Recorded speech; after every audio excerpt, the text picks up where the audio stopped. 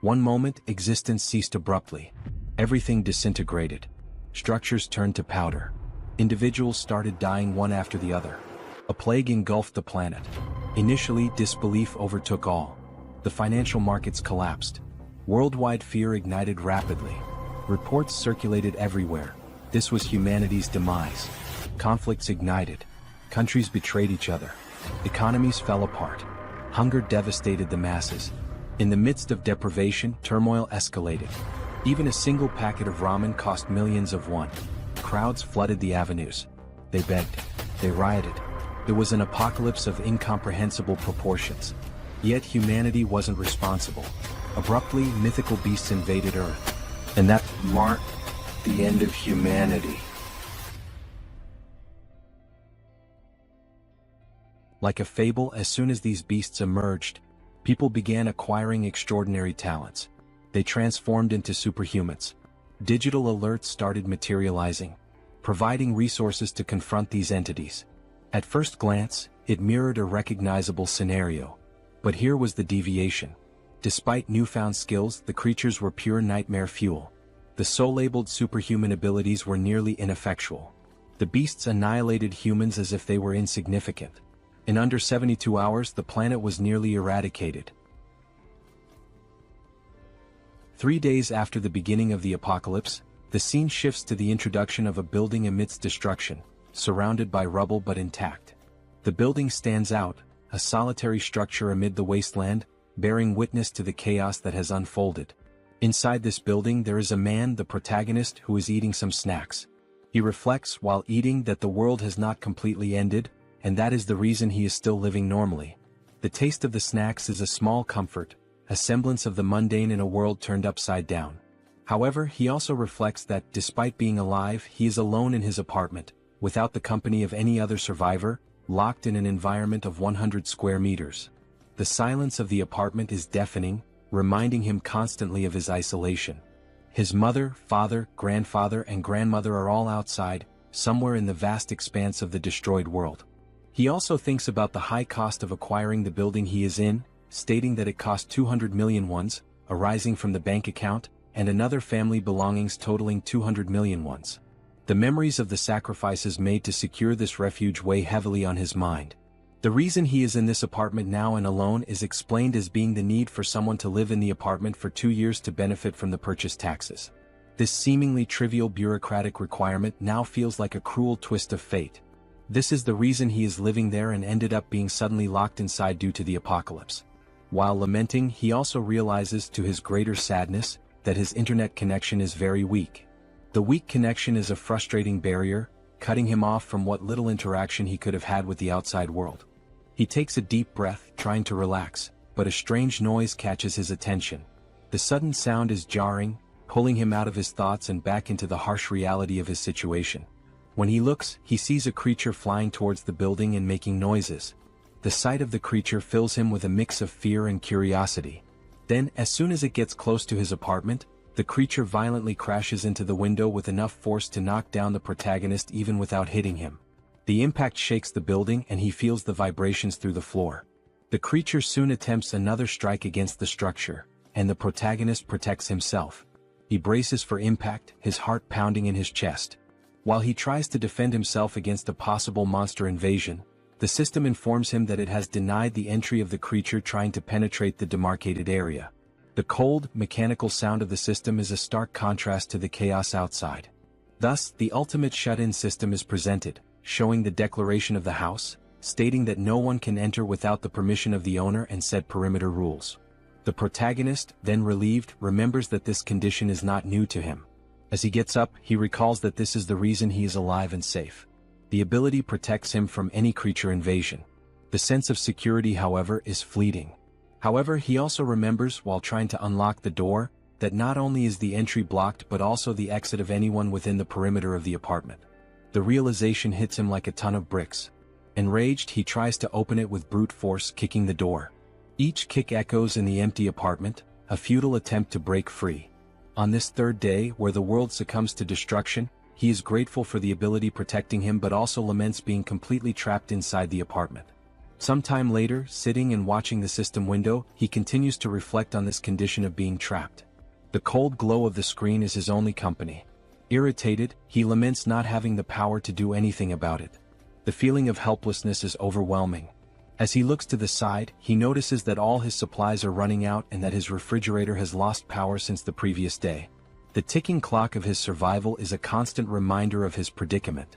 His only source of energy is some food cooked in pans, which will not last much longer. The realization sets in, deepening his sense of urgency. Suddenly, the system shows a new notification.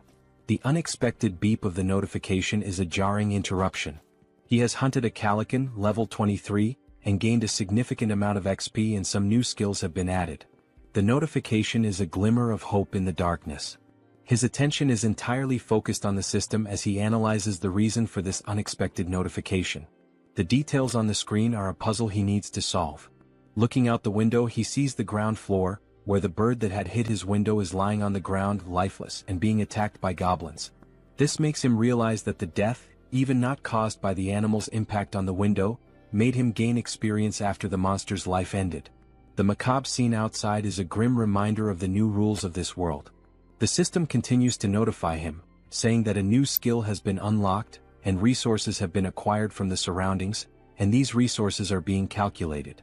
The protagonist also notices a change in the goblin's behavior and wonders why. The shifting dynamics of the creatures are yet another uncertainty to navigate.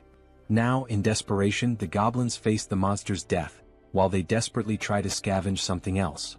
The system completes the resource calculation and informs him that 2,203 wands have been deposited in his wallet.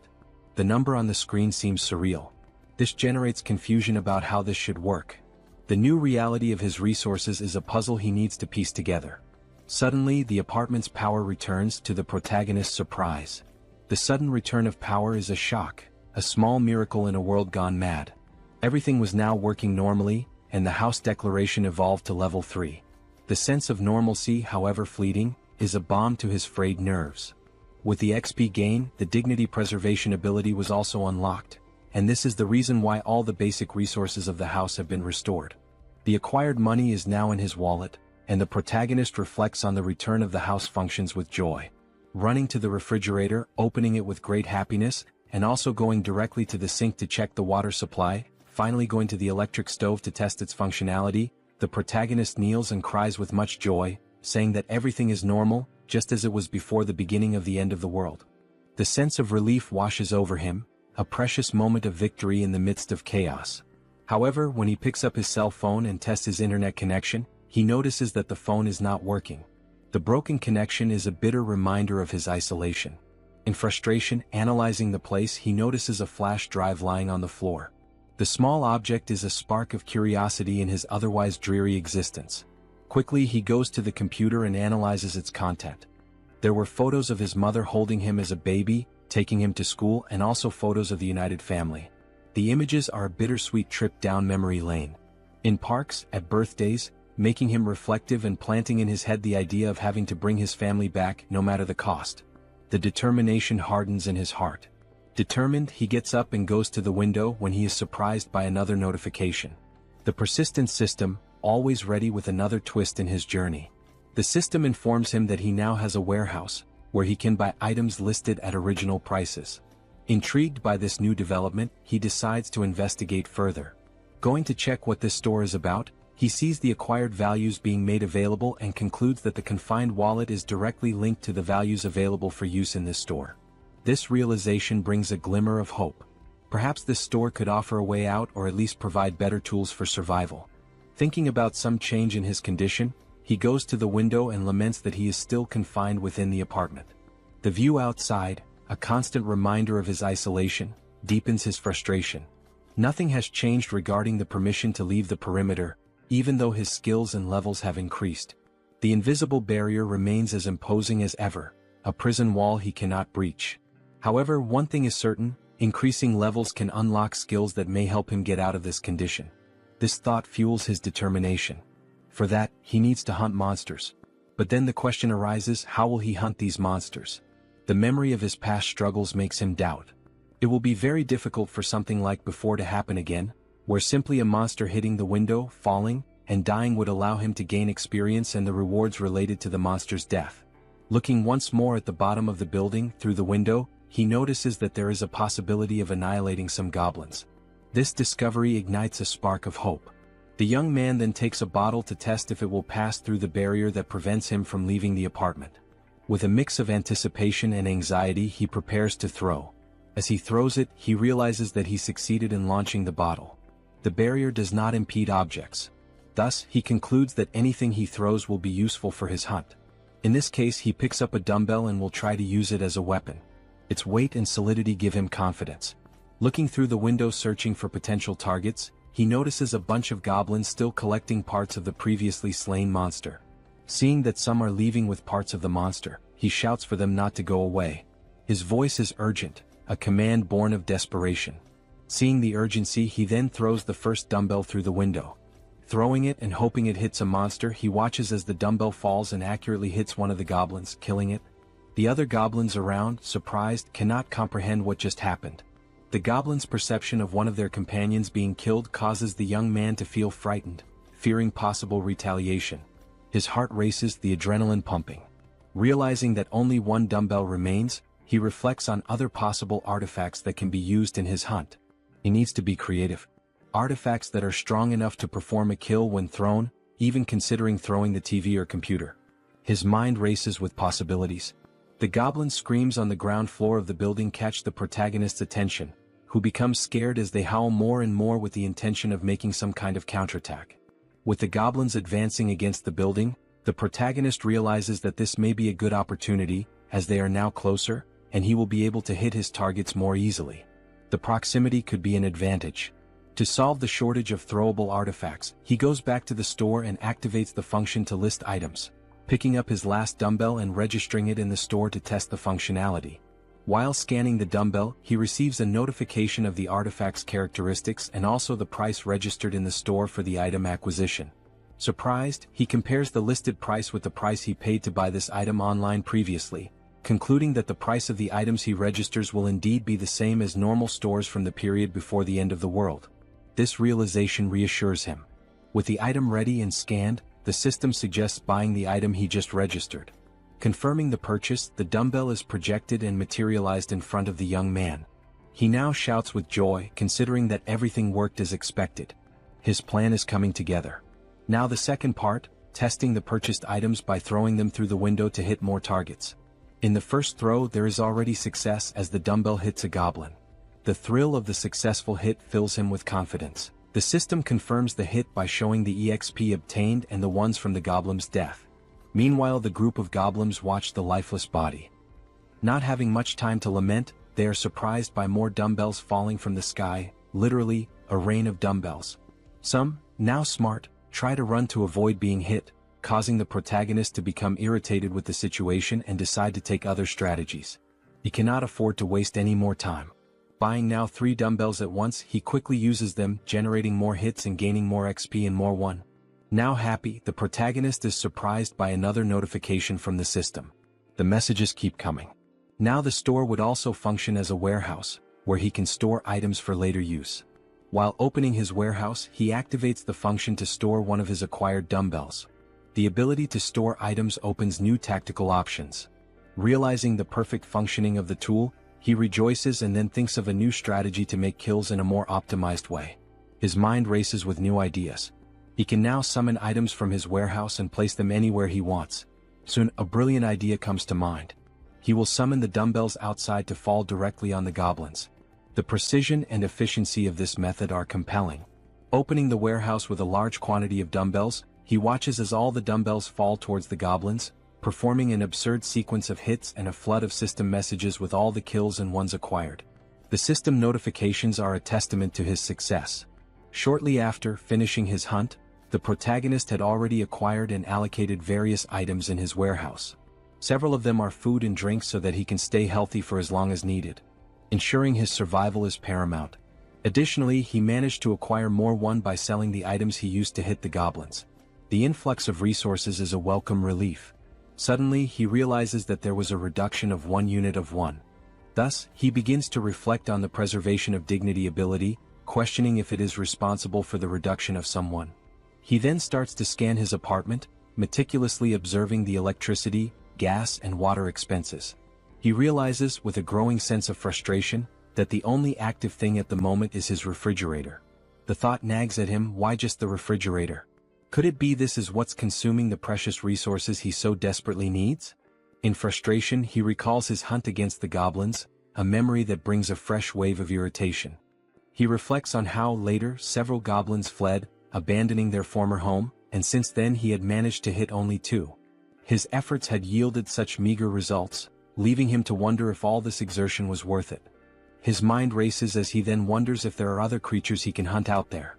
Remembering the previous flying monster, a formidable foe that had tested his mettle, he recalls that no similar creature appeared near the apartment since then.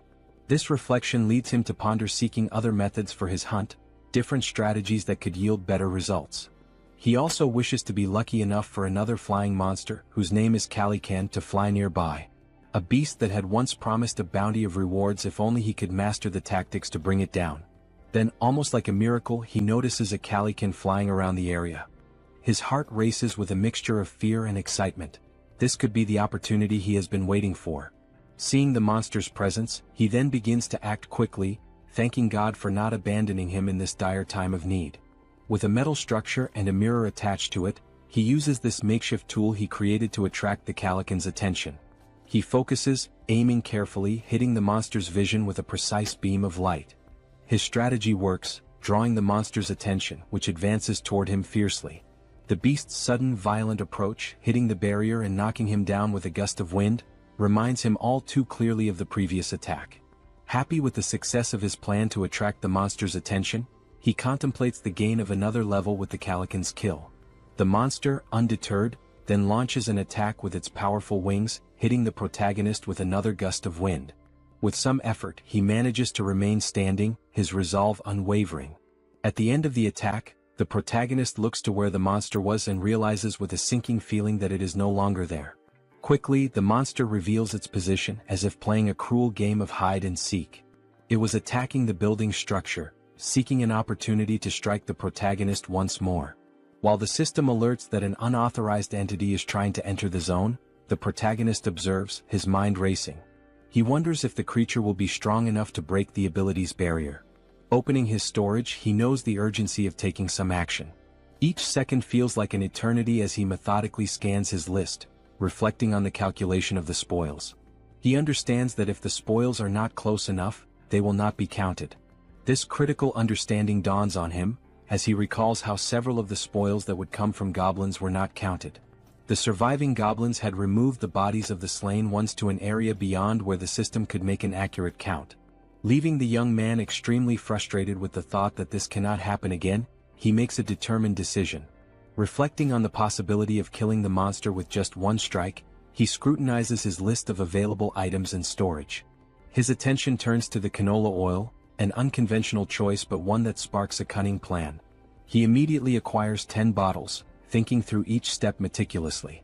After the system delivers the bottles, he quickly grabs them and heads to the kitchen, his pace quickening with purpose. He picks up a pan and fills it with the liquid from the bottles, setting it to heat. His goal is to heat this oil sufficiently. While that happens, he ties a cloth to a stick, improvising a tool that will serve as part of his plan. Bathing the stick with the cloth in the boiling oil, he then stores the pan with enough heated liquid in the storage. He knows that timing and preparation are crucial.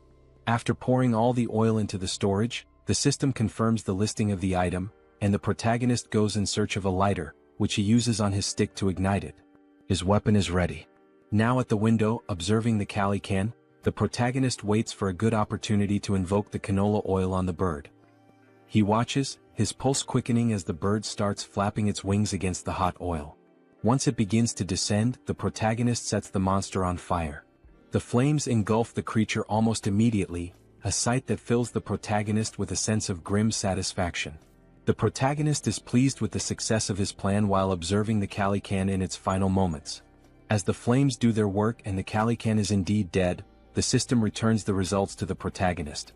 It indicates a level increase in abilities and also the unlocking of a new skill while calculating the spoils. With the calculation complete, an additional 9,347,487 won is directed to the confined person's wallet. He, surprised by the large amount of one, did not expect to receive 10 million in a single kill. This unexpected fortune catches him off guard. Now turning his attention to the gain of the new skill called territory expansion, the protagonist suffers changes in his body, making him wonder what is happening. Now, with black eyes and everything around him being seen differently, almost like an X-ray, he tries to adapt to the change. He notices that his eyes scan the entire building structure, revealing the hidden intricacies and finally leading him to 4 survivors in a room in the building. Clearly a surprise to him, as he did not imagine that there would be surviving neighbors so close. This revelation opens new possibilities and uncertainties, his mind racing with potential outcomes. Attempting to understand the situation, the young man, still with his eyes blackened, is overwhelmed by feelings of despair, confusion, and doubt. Suddenly, his eyes perceive the presence of people inside the building in a strange manner, leading him to a single question. What is happening? How is it possible that there are other survivors inside this building? And how does this ability work? As the effects of the ability fade, and while recovering from the changes it caused, the system emits several notifications. These inform that these individuals meet the requirements to become citizens and present a proposal for their acceptance within his jurisdiction. The individuals introduced are Choi Hyung-jun, referred to as Chubby, a 30-year-old husband, Park Hae-won, his wife, also 30, and their daughters Choi Na-yeon and Choi Seo-yeon, aged 3 and 6. Turning to the system, confused, the protagonist questions what would happen if they were not accepted as citizens. He quickly discovers the answer to the doubt. Those who are not accepted as citizens will be expelled from the residential zone. This would inevitably result in their certain death, as they would have no chance against the monstrous threats outside. With this realization, the young man makes the most obvious decision for someone with a good heart. He accepts these individuals as citizens of his zone. The system then confirms the addition of each inhabitant one by one, and the protagonist speculates about the possibility of unlocking new abilities related to managing these people. Consulting the system, more details are gathered, not only regarding these speculations but also about the ability that allowed the detection of the presence of these other beings. The ability is called Ultimate Eyes, and at level 1, it ensures that nothing within his home escapes detection. Learning about this ability, he explores skills related to citizens and finds an option within the system for citizen management. There, a list of all their names is displayed, alongside their current levels and trust scores. Below the list, a population counter shows 4 out of 600. The number is surprising. 600 people is a lot. Diving into the details about Chubby, information is found about awakened skills. Currently none, XP distribution at 0%, and money distribution also at 0%, with options to assign a mission to Chubby or remove him from the citizen list. Data such as XP and money distribution rates raise questions about the possibility of sharing gains with the host of the house, sparking curiosity about how much control there might be over these rates. Could this also be a way to grow stronger? Returning to the system, under the option to assign a mission to Chubby, the system presents a form requesting details such as description, time limit, mission rewards, and penalties for failure. This detail is surprising, especially the need to specify all these elements. In this case, the mission is described as Goblin Hunt, giving Chubby 168 hours to complete it. The reward is a small amount of XP with no penalties for failure. When confirming the mission, considerations are made to alter the form's details, balancing penalties for failure with the mission's complexity and its rewards, even contemplating imposing elimination as a failure penalty. However, back at the confirmation screen, the assignment is cancelled, deemed too dangerous and unfair to arbitrarily decide the lives of citizens. Reflective, the protagonist wonders what should be done with this ability. Then, an idea arises: use Ultimate Eyes again to check what is happening in the room where the citizens are. Observing everything, the family, sitting around a table, seemingly desolate, begins a dialogue with the wife questioning what they can do now. The reasoning behind her question soon becomes clear. Chubby intends to leave the safe zone to search for basic supplies such as water. Though he wishes to stay with his family and daughters, he knows the necessity of obtaining essentials for their survival. The wife shouts that he cannot do this, emphasizing the extreme danger involved. Chubby understands but, given their circumstances, fears they have no other choice. He wonders aloud if there might be any place with at least water. He answers that even if there isn't, it is necessary to try the nearby convenience stores, mentioning one particularly large store that will surely have something usable. Before much reflection, one of the daughters exclaims, "I'm thirsty." The mother, realizing this is not a good time to voice concerns, tries to hush the child, knowing such a statement would act as a trigger for Chubby's decision. Confident, Chubby takes his wife's hand, asking if she trusts him and assuring her he will definitely return safely with something for their family. Saddened, the wife finds no further arguments to stop him. Back in his room, the protagonist ends the ability and reflects on the family's situation. The decision is then made to open the store and check the list of items. It appears that the maximum item storage capacity is limited, and it is wished that this could be expanded. While navigating the skill window, information is noticed showing storage at level 1, dignity preservation also at level 1, and the store at level 1 as well. Observing the levels of each item, there is a sense of relief. If there are levels, there must be a way to increase them and, consequently, enhance the capacities of these abilities. With points available for immediate upgrades, the store's level is raised to 2, increasing its capacity by 20 items. Additionally, the system applies a 10% discount to the total price of all used items. The protagonist, with enthusiasm, evaluates the given data and wonders what to do with the 2 remaining points. He considers investing in the shop or in the preservation of dignity, recognizing that these skills might help him encounter more citizens in the future. His shop, now at level 3 with a maximum capacity of 40, also has a new function: item recovery. This function enables him to restore old items and turn them into new ones. This was undoubtedly an excellent choice. Without further ado, he visits his shop again to acquire water and some fruits. With the remaining points, he decides to allocate them to other skills, particularly the preservation of dignity. Still at level 1, the choice to upgrade is based on the ability to request various things in return if he provides energy and water. With the preservation of dignity skill at level 2, he can now register vassals, leaving the protagonist puzzled about what vassals might be. The scene shifts to the living room where the family is gathered, and Chubby is seen preparing for his journey. Looking back, his wife and daughters appear distressed, wishing he would reconsider before it's too late. However, Chubby responds with a display of affection and protection, promising that he will return and asking the children to protect the house while he is away. The children ask if he really plans to go, and he responds as if it's a simple task, saying he is merely going to fetch some food and water. He also requests that they obey their mother in the meantime. The eldest daughter, however, knows it won't be that simple. She cries and screams about the monsters outside. Her memories take over, revealing details of day 1 of the apocalypse. The children had been playing in a sandbox in a park when monstrous creatures suddenly appeared, catching their attention. Terrified, the children stood up and started running in panic. While running, their father grabbed the youngest in one arm, desperate to survive, while their mother carried the other child so they could all reach safety faster, pursued by goblins. Now determined, the father swallowed his apprehensions, resolute in his decision. The mother tried to comfort the children to stop them from crying, making the father's decision even harder. He reflected on the possibility that this might be the last time he would see his daughters, trying to remain strong in front of his family. Suddenly, the doorbell rang, startling everyone and preparing them for a potential confrontation with monsters. Gathering his courage, the father cautiously checked the situation while hearing someone on the other side of the door asking to be let in. The voice from the other side caused surprise and doubt. Could it really be a person? Chubby wondered, but he didn't rule out the possibility of a cunning monster. As the voice continued from the other side, he prepared for a potential confrontation, noticing a sudden silence. Pondering whether the monster had left, he was startled when the door suddenly opened. Quickly, he turned to his family, holding them in hopes of protecting them from a possible threat. Everyone screamed, and the father begged for mercy for his wife and daughters. Amid the cries, a calm voice asked for permission, completely breaking the tension and prompting everyone to finally look at the one who had knocked. It was the protagonist holding a bag of items, creating a pleasantly surprising moment for everyone.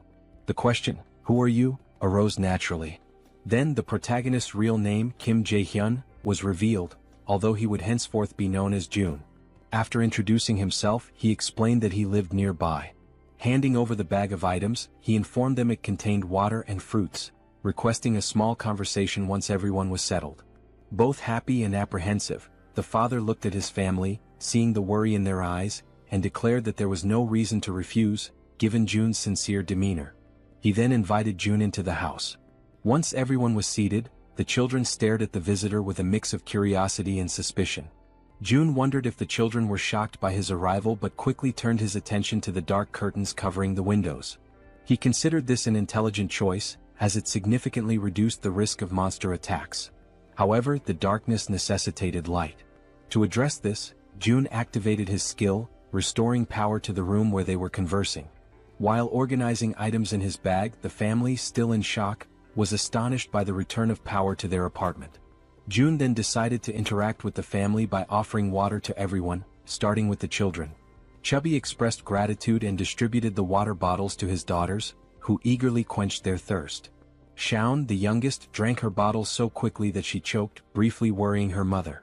June observed and promptly offered the little one a tangerine, which she accepted with slight hesitation. The mother stepped in, requesting that Shaun hand over the tangerine so she could peel it. Taking a piece of the fruit, the mother returned it to her daughter, who quickly devoured it, expressing immense joy as she savored it. The mother asked if it was good, and Shaun enthusiastically confirmed. The elder sister then asked the mother for a piece as well, which she also enjoyed, showing similar delight. For June, the system notified him that the citizens' trust levels had increased. It reported that Shaun's trust score had reached 50 points and her loyalty level had exceeded 30 points, meeting the requirements for her to become a vassal. Now at level 2, Shaun, with 57 trust points, no skills and no XP or money allocated, had new options available for missions to be assigned by June. He then reflects that this little girl has met the requirements. However, she is still too young to receive missions. Another thought that crosses June's mind is that the number of registrable vassals is highly limited compared to the number of citizens. Therefore, he needs to be very cautious in selecting vassals to avoid filling these slots carelessly. Looking at Chubby, whose trust level is at 31, June realizes that this score must be raised further. While contemplating, he is interrupted by Chubby, who asks if there is a way to repay June for his actions toward the family. June invites Chubby to talk in the hallway. Surprised, Chubby agrees and both move outside the room. Once outside, June asks Chubby if he received the invitation to become a citizen. Chubby checks his notification window and confirms that the entire family received this notification about 30 minutes ago. June then inquires if anything strange or unusual occurred during that time. Chubby confirms, explaining that they were immobilized for a short period. June understands the situation and assures Chubby that soon his life will return to normal. Shocked by this statement, Chubby questions whether such a thing is possible. June confidently replies that it is entirely possible, thanks to his ability. Chubby processes this information and then remarks that he knows such actions would never come without a cost. He asks what he should do. June explains the possibility that while on the mission given to him, Chubby might lose his life, and he asks if Chubby is truly willing to proceed with what is being asked. After a brief moment of reflection, Chubby firmly confirms his readiness to do whatever is necessary, stating that he had already been considering stepping out of his comfort zone to seek food and water before June's arrival. Chubby declares that he was already prepared to risk his life. Suddenly, June interrupts to ask about the golf club Chubby is carrying, curious about its cost. Confused, Chubby replies that the club cost around 400,000 to 500,000 won. Reflecting on this price, June considers it expensive and realizes the importance of saving money for future acquisitions. Chubby, still puzzled, questions the abrupt inquiry. June dismisses it as unimportant and shifts the conversation, asking if Chubby remembers the day the monsters first appeared. Chubby recalls the weekend when the monsters emerged, chasing them, and recounts the horror of that moment. June reflects that those who stayed inside their homes might have survived the attack. Considering that goblins are not very strong and their conditions are unfavorable compared to those of an adult man, June notes their primary advantage lies in their strategy of always attacking in groups. However, humans also have the strategic capacity to form armies, and an army is precisely what June intends to build from this point forward. Starting with Chubby, who will be the first member and will join June in finding other survivors. Sometime later, back in his apartment, June analyzes the system, which notifies him that his trust level with Chubby has risen further. Checking his list of citizens, the system displays Chubby's trust level at 40 points. Reflecting on having an entire family as citizens, June considers the possibility of his own family being added to this list as he continues to develop the system. Suddenly, a goblin screech catches June's attention. He gets up and goes to the window to investigate the commotion. Looking down, he is surprised to see other people fighting against a large number of goblins. Contemplating how he could assist and how challenging it would be, June formulates a plan while observing the goblins' assault on the group of humans. One individual, armed with a baseball, prepares a powerful throw at one of the attacking goblins. The The ball strikes the goblin's face, knocking it out instantly. The attack's force sends the goblin flying, its skull bursting into a fountain of kaiju-like blood. The sheer power of the blow leaves June watching from above, utterly astonished. Meanwhile, another member of the human group, a young woman, fires 2 arrows simultaneously from her bow, each striking the chest of a different goblin. Beside her, another man wields a baseball bat, targeting the goblin standing between the 2 struck by the young woman. The man leaps and smashes the goblin, reducing its body to a green pulp. The remaining goblins, fearing for their safety, decide to flee, realizing the group's overwhelming strength. The archer, still on alert after the battle, notices something strange moving and quickly aims her bow at the object. She soon realizes it is a food package, causing her confusion. June, shouting from the building's top floor, finally catches her attention. She looks up, noticing the man frantically gesturing and yelling to attract the group's notice. Suddenly, someone knocks on June's door. Looking through the peephole, he sees that it is Chubby carrying a box. June invites Chubby to enter the apartment with the box. Following June's instructions, Chubby approaches the entrance but discovers that the system's barrier prevents him from entering. The system makes it clear that Chubby is not qualified and therefore cannot access the apartment. Chubby questioned what it meant to be not qualified. June wondered if the system would prevent anyone from entering his apartment at that moment. He also speculated whether registering Chubby as a vassal might resolve the issue. However, he decided to postpone addressing the matter of entry and instead focused on receiving the box, which contained items that could be used as weapons. Upon receiving the box, June placed it on the floor, opened it and examined its contents. Inside there was a toolbox and several knives. June activated the system, accessed the store, and ordered 5 bottles of water and 5 packs of instant noodles. As the store projected June's order, Chubby watched in disbelief, amazed at how such a thing was even possible. Without dwelling too much on the situation, June packed all the requested items into the box and handed it back to Chubby, instructing him to take the box to the building's entrance on the 1st floor. Chubby accepted the box but questioned whether this task might be too dangerous. June replied that, based on his brief observations, the goblin's behavior became more active during daylight hours. He also thought to himself that the people fighting downstairs could be vital additions to his group of citizens. The food box would serve as the primary tool for earning their trust and loyalty. Speaking aloud to Chubby, June revealed that he had a plan and emphasized the importance of delivering the box to the 1st floor. Chubby questioned the simplicity of the plan, asking if it really was just about leaving the box on the 1st floor and returning. June confirmed that it was indeed that simple. Relieved, Chubby agreed to carry out the task, bidding June farewell as he left with the box. June thanked him as he departed. Opening the system's interface, June reflected on the need to reward Chubby's trust generously. The mission menu described the task: delivering the box containing water bottles and instant noodles to the 1st floor and returning within 24 hours. The mission offered a small amount of XP as a reward, with no penalties for failure. Chubby received the notification and realized he would gain experience upon completing the mission. He wondered aloud if this was somehow related to a leveling system like in a game. June confirmed this and revealed that Chubby's current level was 9. If Chubby leveled up, he would receive rewards. June assured Chubby that he was relying on him, and Chubby, understanding his task, promptly made his way toward the 1st floor. Armed with the box and a golf club for protection, he cautiously descended the stairs. Finally reaching the 1st floor, his mission was to place the box on the ground. However, before he could act, he noticed movement nearby. The sudden motion startled him. He suspected it was goblins and grew alarmed as darkness was beginning to set in. Panicked, he decided to flee. Yet, in his haste, he twisted his ankle and fell, causing the box of supplies to spill across the floor. Items scattered everywhere, and Chubby, now lying on the ground, desperately tried to regain his composure. As the creatures drew closer, Chubby instinctively shielded himself with his arms and shut his eyes tightly. Suddenly, a voice called out to him. Opening his eyes, he saw a group of humans approaching, asking if he was okay. While in June's apartment, the system issued an alert about an unauthorized attempt to enter. June began to wonder what it could be, speculating that it might involve an invasion by the group.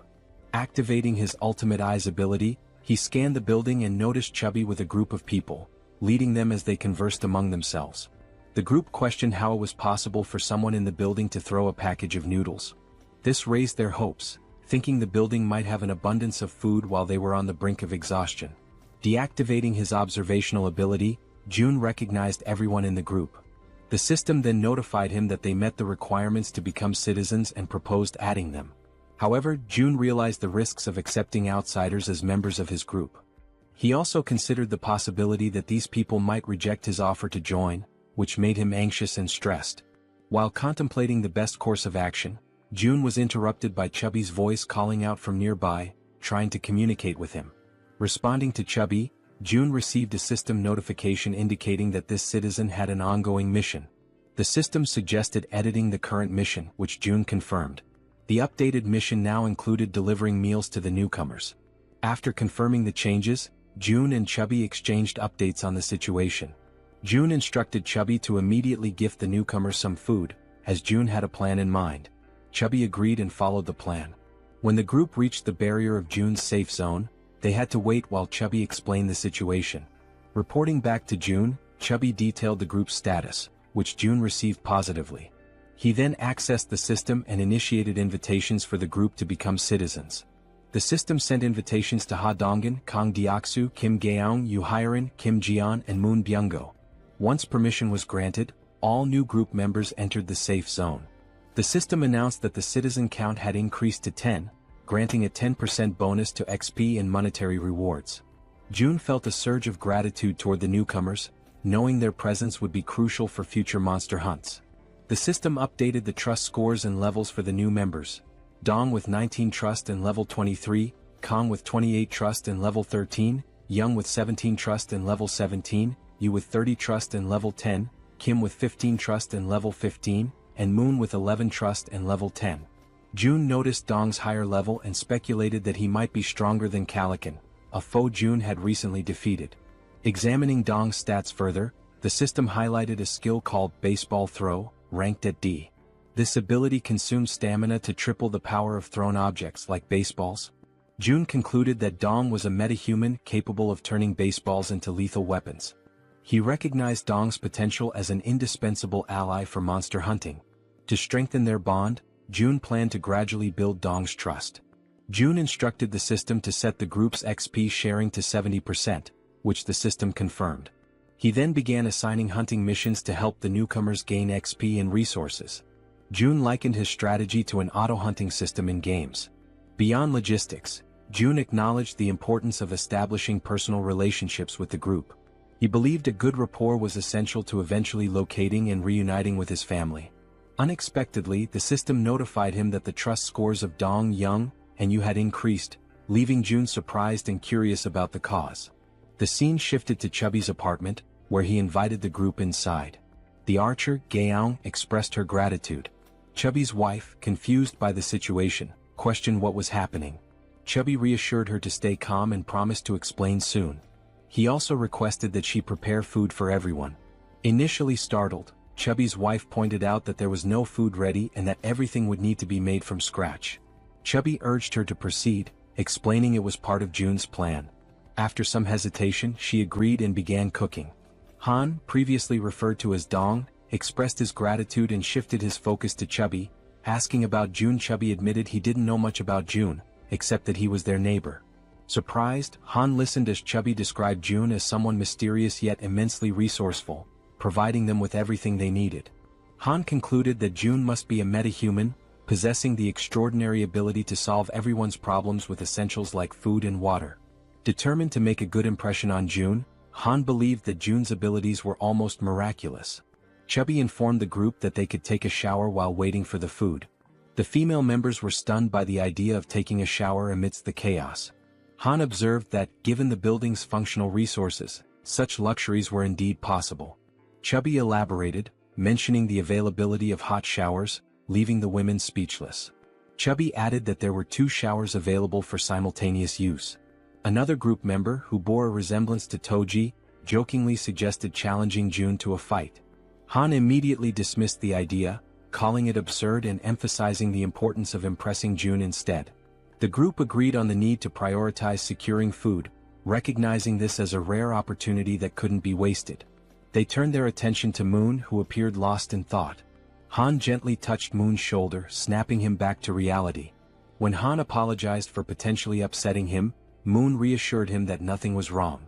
Han began expressing regret over a past decision, but Moon interrupted, affirming that every choice had been consensual and there was no need for remorse. The group collectively strategized about obtaining supplies for Moon's grandmother. However, Moon internally lamented that it might already be too late for her. As Han discussed their plan further, the sound of the door opening startled everyone. Han readied a baseball in his hand, prepared for confrontation, but quickly realized it was June. June's presence radiated warmth and reassurance, instilling hope in the group.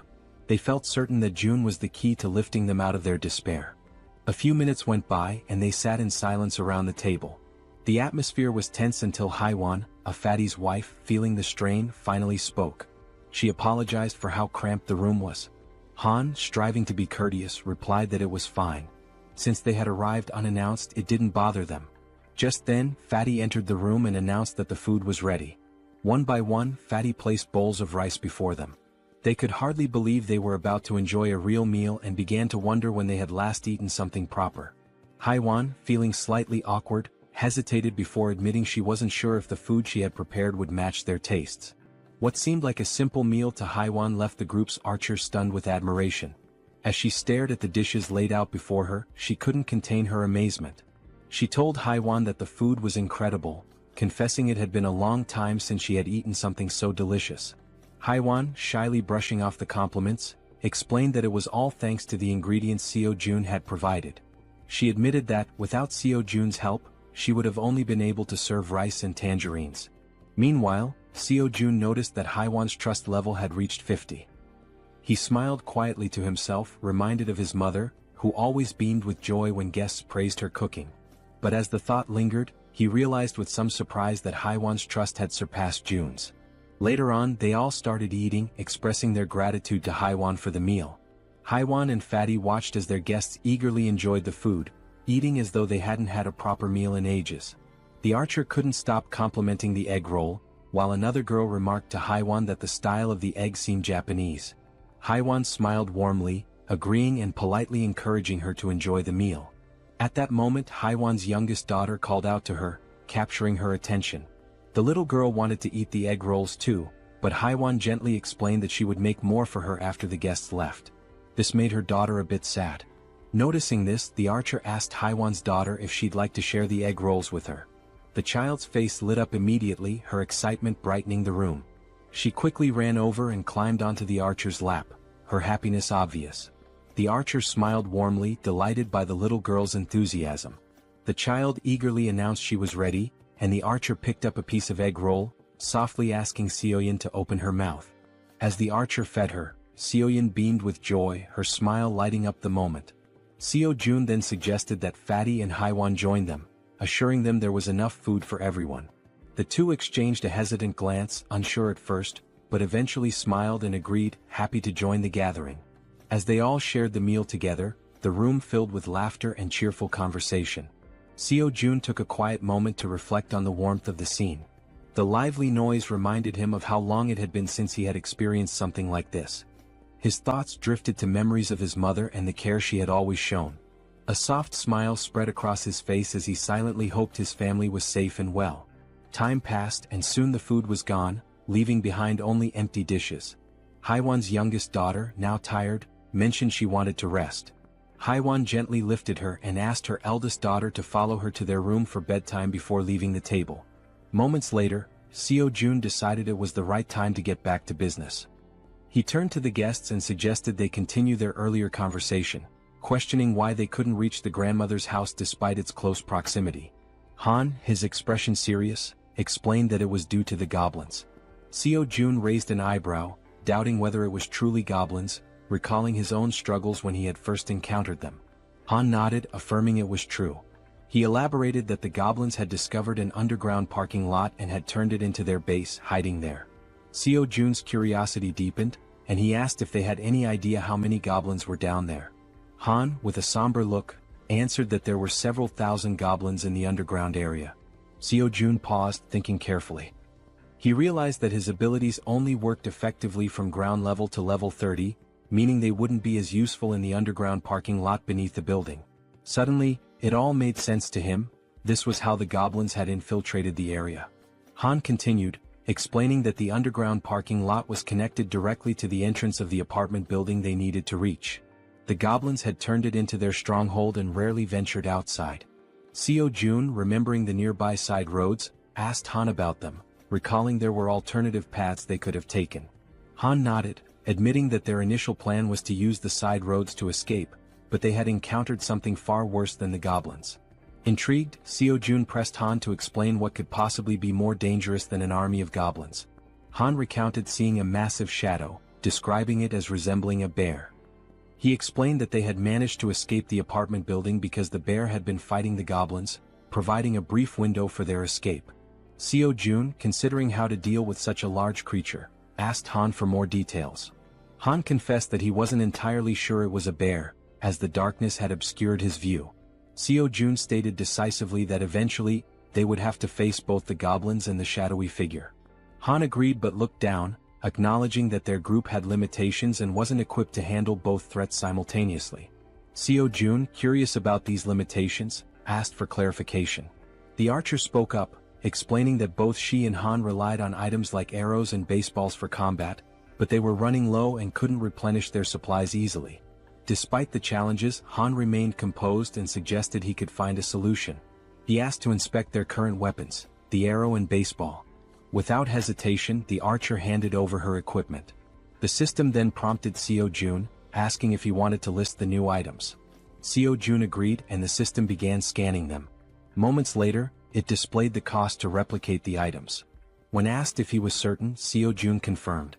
Seo Jun glanced around the table and asked if everyone could use the archer's weapon. The group nodded silently, understanding there was only one available. Seo Jun took their silence as agreement. Turning back to the system, he requested 5 sets of the archer's weapon and arrows. The newly created items appeared on the table, and Seo Jun addressed the group, encouraging anyone unfamiliar with weapons to take this opportunity to learn. "These will be your primary weapons from now on," he stated firmly. As the items materialized, the system notified Seo Jun that several members of Han's group had increased their trust in him. Meanwhile, Moon's gaze was fixed on the weapons. He couldn't help but marvel at Seo Jun's resourcefulness, realizing that with Seo Jun on their side, they might actually save his grandmother. The system confirmed that Moon's trust in Seo Jun had grown significantly. Han broke the silence, commenting that with Seo Jun's support, their hunting speed would improve dramatically. Another girl chimed in, noting that Seo Jun's assistance would make their tasks safer, as they wouldn't have to risk themselves to collect arrows anymore. Seo Jun then gathered everyone's attention and announced that before they could move forward, they needed to reduce the number of goblins in the area. Han agreed and asked when they would begin hunting. Seo Jun replied decisively, "Tomorrow?" Han seemed hesitant, questioning the urgency, but Seo Jun explained that the sooner they acted, the better their chances of success. Han eventually nodded, though he still appeared uncertain. Seo Jun turned to Moon and assured him, "Tomorrow we're going to rescue your grandmother." Moon's face lit up with hope and excitement at the thought of seeing his grandmother again. Han, still wary, voiced his concerns about how they would manage with so many obstacles in their way. Seo Jun smiled confidently and revealed his plan. "We'll use a bait strategy to lure the goblins out." After Seo Jun spoke, everyone at the table turned their attention to him, waiting for more details about his plan. Han and the archer girl remained pensive, wondering if the idea could truly work. The boy with glasses voiced his concern, saying the plan would only succeed if everything went exactly as planned. As they deliberated, the system notified Seo Jun, revealing that the mission previously assigned to Fatty had been completed. Along with the notification came a reward of 30,000 won. Reading the message, Seo Jun was surprised. He hadn't realized that payment was given for every completed mission. To be certain, he read the notification again and it was confirmed. Seo Jun quickly realized that, with money, he could assign missions to his citizens, allowing them to level up. In other words, the more money he had, the more power he could accumulate. Closing his eyes, he thought about how, while this seemed like a strong long-term strategy, he hoped not to rely on it too heavily for now. The system also informed Seo Jun that Jun's trust had increased to a total of 50 points, unlocking a new status, loyalty, which surpassed 30 points. Meeting the minimum requirements, Fatty transitioned from being a simple resident to becoming a vassal. The system displayed Jun's updated stats and attributes. He was now at level 9 with a trust level of 51 points and loyalty at 62. However, he had no awakened skills and 0% shared XP or money. After carefully analyzing the information, Seo Jun decided to register Fatty as his first vassal. As a result, a blue aura began to emanate from Jun, who started feeling sudden changes in his body and broke into a sweat. The system notified that the first vassal registration was successful, unlocking a new skill for Seo Jun called Summon Vassal. This skill allowed Seo Jun to summon the vassal within his house, although it came with a cooldown of 2 hours after use. The system updated Jun's stats again, revealing that he had reached level 20 and gained the title of First Servant. Additionally, he awakened his first skill, Gorilla Strength, a Tier C passive ability that granted him superhuman strength. The system further explained that, thanks to the First Servant title, all XP and gold earned by Fatty through hunting would be shared. Lastly, the system revealed that Seo Jun could use the Ultimate Eyes skill to summon the vassal within a 5-meter radius of his house. Seo Jun noticed a plus symbol beside Jun's level and wondered what it did. Upon pressing it, he discovered it was a feature to increase the vassal's level at the cost of 1 million won. Shocked by the exorbitant cost, Seo Jun exclaimed that it was far too expensive for a single vassal skill. Seeing his expression, the woman at the table asked what was wrong.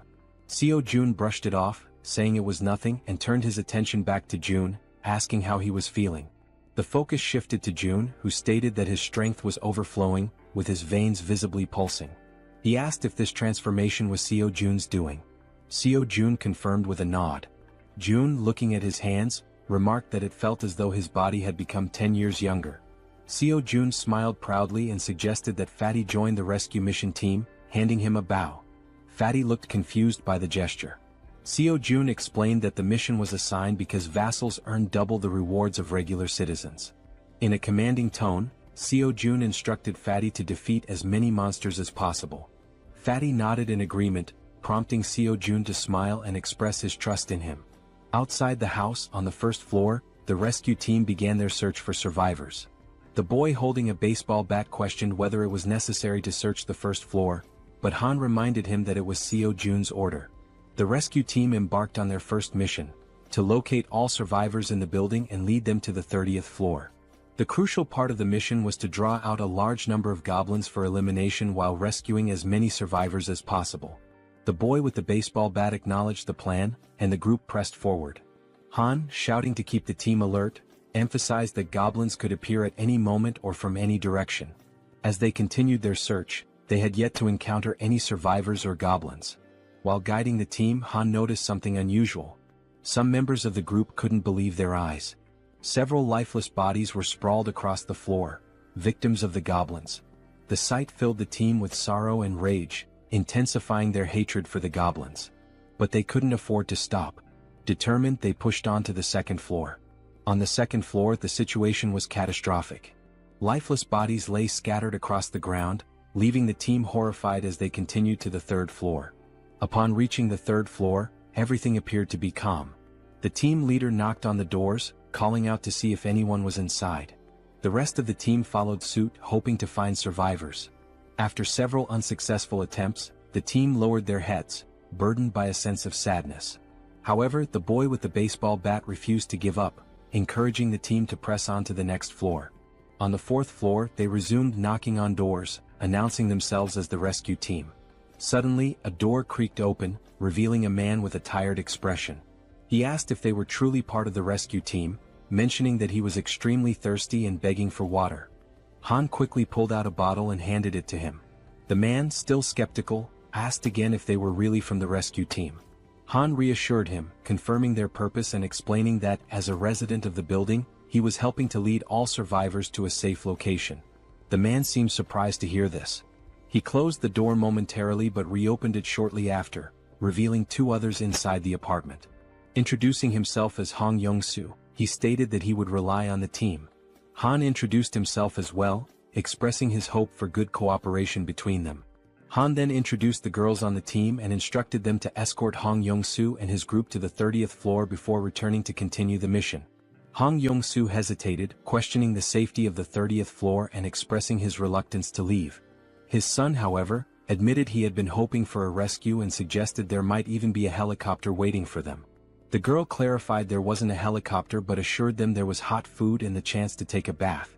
Hearing this, Hong Jung-su's daughter became excited, marveling at the idea of taking a bath even in the midst of the apocalypse. The girl chuckled and confirmed it would be a warm bath. The daughter eagerly turned to her father, urging him to stop hesitating and go with them. Reluctantly, the man gave in to his children's wishes. Shortly afterward, the system notified Seo-jun that the total number of citizens had increased to 40. Along with this, their XP in gold had increased to 90%. Sometime later, it is shown that the mission was a success, and they managed to rescue several people. The elderly and children were taken to Fatty's house, where everyone seemed happy. The younger members stayed in the hallways. Han confidently confirmed that there were now a total of 40 people, with no one missing from the search. Seo-jun thanked everyone for their excellent work. Seo-jun then activated his skill, Absolute Eye, causing his eyes to turn black as he carefully observed every movement his citizens were making. He saw them carrying chairs, working with cables on the stairs, hauling ropes, and even climbing the stairs with a very heavy object. After ending the skill, his eyes returned to normal, and smiling he told Han it was time to begin phase 2 of the goblin hunting operation. Now in the hallway, Han, alongside the other members, called for focus and explained the plan and how it would work. Everyone listened patiently as Han detailed how they would lure out all the goblins hiding in the basement. Initially, they would start on the first underground floor, B1. The group would divide into 2 teams with the goal of attracting and clearing out the goblins on B1. Afterward, they would proceed to B2 to eliminate all the goblins there as well. A boy with glasses raised his hand and voiced a question. He asked what they would do if more goblins appeared than anticipated. He also mentioned that if the goblins counterattacked, the bodies on the floor might obstruct their escape. The archer and Han, confident, assured him they could handle all the goblins on their own since they now had plenty of arrows, unlike before. The boy with glasses nodded in agreement and said he trusted them. Suddenly they heard a strange noise. Turning toward the source of the sound, they noticed a small group of 3 goblins ready to attack. Without giving the goblins a chance to make the first move, the archer drew her bow and with 2 quick shots hit the heads of 2 goblins, leaving only one alive. Without hesitation, the man with the bat charged forward and with a single blow, smashed the remaining goblin's head. The 3 goblins now lay lifeless on the ground. The boy with glasses questioned the man with the bat, asking why he was using the bat when he had previously said he would need a bow to defeat goblins. The senior admitted they were right. Meanwhile, the archer pointed to the goblin bodies, noting that they were disappearing shortly after being defeated. The newcomer wondered if this phenomenon was also a skill of Seo-jun. Han declared the mission on that floor complete and announced they would now proceed to B1.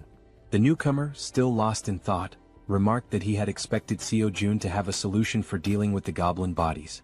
The system then alerted the group that the citizens' trust was increasing.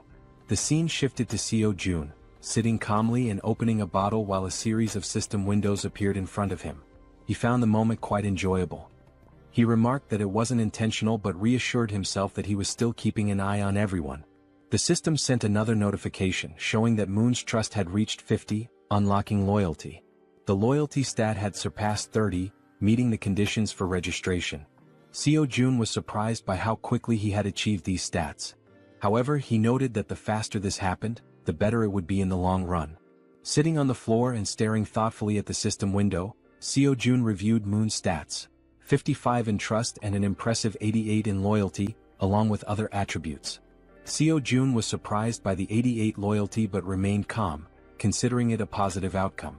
With an ironic smile, he pressed a button on the system window, declaring that the time for retention registration was complete. Back in the basement on B1, the entire group was fighting fiercely against the goblins. Suddenly, the newcomer began to emit a blue light, similar to what Fatty had done before. Holding his bow, Moon, the newcomer, was stunned as lightning surrounded him. The other group members were equally shocked, questioning what was happening. Even the goblins were confused, unable to see due to the intense glow radiating from Moon. After revealing his red eyes in the darkness, it was also shown that the goblins couldn't withstand the brightness emitted by the newcomer, leaving them momentarily blinded. Han shouted that he didn't know what was happening, but it was an opportunity they couldn't afford to miss. Part of the group quickly ran to create distance, while others stayed behind to eliminate the goblins using their bows from a long distance. Both archers had deadly accuracy, aiming only for the goblins' heads. The archer, visibly furious, performed a swift maneuver that took down several more goblins. Seeing what had just unfolded before them, the goblins became enraged and charged forward to attack. Despite the number of goblins they had already killed, their numbers only seemed to increase. While running, the group realized the sheer aggressiveness of their opponents and remarked how they hadn't expected them to be so relentless. The archer shouted, ordering everyone to retreat to the emergency stairwell, while the man with the baseball bat speculated that all the goblins from the B2 floor had likely converged on their current location. Reaching the emergency stairs, the group ascended frantically without daring to look back. To slow the goblins' advance, Han held the door shut. One of the goblins managed to wedge its hand through the gap and sarcastically asked if Han was holding the door by himself. Hearing this, the boy with glasses and the man with the bat joined Han to push the door shut. The goblins, however, were slowly forcing the door open. While the group struggled, they admitted it was getting increasingly difficult to hold it shut due to the overwhelming number of goblins. Suddenly, a voice from behind reassured them of help. It was Fatty, using the gorilla strength ability Seo Jun had granted him earlier. As he channeled the ability, Fatty single-handedly held the door and managed to block the goblins' advance. Han asked if he would be okay and Fatty urged them to hurry up the stairs. Despite his superhuman strength, Fatty was sweating and straining to hold the door with all his might. He focused and declared that it was his duty, one he had to fulfill. Finally, Han called out to him, letting him know everyone was safe and telling him to come up the stairs as well. Without hesitation, Fatty turned his back to the door and began running up the stairs. However, midway up, he tripped on a step and fell to the ground, just as the goblins were about to catch up to him. Lying on the ground and almost within the goblins' reach, Fatty shouted at his friends to leave him behind and continue the evacuation. While Han hesitated, trying to decide what to do, someone suddenly and without hesitation rushed down the stairs to help. It was the boy with the baseball bat who, with a single powerful swing, smashed the goblin threatening Fatty. He called out to Jun, urging him to hurry, and extended a hand to help. Still on the ground, Fatty tried to crawl closer to his rescuer, but one of the goblins managed to grab his leg. Before he could even react, Fatty vanished without a trace, leaving his savior stunned and speechless, unable to comprehend what had just happened. Looking ahead, however, the goblins continued advancing in an unrelenting horde. Suddenly, one of them leaped toward the boy with the bat, but he swung his weapon and struck it down mid-air. Meanwhile, the other group members provided support with their bows, urging Deok-su, the boy with the bat, to move faster. Running in desperation as the goblins closed in, Han and the archer shouted frantically, pleading with him to hurry. Clutching his bat and without looking back, Deok-su pushed forward, racing up the stairs. Meanwhile, outside, under a full moon, the scene unfolds. A monstrous bear-like creature with glowing red eyes effortlessly devours a goblin, whose agonized screams pierce the night. With every passing second, the creature exudes a sinister aura, finishing its gruesome meal of the small goblin. Its sharp fangs and blazing eyes make it clear that its hunger is far from sated. It growls, declaring it wants more. From behind the beast, eerie screams echo, a sound that should not exist in the stillness of the night. Turning around, the creature notices the noise is coming from a massive building behind it. Coincidentally, the top floor of the building is still illuminated. The creature's bloodlust intensifies as it snarls, proclaiming that it will devour everyone in that building. In a sudden twist, Fatty is seen falling from a swirling purple portal. Don't worry, our Fatty didn't die. Instead, he was teleported to safety using Seo Jun's ability. Seo Jun, who had been observing from afar, pulled Fatty out of danger just in time. Fatty lands on the ground in a clumsy hero's pose, feeling relief despite his confusion about what just happened. Seo Jun, standing nearby, remarks, "That was close." Fatty rubs his eyes to make sure he's not imagining things and sees Seo Jun offering his hand to help him up. Seo Jun explains that, just in case, he kept an eye on the situation using his absolute eye ability. He's glad to see that the vassal summoning ability worked perfectly. As Fatty tries to stand, he notices a sharp pain in his leg. It's then that he realizes the goblin had managed to cut him when it grabbed hold of him earlier. He hadn't even noticed how fast it happened, given the brief struggle. Seo Jun immediately asks if Fatty is okay, but Fatty brushes off his concern, insisting that the wound will heal faster than he thinks. Seo Jun, however, notices a shortage of medical supplies in his inventory and mentions that he should register some medicine to the system as well. He asks Fatty not to overexert himself and to wait for a moment. Though confused, Fatty agrees. Inside, Seo Jun searches for medical supplies and finds a first aid kit. Looking at it, he recalls how essential medicine is in situations like this. The sight brings back memories of his childhood with his mother, leaving him momentarily deep in thought. Opening the kit, he discovers it contains far more than he expected. Sitting on the floor, he examines the items and mutters that his inventory has only 40 slots left, but there's still so much to register. After a brief moment, he has an idea.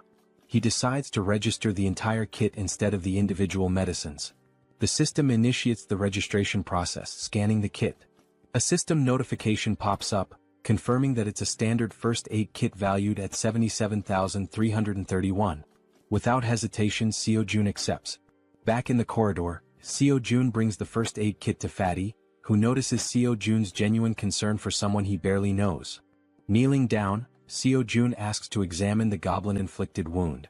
Fatty rolls up his pant leg, revealing a cut near his calf. With a pair of tweezers and a cotton ball in hand, Seo Jun warns that he's going to disinfect the wound first. Carefully dabbing the cotton onto the cut, Seo Jun works meticulously, though Fatty winces in pain. Despite this, Fatty reassures Seo Jun that he can endure it. The system promptly notifies Seo Jun that Choi Hyung Jun's, Fatty's, trust level has increased, along with his loyalty. After partially cleaning the wound, Fatty thanks Seo Jun for his care. Seo Jun, while packing the first aid supplies back into the kit, expresses his concern for the others. He stands and instructs Fatty to rest, explaining that he has something important to attend to. Fatty nods and agrees to follow his boss's orders. Seo Jun closes his eyes, focuses, and activates his ultimate eyes ability. His eyes darken as he scans the building, allowing him to see everything happening within. Back at the emergency stairs, Deoksu, also known as Toji the baseball bat wielder, is desperately fleeing from the relentless goblins. The archer, with her impeccable aim, provides support, taking out goblins with perfect headshots that would make anyone envious. Han and the guy with glasses try to help Deoksu create distance from the goblins but shout in frustration that they can only handle one goblin at a time, urging Deoksu to run faster. Toji sprints as fast as he can, but the goblins remain undeterred, chasing him with tireless persistence.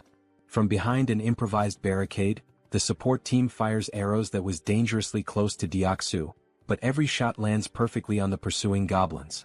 Deoksu finally reaches the end of the staircase and, with a leap, crosses the barricade. However, in a moment of carelessness, two goblins manage to jump and lunge at his back, catching him off guard. Instinctively, the rookie Moon charges forward with a shout, determined to protect his comrade. With a single powerful blow from his bow at close range, he takes down the two goblins that had pounced. Moon stands with a serious expression, his eyes glowing blue and filled with determination. Without hesitation, he leaps back into the stairwell, plunging straight into the swarm of goblins. Han is left speechless. Delivering rapid, precise strikes, Moon significantly thins the goblin horde as Han and Toji watch in awe. The rest of the group, witnessing the scene, asks in disbelief if Byung-go Moon had always been this skilled in combat, remarking that his actions are utterly insane. From afar, Seo Jun observes everything and comments that the rookie is doing exceptionally well. The system screen appears, displaying Moon's status. For reference, his full name is Moon Byung-go, and he holds the title of second vassal. His confidence level is 55, and his loyalty is 88. He possesses a teleportation ability that consumes mental energy to move within his line of sight. The mental energy cost increases with the number of companions and the distance traveled. With a sly smile and darkened eyes, Seo Jun remarks that registering Moon as a vassal was a brilliant decision. Back at the stairwell, goblins are being decimated by Moon, each of his blows striking their heads with deadly accuracy. Han asks Jiana, the guy with glasses, if the extension cord is ready. Jiana, holding it firmly, replies that it is. Han then checks if the water tank is prepared. The archer and the baseball bat wielder confirm its readiness. Moon, realizing he has to retreat, sprints toward the barricade as Han yells at him to hurry up. With a swift jump, Moon lands safely behind the barricade. For a brief moment, the goblins believe the group has simply fled. But moments later, a massive water tank appears above the barricade. The tank is tipped over, drenching the goblins and flooding the emergency stairwell with water. The goblins, initially confused, think it's merely a stalling tactic. Han shouts that this is the perfect opportunity, and Jiana flips the switch. An electrical surge travels down the now-soaked stairwell through the wires they had previously laid, electrocuting all the goblins that had been pursuing them. Seo Jun's system screen notifies him that he has hunted numerous goblins of varying levels, including some at levels 6 and 7. Another notification pops up, showing that Seo Jun has gained significant XP and earned a total of 334,464 won, which has been deposited into his account. Additionally, his skill level has increased, and a new ability has been unlocked. While using his Ultimate Eyes ability, Seo Jun suddenly feels a strange pressure. A sharp pain begins to spread through his body, causing him to writhe in agony. Upon closer inspection, a purple wave expands outward from him, covering an increasingly large area. The purple energy travels through the building, the stairwell, the parking lot, and even the goblins chasing his friends. The purple wave appears to function as a scanning mechanism because Seo Jun's ability screen indicates that hostile entities have been detected. After the scan, the system declares that the hostiles will be eliminated. As the energy wave dissipates, the goblins begin to deform, screaming in agony. In an instant, their bodies explode, vanishing in the blink of an eye. The system notifies Seo Jun once again, confirming that he has defeated numerous goblins, including several at levels 6 and 7. Not long ago, some goblins still hadn't given up chasing the group and continued climbing the emergency staircase. One of the goblins sensed something was amiss. A chill ran down its spine as it realized something was following them as well. Turning around slowly, it was greeted by an enormous shadow, its reaction one of pure shock. As it focused, it saw the silhouette of a massive bear approaching from behind. Before the goblin could even think, the bear, with sharp fangs and glowing red eyes, let out a deafening roar. In the blink of an eye, before the goblin could react, the bear attacked, biting near its neck. The goblin screamed in pain, drawing the attention of all the other goblins, who stopped and turned to see what was happening to their comrade. By then, the bear had already eliminated the first goblin and had begun attacking the others with its enormous claws. The first goblin was struck down, followed by another and then two more. The bear was making effective use of both its claws and teeth. Despite the bear's massive size, the goblins noticed they outnumbered it and decided to fight back. They surrounded the bear and launched their attack. Some jumped onto its back while others distracted it from the front. Quickly, the bear used its claws to knock off the goblins clinging to its back, but this left it vulnerable to more attacks. The goblins lunged at the bear, biting it with their sharp teeth. One managed to grip near its eyes while another bit into its back. The enormous beast tried to resist, striking nearby goblins with heavy blows, but their sheer numbers overwhelmed it, allowing them to attack from all sides. Using their sharp claws, they aimed for the bear's eyes, and just as they were about to blind it, all the goblins' heads suddenly exploded in an instant, likely due to Seo Jun's domain expansion. Now terrified and confused, the bear realized it was safe. At the same time, a system notification appeared, indicating citizenship had been granted. Exhausted from the grueling battle, the bear seemed to shrink in size. It began twisting its neck in an unnatural way, its body contorting strangely. Then it started to transform, revealing a human face emerging from its furry body. Finally, the bear's true form was revealed, a stunning woman with brown hair and eyes. Weakened from the intense fight, she collapsed in the parking lot, surrounded by the bodies of the goblins. Meanwhile, as Seo Jun writhed in pain while using his Ultimate Eyes ability, like a surveillance camera, he noticed the woman's unconscious body on the ground. He wondered who she was. A system notification identified her as Yanju, level 33, with 9 trust points and an awakened A-rank ability called Werbear. This ability allowed her to transform into a beast, enhancing all her physical capabilities and granting powerful regenerative properties. Seo Jun's eyes widened as he realized this woman possessed an A-rank ability. Additionally, the system revealed that both Dongan and Hyerin had reached 50 trust points, unlocking their loyalty. The notification also stated that Deoksu's loyalty had reached 30, meeting the requirement to be registered as a vassal. Seo Jun quickly decided to register Deoksu as a vassal. Deoksu, now at level 25 and holding the title of third vassal, had 52 trust points and 31 ability points. Upon awakening, he gained a B-tier ability called Iron Knight, which allowed him to summon full steel armor and a halberd. Seo Jun, deep in thought, deduced that a vassal's level is determined by the rank of their awakened ability. He recalled that Fatty had awakened the strength of the gorilla, a C-rank ability, and was at level 20. Deoksu's Iron Knight was a B-rank ability, placing him at level 25. Moon's A-rank teleportation ability had placed him at level 30. Seo Jun concluded that when a vassal is registered, their level corresponds to the rank of their awakened ability. Yet, one question lingered: is the ability selection random like a roll of the dice? He wonders if Moon received an A-rank ability due to his loyalty. If that's the case, then Fatty, who has higher loyalty, should have awakened a B-rank ability instead of a C-rank one. This thought becomes even more puzzling considering that Deoksu, the baseball bat wielder, has only 31 loyalty yet already possesses a B-tier ability. Still deep in thought, Seo Jun remarks that understanding the conditions for obtaining higher-ranked abilities is crucial. It's an important question to answer. Since the number of vassals is limited to just 10, it's advantageous to select individuals with the highest potential rankings. He then reflects on whether there are any differences in accepting someone who has already awakened as a vassal. The system displays that an awakened individual can move freely through staircases, hallways, and elevators. Seo Jun decides to take action and walks toward the elevator. As he approaches, he activates his ultimate eyes, his gaze darkening. Meanwhile, the woman remains unconscious on the parking lot floor, near the goblins' lifeless bodies. Seo Jun calls Fatty, who arrives quickly, and instructs him to head to the parking lot.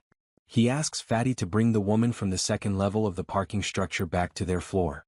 While this unfolds, the team on the emergency staircase is dismantling and recovering the materials used for the electric trap. Deoksu, feeling relieved by the goblins' sudden defeat, asks his friends if they know why the goblins exploded so suddenly. The bespectacled man speculates that it was likely someone's doing. Han, sweating nervously, realizes that such a powerful skill could only belong to one person. The way the goblins were dealt with so effortlessly leaves no doubt in his mind. It must have been Seo Jun. He recalls that when he first met Fatty, Fatty mentioned that Seo Jun was a bit of an enigma. Han also remembers Fatty talking about hot baths, which amazed the girls, and how the ingredients for their meals had also been thanks to Seo Jun's ability.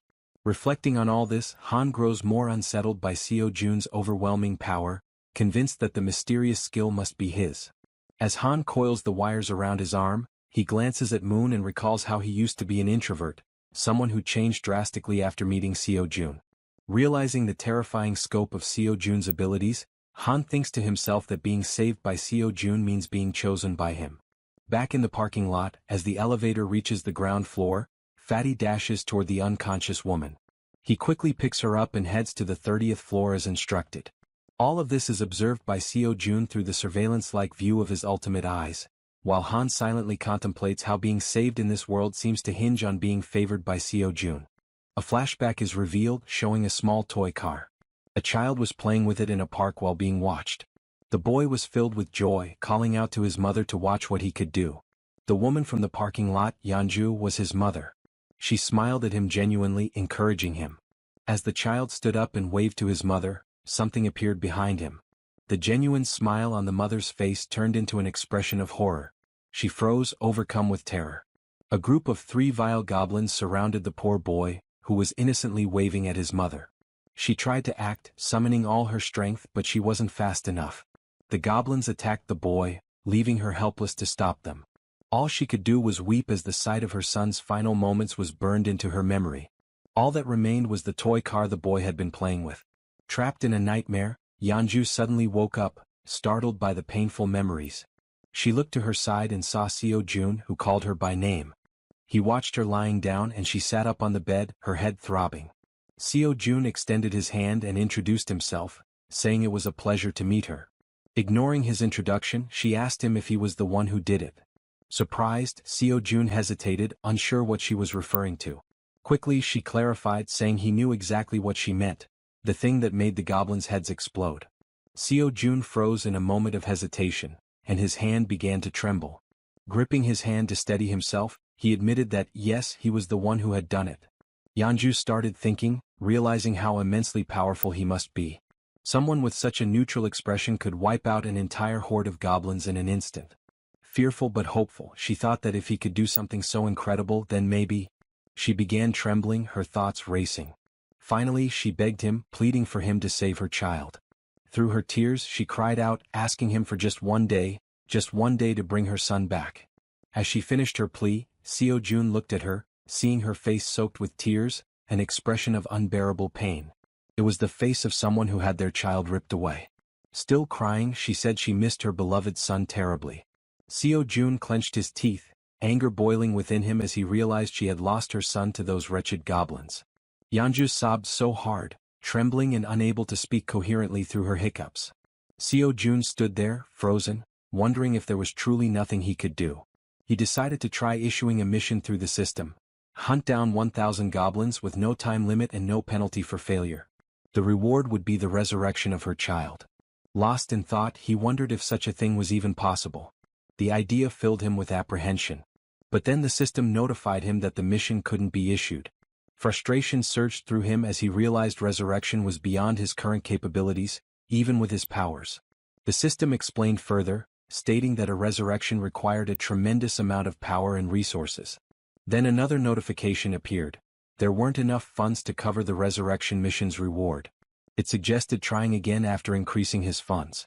Seo Jun was stunned, his jaw dropping in disbelief as he read the message. Resurrecting someone might actually be possible if he had enough money. Overwhelmed with excitement, Seo Jun shouted at the system, demanding confirmation. Could he truly bring someone back to life if he had the funds? Returning to the room, he saw Yeonju still crying. He realized he had no idea how much it might cost to resurrect someone, nor could he even begin to guess. But knowing the possibility existed, he decided to act. He called out to Yeonju, who quickly looked up, wiping her tear-filled eyes. With a serious expression, Seo Jun told her that he thought he might be able to help her. He explained that there might be a way to bring her son back. Upon hearing this, Yeonju feels a sense of relief. Though not a certainty, the idea that there might still be hope offers her comfort. Still crying, she grips the bedsheet tightly and asks if what he said is truly real or just a cruel joke. Seo Jun reassures her that he would never joke about something so serious. However, he explains that while it is possible, it cannot happen just yet, and she nods in understanding. He adds that he doesn't know exactly how long it will take, but there is definitely a way. Yeonju turns to him, saying she'll do whatever it takes and asks what she should do to make it possible. Seo Jun considers the situation. With Han's group, which now includes Moon, Toji and Fatty with their awakened abilities, they already have a strong team. Adding Yeonju, a level 33 fighter, would make them capable of handling most monsters. He thinks the best course of action is to transform all 7 of his minions.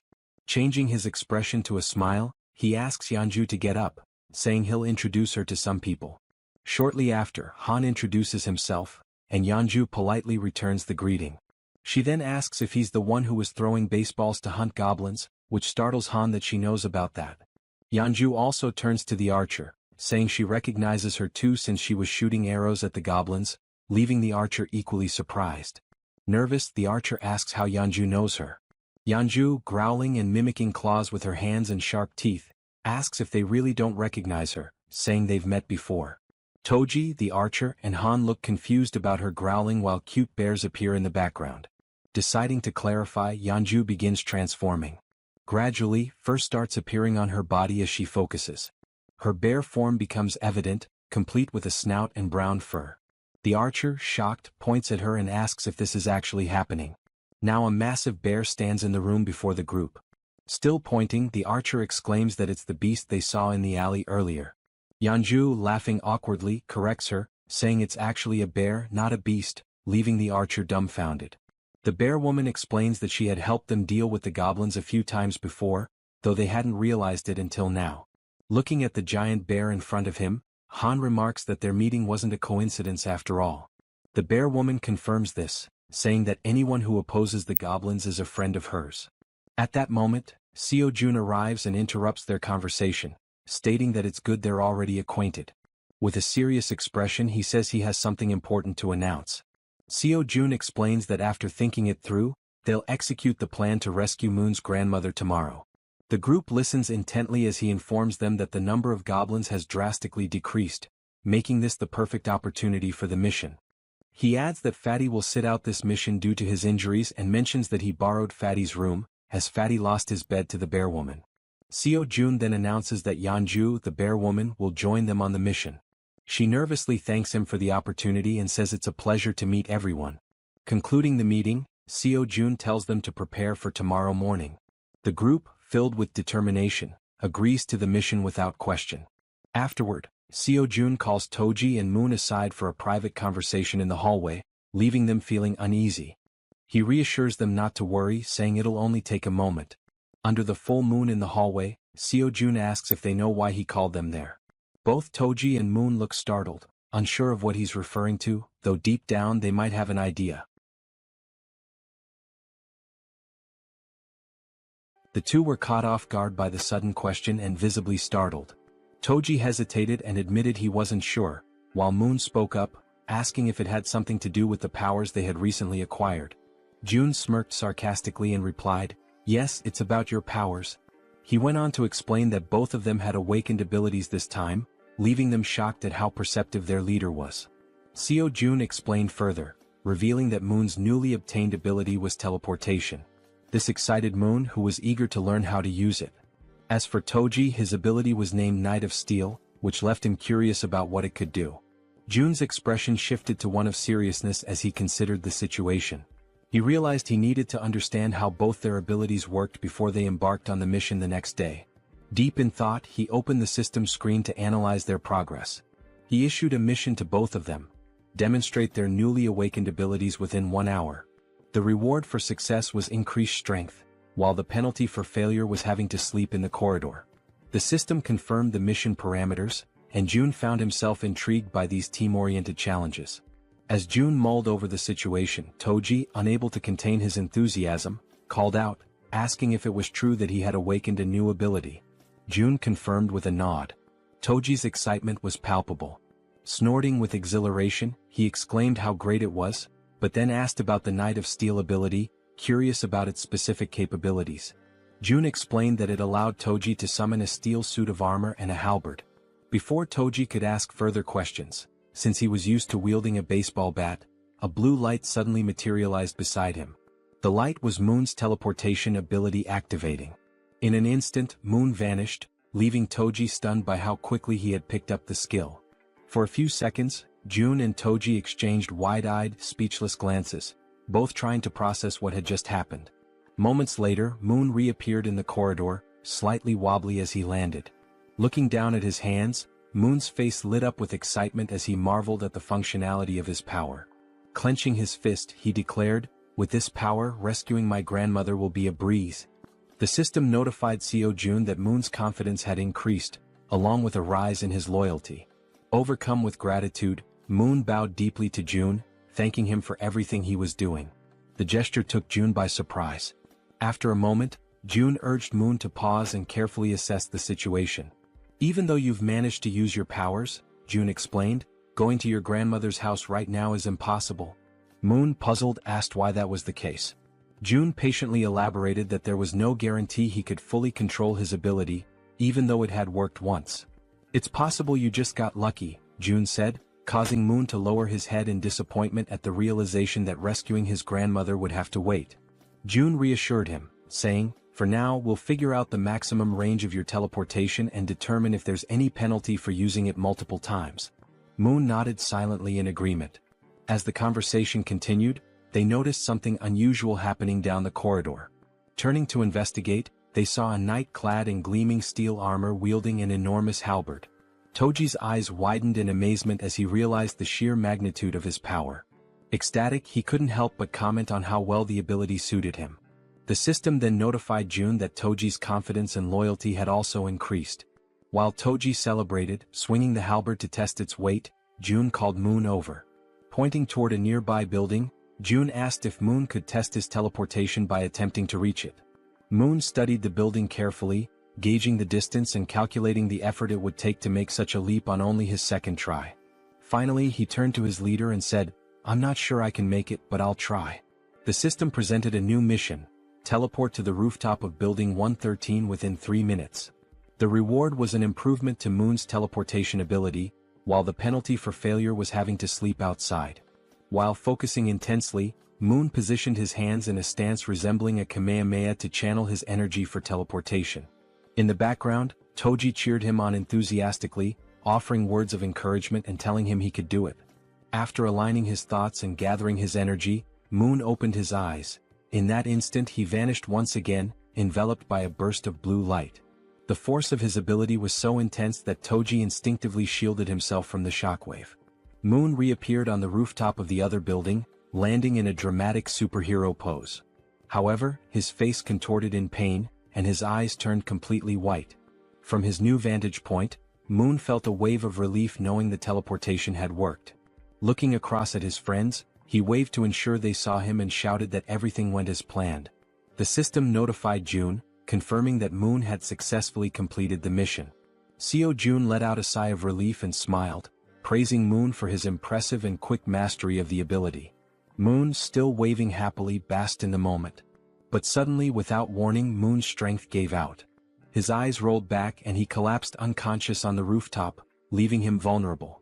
Both June and Toji froze in shock, their previous excitement quickly replaced by concern. Everything had been going so well, until it hadn't. Acting swiftly, June used his ability to summon a servant, bringing Moon's unconscious body back to their corridor. Moments later, they laid Moon down in one of the beds to let him recover. "Is he going to be okay?" Toji asked anxiously. June, studying the system's readout, reassured him, "Yes, he's just unconscious. The teleportation ability took a lot out of him." He explained that with enough rest, Moon would be fine. The system confirmed that Moon was healthy and in a deep sleep. June added, "This probably happened because he's not used to using the ability yet." Relieved, Toji sighed and said he was glad to hear it. June then shifted the focus. "Now it's your turn," he said, surprising Toji with the sudden declaration. "Wait, my turn?" Toji asked, caught off guard. The system displayed Toji's mission: perform 100 push-ups and 100 squats while wearing the steel armor. The time limit was 10 minutes and the reward was increased strength. The penalty for failure? Sleeping outside. Without hesitation, Toji began the exercises, starting with the push-ups. Clad in his heavy steel armor, every movement required an incredible amount of effort. Sweat poured down his face and dripped onto the floor as he pushed himself to the limit. Determined, he moved on to the squats, completing the second half of the mission with gritted teeth and unwavering resolve. When he finished, Toji stood tall, exhausted but triumphant, shouting, "Mission accomplished. I did it." The system confirmed his success, notifying June that Kang Deoksu, Toji, had completed the mission. Breathing heavily, Toji leaned against the wall to catch his breath while June observed him, impressed. With a body like his, so athletic and resilient, it's no wonder he has such endurance, June thought to himself. Suddenly, the system displayed a new message, something June had never seen before. "What's this?" June muttered, his eyes narrowing at the unexpected notification. As he studied the screen, Toji asked, "Is that really all for the mission?" June nodded, smiling warmly. "Yes, great job. You can go rest now." The system finished calculating and displayed a notification. Toji's strength had slightly increased. Turning to June, Toji expressed his gratitude. "Thanks for taking the time to help us. I really appreciate it." June, surprised by the sudden notification and watching Toji feel the changes in his body, noticed a new sense of energy radiating from him. Looking at his own hands, Toji clenched them into fists, feeling the power coursing through his veins. "This reward changes everything," he said with a confident smile. The next day, somewhere in a dark alley in Busan, Han screamed in desperation, urging everyone to run. The group scattered, fleeing for their lives as a ferocious horde of goblins pursued them. Toji, however, stopped running and turned around, his fury evident. Assessing the situation, he decided to act. The goblins, focused on their chase, were suddenly blinded by a brilliant light shining in front of them. As they adjusted their vision, they saw a towering figure clad in a steel suit of armor wielding a massive halberd. Without hesitation, Toji charged forward and struck the nearest goblin, impaling it with his halberd in one swift, powerful motion. Then Toji unleashed a flurry of diagonal strikes in rapid succession, cutting down goblins one after another. But the goblins, fueled by rage, refused to give up and surged forward with a determined attack. Expecting a direct assault, Toji braced himself, but the goblins cunningly outmaneuvered him, slipping past to target the more vulnerable backline. In an instant, arrows struck the goblins' heads in swift succession, ending their rampage permanently. Toji turned to see what had happened and spotted Moon wielding a bow and arrow. "Don't worry," Moon called out confidently. "I'll handle any goblins that get past you. Focus on the ones ahead." Gripping his halberd tightly, Toji turned back to the remaining goblins. A smirk spread across his face as he responded, "Got it?" Seeing Toji's renewed focus, the goblins froze, hesitating in their attack. One by one they began to retreat, turning back to where they came from. Frustrated, Toji yelled at them to come back and face him. As the goblins retreated, terror gripped them when a massive shadow appeared before them. It was the bear girl, her glowing red eyes piercing through the chaos. This was her dramatic first appearance, emerging from an ambush prepared for the retreating goblins. The goblins had no choice but to surrender to their fate, collapsing in despair and lamenting their past misdeeds. The group showed no mercy. Moon's arrows flew with precision, Toji's halberd struck powerfully, and the bear girl slashed through the goblins with her razor-sharp claws. Together they defeated the goblins one by one. Seizing the opportunity, Han shouted to Moon, "Now's your chance. Go." Moon, understanding the urgency, broke into a sprint toward his grandmother's house. "Thank you, Han," he called back as he ran, grateful for the opening created by his comrades. Meanwhile, the system notified Seo Jun that the citizen Moon had completed his mission. A pop-up appeared, stating that it was now evaluating the missions Moon had completed. Back in the comfort of his room, Seo Jun sat with his ultimate eyes ability activated, observing the system screen while slurping on cup noodles. The system pinged again, declaring the evaluation complete and awarding him 132,966 won, which was deposited into his Shutin's wallet. Jun paused mid-bite, stunned by the reward. This time it was actual money. Returning to his meal, Jun reflected on the situation. When Toji completed his mission, the reward had been strength, suggesting that additional rewards were now randomized. It makes sense, Jun thought. The missions are getting harder, so the rewards should scale with the difficulty. The system chimed again, confirming that Moon had completed all the missions available to him for the day. It also announced it would begin evaluating the rewards for Moon's completed tasks. The assessment concluded instantly. Still savoring his noodles, Jun grinned and said, "Alright, let's see what the reward is." The system congratulated him for hitting the jackpot. For those unfamiliar, it clarified that a jackpot is the maximum prize accumulated in games of chance like slot machines or lotteries. Reading this, Seo Jun froze, momentarily stunned. Paralyzed with anticipation, he stared at the screen, waiting to see what incredible reward the jackpot would bring. Still staring at the system notification, Jun remained frozen in shock, his cup noodles stuck in his throat as he tried to process what the jackpot could possibly be. Then the system displayed the reward, a skill point granted as part of the jackpot. Upon reading this, Seo Jun's lips curled into a satisfied smile. This was perfect. He could choose exactly where to use the point. Back on the streets, Moon sprinted toward his grandmother's house at such an incredible speed that a faint blue aura trailed behind him. As he drew closer, exhaustion crept in, sweat dripping down his forehead. His mind raced with anxious thoughts.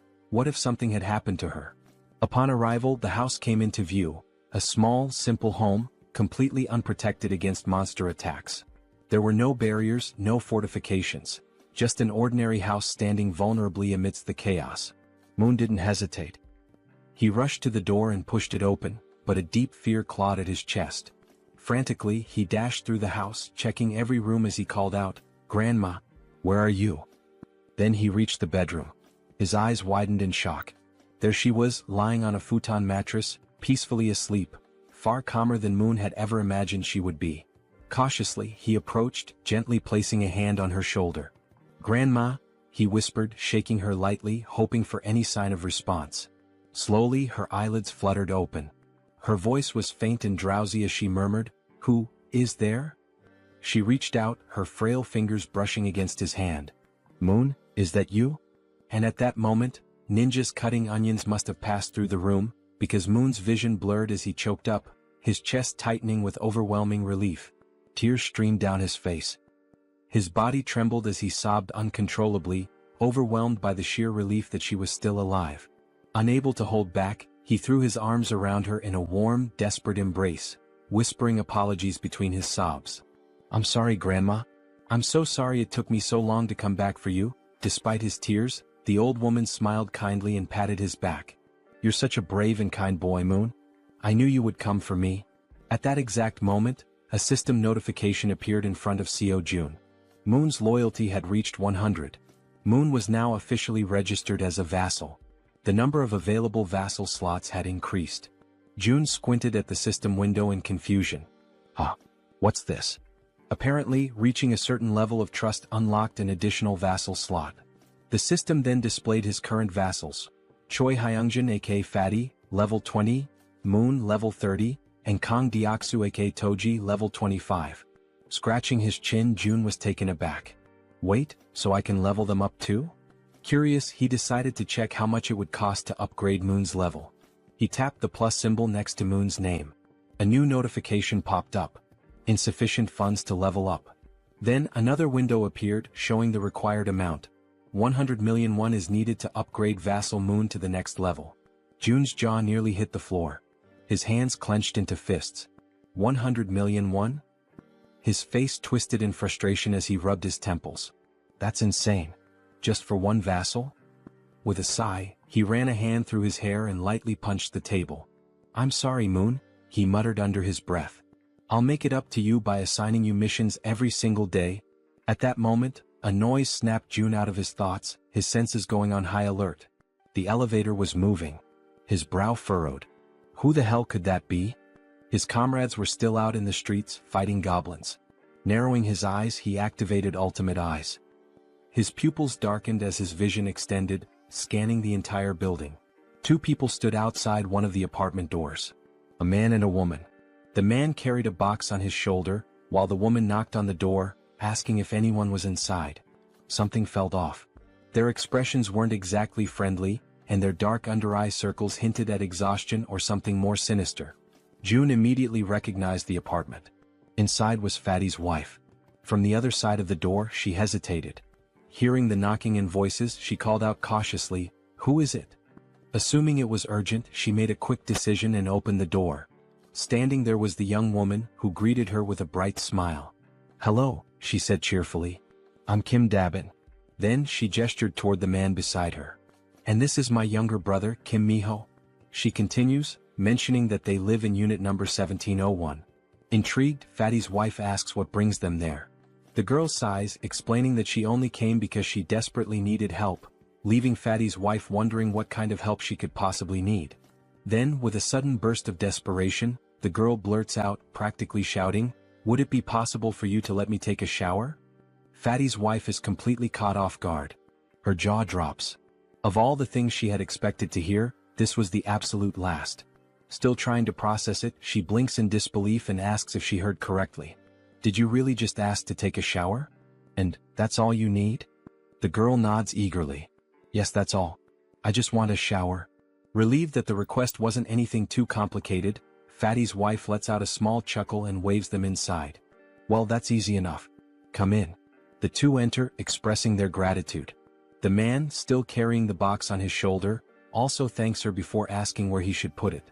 Curious, Fatty's wife asks what's inside. As he places it down on the floor, the girl, still grateful, explains that it's just canned food and some miscellaneous supplies. The man opens the box, revealing various types of canned goods, exactly as she had said. Seeing this, Fatty's wife smiles and thanks them, mentioning that they really didn't have to go through all that trouble. The girl waves it off. "It's nothing really. If you think about it, I just walked into a stranger's house and made a pretty weird request." Just as she finishes speaking, something catches her attention from the corner of her eye. She turns her head slightly, her gaze landing on the collection of bows lined up against the wall, alongside Toji's baseball bat. Curious, she can't help but ask, "Do these bows and that bat belong to the owner of this apartment?" Fatty's wife wasn't expecting that question. Still, after a brief pause, she shakes her head. "No, actually. These don't belong to the apartment's owner. The real owners live in another unit, but it's kind of a complicated situation to explain in just a few words." The girl nods in understanding. "I see."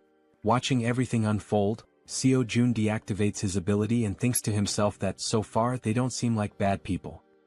He then shifts his gaze toward the window and murmurs to himself, "I'll go check it out later." After a brief moment of thought, he adds, "I also need to talk to them.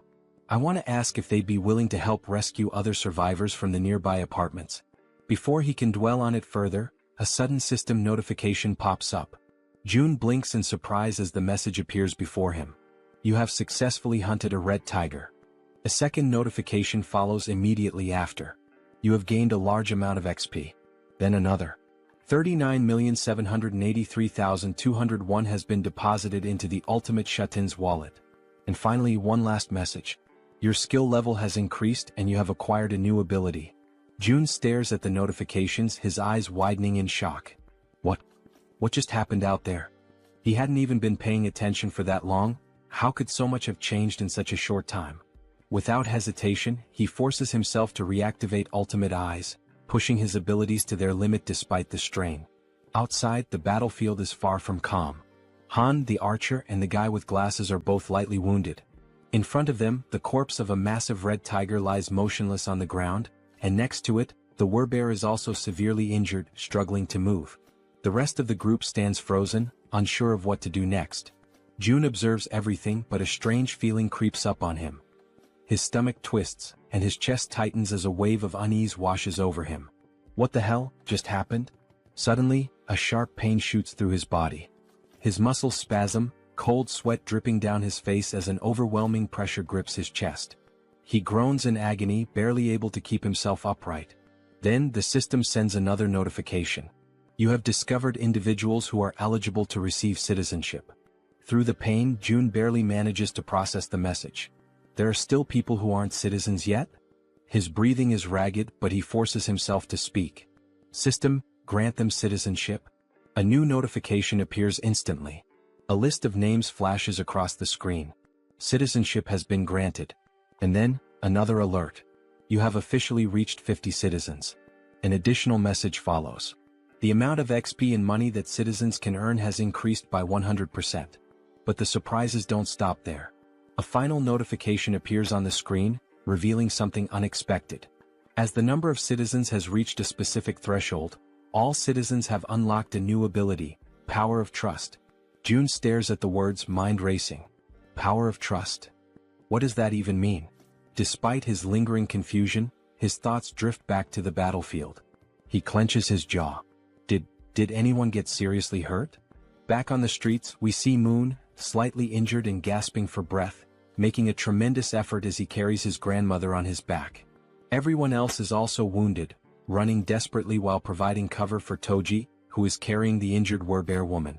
Observing this, June quickly realizes that the situation outside is far worse than he had imagined.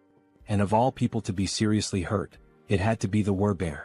As the group races to escape, a horde of goblins suddenly appears right in front of the two carrying the wounded. The team members covering them from behind immediately let loose a volley of arrows, striking down goblins to clear a path. The archer, watching closely, is startled by the precision of the man with glasses. How the hell did you pull that off with a single shot? She asks, eyes wide. The man looks just as confused. I honestly have no idea. As they continue running, the archer suddenly realizes something. For some reason, my body feels lighter. Han, running beside her, nods in agreement. Yeah. And I just noticed, I'm not even out of breath anymore. Meanwhile, back with June, the system finally provides an explanation. The ability Power of Trust is a passive skill that increases all stats by X%, where X equals the trust level of each citizen. Seo June stares at the message in disbelief. This skill didn't even exist before. How the hell is it so strong? Then, another realization hits him. Every single member of his group has at least 50 trust points or more. This means that all their stats, including stamina, strength, reflexes, and more, have naturally increased by 50%. At that very moment, Moon's expression shifts as if something suddenly clicks in his mind. He has a hunch. This must be another one of June's new abilities. The system then notifies June of something else. Both of the girls have now surpassed 30 loyalty points. As a result, they are now eligible to be registered as vassals. Without hesitation, Kim immediately commands the system to register both of them. The moment it happens, the two women suddenly stop in their tracks, their bodies tingling as an overwhelming power surges through them. The system follows up with an update. Kim Gaeong, now at level 20, has acquired the piercing ability. Yu Hyerin, now at level 25, has awakened the skill Poisonous Mist. Now, brimming with their newfound power, the two turn back, ready to face the goblins chasing them. The archer steadies herself, drawing her bow. She fires an arrow straight at the goblins. Normally, her shots always land as headshots, every single time. But this time, something is different. The arrow doesn't just pierce through one goblin, it ricochets off and strikes several others, piercing through them effortlessly. Confused, the archer furrows her brows. What the hell? What just happened? The system promptly provides an answer. The ability piercing is a tier C skill that uses mental strength to fire a penetrating arrow. Jun, standing with his arms crossed, watches as the information unfolds before him. Now that he knows what the ability is, he immediately issues a command to the system. Create a mission. A new quest pops up. The archer must use piercing to hunt 10 goblins within a 10-minute time limit. Reward: increased piercing proficiency. Penalty for failure: fatigue. As he processes this, Jun shifts his attention to the other ability. Unlike piercing, this one seems far trickier. Poisonous Mist is a deadly attack, and while it's classified as a B-rank skill, using it incorrectly could endanger the entire team. Jun exhales sharply, deciding to deal with it later. I'll figure it out when the time comes. Just then, the system sends another notification. The archer has successfully completed the mission. 10 goblins eliminated. A new message follows. The maximum number of missions available for today has been reached. Evaluating. Jun sighs, unimpressed. The rewards weren't that great this time. But now that the battle outside has settled, he decides it's time to check on the citizens living on the lower floors. Activating Ultimate Eyes, he scans the corridors. His gaze locks onto the silhouette of a man walking calmly through the halls, his hands tucked into his pockets. Jun watches as the man heads toward the bathroom, likely to collect water. Smart. Jun notes that this man has good survival instincts. He's gathering water before supplies run low. Shifting his focus elsewhere, Jun spots another pair, a man and a woman sitting together, preparing to eat. He observes them for a moment, realizing something important. They're already capable of gathering food and water on their own. Then, in another part of the building, something unexpected catches his eye. A woman. She's lying motionless on the floor inside a room. Without a second thought, Jun bolts toward her. The system immediately provides an update. Kim De-jung. Trust level, 18. Ability, Healing, awakened. Jun's heart pounds in his chest. Healing? His eyes dart between the system message and the unconscious woman on the floor. He reads the ability description. She can heal wounds. A surge of urgency floods through him. She's the first healer they've found, and they desperately need her. Without hesitation, Jun sprints forward. He has to help her, no matter what. After sprinting through the hallways, Jun finally arrives in front of the door to the room where the woman had collapsed. His breathing is still heavy from the run, but he quickly composes himself and reaches for the doorknob. Slowly, he tries to turn it, hoping to gain access without any trouble. However, to his surprise, the door is locked from the inside. A deep frown settles on his face as he realizes there is no way for him to open it from the outside. The sudden obstacle causes his shoulders to slump slightly, and he takes a step back, frustration creeping into his thoughts. But just as he starts to contemplate another course of action, something unexpected happens. His eyes widen momentarily as a new notification from the system appears before him. By sheer coincidence, or perhaps fate itself, he has just acquired a new skill. The system promptly displays its details. The ability is called Invisible Hand, and it is currently at level 1. According to the description, it allows him to summon and control an invisible hand at will. Reading the notification, a surge of newfound determination fills his chest.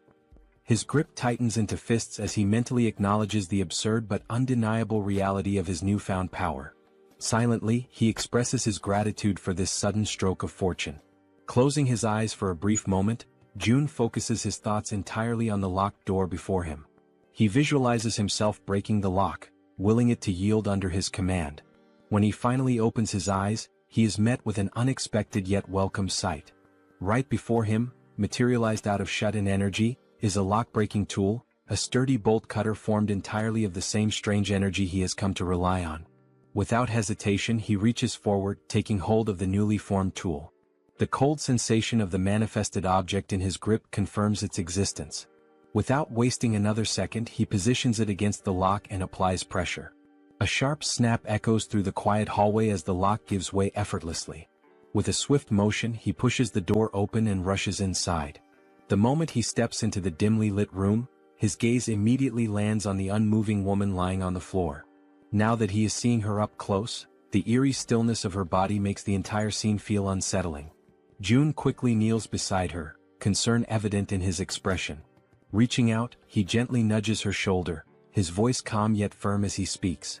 He asks if she can hear him, if she is all right, urging her to wake up. There is no response. A deep sense of unease washes over him. He carefully observes her condition, scanning for any visible injuries. But what he notices instead sends a wave of worry through him. Her face is unnaturally pale, her lips dry and cracked. Severe dehydration. His mind races. Dehydration this extreme could be dangerous. She needs help, immediately. He quickly shifts his attention to the surroundings, searching for anything that might assist in stabilizing her condition. His eyes dart around the room, taking in every detail. Then, something catches his attention. Something that makes him pause, confusion flickering across his face. There is water in the room. Yet, despite the presence of water, she is still in this critical state. It makes no sense. The contradiction unsettles him, sending a cold shiver down his spine. Glancing back at the woman, he forces himself to push aside the troubling thoughts. Now is not the time to question the situation. The priority right now is saving her. A sudden idea forms in his mind. Without hesitation, he opens the system interface. There is a chance this might work. June quickly assigns her a mission, a simple yet crucial task. The mission objective: breathe. The reward: immediate recovery from dehydration. The system processes the command, deducting 10,000 won as the cost for activating the mission. Almost instantly, a soft blue aura begins to envelop the woman's body. June watches intently, his pulse quickening as the energy works through her. Then faint sounds escape her lips, a weak, breathy noise, but a clear sign that she is beginning to stir. Relief floods through him. It worked. Slowly, her eyelids flutter open, her gaze hazy and unfocused. A blurred silhouette of a figure stands before her, a voice reaching her ears, asking if she is awake. Her mind struggles to process the situation. Her voice, weak but laced with confusion, manages to form a question. Who is he? And why is he in her room? June straightens slightly, meeting her dazed gaze. He introduces himself, explaining that he lives in a unit just above hers in the building. She blinks, her expression still foggy with exhaustion. The information doesn't seem to register right away. Still lying on the floor, she questions him again, her voice laced with uncertainty. How did he get inside? June, seeing no reason to hide the truth, states it plainly. He tells her that he saw she was unwell and decided to enter, by force breaking the door open to reach her. A moment of silence lingers between them. Then her breath hitches. Her expression shifts as realization dawns. Without warning, tears begin streaming down her face. And yet she does not say a word. She simply cries as if the weight of everything she had been enduring had finally caught up with her. She raises her hands to her face, wiping away the tears in an attempt to hide her crying. Her shoulders tremble slightly as she struggles to compose herself. June, watching her closely, immediately senses that something is wrong. There is an uneasiness in the way she reacts, something beyond just exhaustion or confusion. Taking a deep breath, he calls her name, Kim De-jung, his voice firm yet gentle. As she slowly pushes herself up from the floor, still visibly shaken, he speaks again. He apologizes for being so abrupt, for barging into her life so suddenly, but he makes it clear that he needs her help. There is urgency in his tone, something that makes her pause despite her lingering distress. Now sitting upright, her tear-filled eyes meet his, though her expression remains guarded. Her lips, still cracked from dehydration, barely part as she listens to him speak. June wastes no time in explaining, one of his allies is severely injured. The words seem to take a moment to register. De-jung slowly turns her body toward him, staring as if trying to process what he just said. Silence stretches between them. She blinks, her mind racing, trying to make sense of his words. His ally? Someone severely injured? Why is he telling her this? She doesn't understand, she doesn't even know this man. Panic begins to rise in her chest. He wants her to save someone? Why her? Doubt and fear intertwine within her thoughts.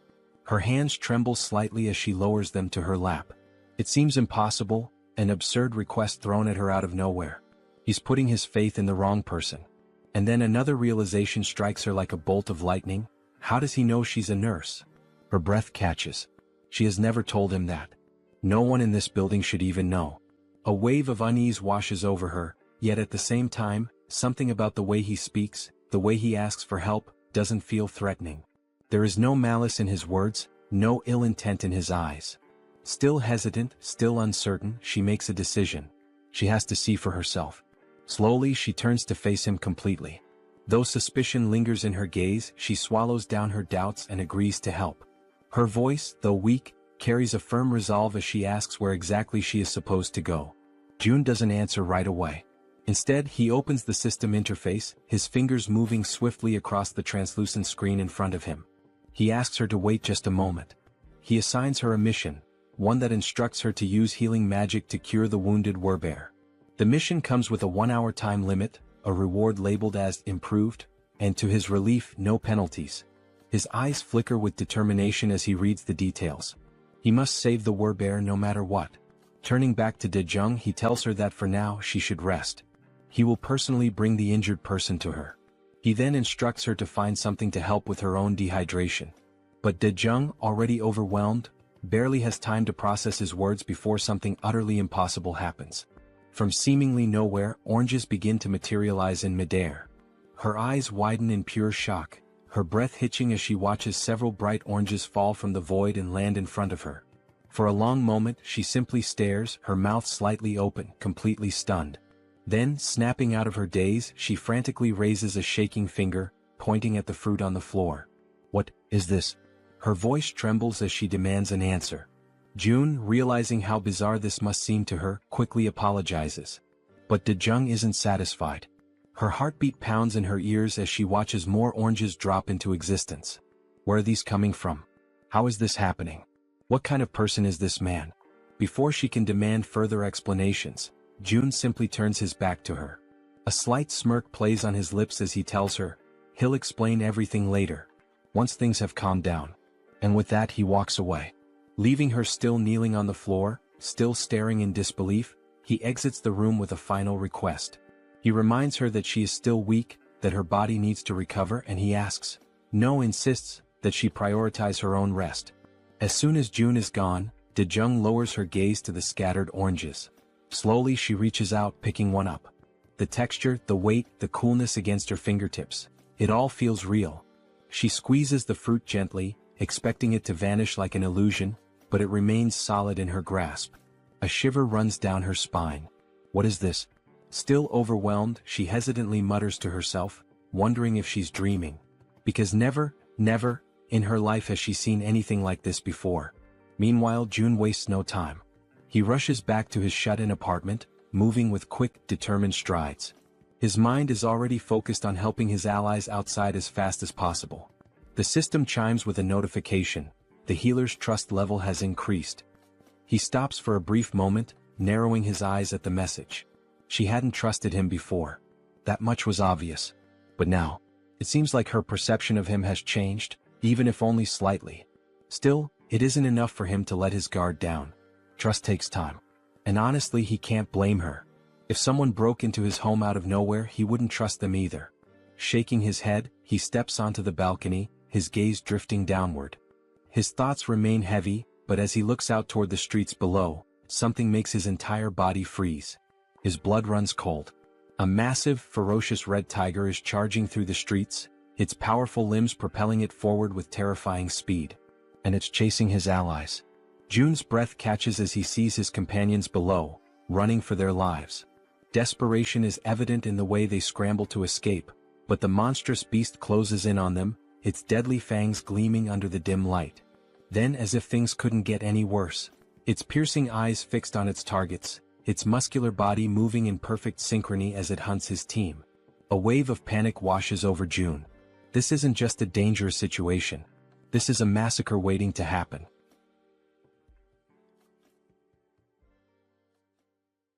June stood frozen in shock as he took in the sight before him. There wasn't just one red tiger. Another had appeared, a second ferocious beast, separate from the one that had already fought the werbear woman and left her gravely wounded. Down below, chaos continued to unfold. The massive red tiger prowled menacingly, striking fear into the hearts of the remaining group members, who were now running desperately, not daring to look back. Fear gripped them entirely, their survival instincts pushing them forward. Amidst the frantic escape, Hyren, the girl who had received the power of poison, misstepped. Her foot twisted unnaturally, and pain exploded through her leg as she collapsed onto the hard ground. A sharp, involuntary cry of agony tore from her throat. Both the archer woman and Han immediately stopped in their tracks, their faces contorted with panic. Their eyes darted back to her, calling out her name with pure desperation. Gritting her teeth, Hiren struggled to push herself up, trying to fight through the pain. But her body was already beyond exhaustion, her limbs heavy, refusing to obey her will. No matter how much she willed herself to move, she couldn't. The archer's voice rang out through the air, a raw scream of distress. Because the enormous red tiger was already preparing to strike. Its muscles coiled, eyes locked onto Hiren like a predator savoring its helpless prey. It was ready to devour her, its powerful body lunging forward just as she finally managed to stagger back onto her feet. But she had yet to realize how dangerously close the beast truly was. Her mind was occupied by something else, perhaps a last-ditch plan or sheer disbelief at her predicament. Then at last she turned her head. And in that instant she understood. The beast was right there. The realization hit her like a tidal wave, crashing down and swallowing her whole. A cruel truth settled into her bones: there was no escape. For a brief, soul-crushing moment she stopped resisting. The fight drained from her eyes and she surrendered to the inevitable. She stood still, bracing for the end, waiting for the red tiger's jaws to clamp down and rip her apart. And then, in a sudden flash of light and violet smoke, she was gone. The tiger's gaping maw snapped shut on empty air. A growl rumbled deep in its throat, confusion flickering through its burning eyes. It didn't understand what had just happened. A heartbeat ago, its prey had been right there. And now, vanished. The frustration of the failed kill sent the beast into a deeper fury. At the same moment, Hiren reappeared, disoriented, drenched in sweat, her breath ragged and uneven. Her mind reeled as she tried to comprehend what had just occurred. Had she died? Was this the afterlife? Pain surged through her limbs, sharp and unrelenting, reminding her that she was still very much alive. That was when she saw him. He was standing there watching her closely. It had been too close. A fraction of a second later and she wouldn't have survived. The weight of that realization pressed down on him. Hiren, still trembling, looked up at him, but no words came. She was too exhausted, too overwhelmed to speak. Meanwhile, outside, the others were still running for their lives. June took a deep breath, his mind racing. At the very least he had bought them some time. One less person in immediate danger meant the group below had a slightly better chance of escaping. Then his system screen flashed with a new notification. He had discovered individuals who met the criteria to be granted citizenship. The system prompted him, did he wish to approve their citizenship? Before he could process this, another sudden movement caught his eye. Moon appeared, using his teleportation ability to warp into the apartment, carrying his grandmother in his arms. As soon as he landed, he turned to June, his expression frantic. His breathing was unsteady, but his grip on the elderly woman remained firm as he pleaded for June to take care of her. June glanced at Moon, then at the frail woman in his arms. The concern in Moon's eyes was unmistakable, but June's mind was already occupied with something far more urgent. Raising a hand, he told Moon to wait. There was a bigger problem right now. Moon parted his lips, ready to argue, ready to demand an explanation. But then he looked at June's face, at the seriousness in his expression. And he understood. Whatever June was dealing with, it was far worse than he had realized. Without another word, Moon nodded. He could tell that, at this moment, his grandmother was not the priority. Down below, the relentless red tiger was still in pursuit, refusing to let up. It chased the remaining group members without mercy, its predatory instincts fully awakened. June clenched his fists, forcing himself to focus. He needed to act. Activating his new ability, Invisible Hand, he made a decision. That tiger needed to die, and he had to find a way to kill it. Down in the streets, the archer, Han, and Togi, who was still carrying the injured werbear, kept running. But no matter how hard they pushed themselves, the red tiger was catching up. Han risked a glance over his shoulder, his stomach twisting with dread. If this continued, they were all going to be devoured. He had to do something. Instinct took over. Without a second thought, Han skidded to a stop, planting his foot firmly on the ground. His fingers tightened around one of his baseballs. His heart pounded in his chest as he raised his arm, channeling everything he had into one throw. A faint blue glow began to radiate around him, intensifying with each passing second. He poured everything into it. Then, he hurled the ball with all the force he could muster. It soared through the air, cutting through the night like a bullet. For a moment, hope flickered. Maybe, just maybe, it would hit. But in the blink of an eye, the tiger dodged. The ball shot past it, colliding uselessly with the ground. A low, guttural growl rumbled through the air. Then, the red tiger threw back its head and roared, a deafening sound that reverberated through the city streets, a declaration of its dominance. The archer's voice rang out in terror as she screamed for Han, begging him to run. But it was too late. The red tiger, eyes gleaming with lethal intent, lunged at him. Teeth bared. Claws outstretched. Han gritted his teeth, knowing he was out of time. There was nothing he could do to stop it. But there was one thing he could still do. A single desperate choice. He turned his head and shouted for his friends to keep running. Then, without hesitation, he broke into a full sprint in the opposite direction. If he could lead the tiger away, even if it cost him his life, then at least the others might make it out alive. His chest heaved. His legs burned. Every step was fueled by sheer willpower. But deep down he knew. This could be the end for him. And still he ran. As he approached a parking lot, hoping against all odds that goblins or some other kind of monster would appear to distract the red tiger, Han continued to run with all the strength he had left. But once again the relentless beast was far too close behind him. It was undeniable now, this was truly the end for him. While sprinting, he risked a glance over his shoulder, his breath catching in his throat as he took in the sight of the enormous glistening fangs of the red tiger. They were massive, sharp, and deadly, a testament to the inevitable doom that awaited him. At that moment, his gaze locked with the tiger's, and an unspoken understanding passed between them. This was it. There was no escape. His fate was sealed.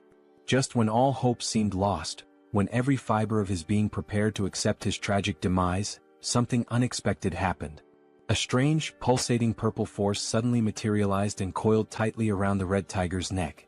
It appeared out of nowhere, wrapping around the beast with a speed and intensity that defied comprehension. In an instant, the force pulled downward with such overwhelming strength that the tiger's head was violently slammed into the ground. The impact was so powerful that the very pavement beneath him cracked and shattered, sending debris flying in every direction. The tiger let out a guttural snarl of frustration, struggling against the mysterious force. Its powerful limbs instinctively clawed at the ground, attempting to regain stability, but the unseen energy was relentless. Slowly, its paws began to lift off the ground, its body suspended as if an invisible hand were hoisting it up. The purple force continued to constrict, tightening mercilessly around the tiger's throat, squeezing the life out of the monstrous creature. It was unmistakable. This wasn't a natural occurrence. This was someone's doing. And Han, still frozen in shock from witnessing the impossible, knew exactly whose work this was. There was no doubt in his mind, this was June's power. Moments later, the archer woman and the bespectacled man arrived at the scene, their breaths ragged from the exhausting chase. They had rushed there, fearing for Han's safety, but what they found left them momentarily speechless. Their eyes widened in disbelief as they beheld the red tiger, still writhing in agony, its body dangling helplessly as the mysterious force continued to choke the life out of it. As the archer took in the scene, a system screen suddenly appeared before her, glowing softly in the dim light.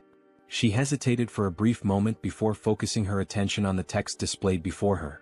Her expression shifted almost instantly. Her eyes widened in shock as she absorbed the information. Then, as though gaining a newfound sense of understanding, she took a deep breath, regaining her composure. With a newfound calmness, she turned to her companions and without hesitation, stepped forward. High above, watching the events unfold from his vantage point, June observed everything with sharp, calculating eyes. There was no need for him to intervene any further. He had already done what was necessary. Now, as long as Gaeong, the archer, landed the final blow, he would receive 4 times the loot. Below, the red tiger, still trapped and gasping for air, thrashed desperately in a futile attempt to escape. But its fate was already sealed. The archer, understanding the significance of this moment, took her time, preparing what would be her most crucial shot yet. The tiger's fiery gaze turned to her, desperation evident in its glowing eyes. It was pleading for mercy, seeking even the faintest glimmer of hope for survival. But the woman standing before it held no sympathy. Her expression was one of cold resolve. Mercy was not an option, not for this wretched beast. She pulled back the string of her bow, channeling an intense blue aura into her arrow. The pressure emanating from the charged shot was immense, causing the very air around them to tremble. Then, with a swift, decisive motion, she released the arrow. A powerful gust of wind exploded outward as the arrow soared through the air, its force cutting through the night like a spear of vengeance. The instant it found its mark, a system notification flashed before Jun's eyes. You have successfully hunted a level 28 red tiger.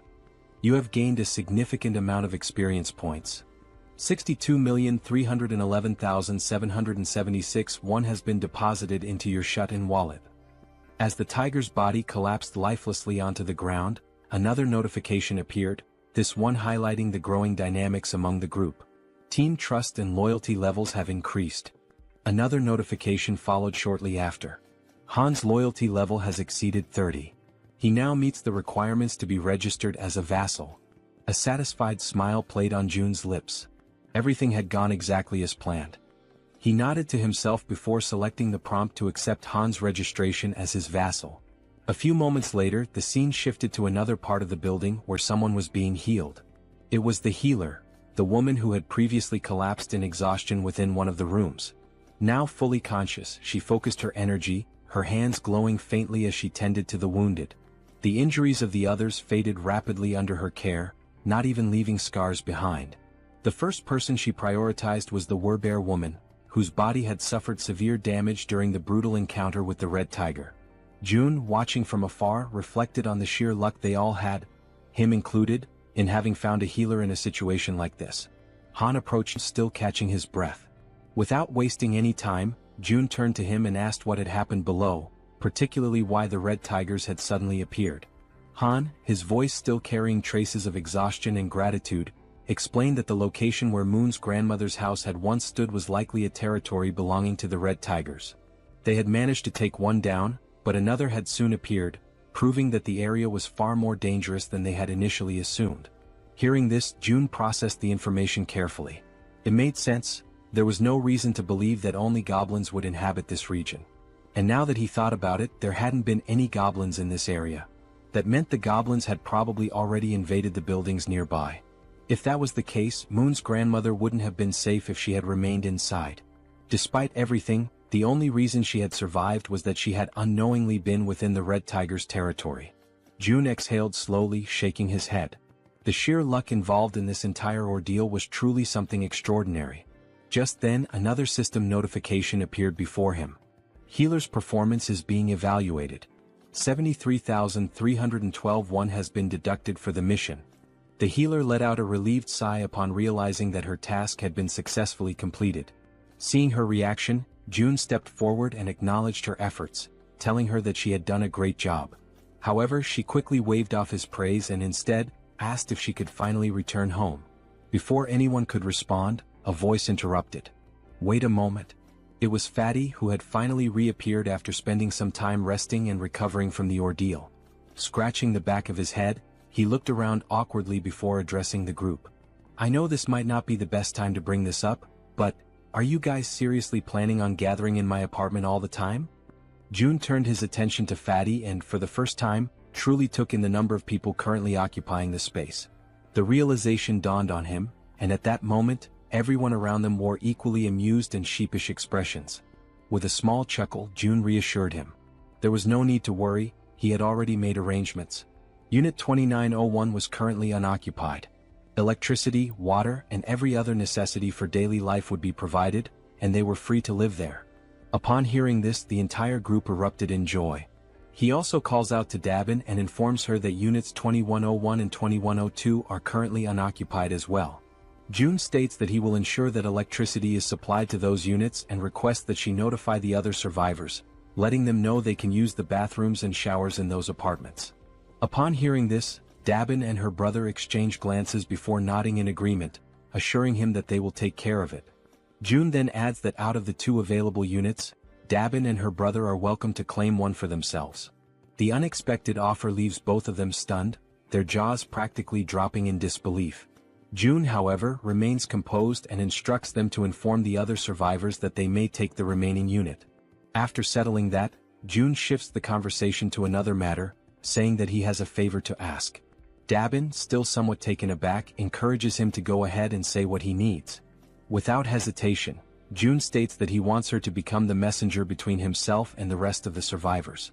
The moment those words leave his mouth, Dabin pauses, furrowing her brows in confusion. She repeats his request, asking if she heard him correctly. Did he really mean messenger? June, completely serious, confirms it. He then lays out the details of his plan, instructing her to inform everyone that whichever team manages to eliminate 100 goblins the fastest will be rewarded with an empty unit of their own. Furthermore, he emphasizes that in addition to securing a place to live, the winning team will also receive essential supplies, unlimited electricity, running water, gas and food, ensuring their survival and comfort. But there's more. June goes on to clarify that if the team agrees to take in 10 additional survivors, those individuals will also be granted access to the same benefits. For a brief moment, the atmosphere in the room grows heavy with tension. The weight of June's words settles over them, and everyone seems to grasp the implications of what he is proposing. Then, as if anticipating concerns, June adds one final note. He instructs Dabin to make sure she informs them that the distribution of these benefits may take longer depending on which floor their new residence is located. As he watches their reactions, June contemplates his next move. From this point forward, he realizes every decision will be like moving pieces in a strategic game of chess. Only those who prove their worth will receive the resources they need. At that moment, a system notification appears before him. A new quest materializes, an official mission to hunt down goblins. The quest has a strict time limit of 168 hours, a modest reward of experience points, and a harsh penalty for failure, being barred from using any shared facilities. A final message flashes before his eyes. Will you grant this quest? Yes or no?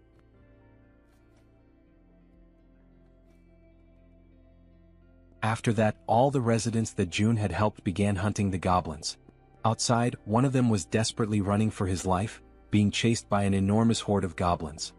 His breath was ragged and his legs burned with exhaustion, but he had no choice but to keep moving forward.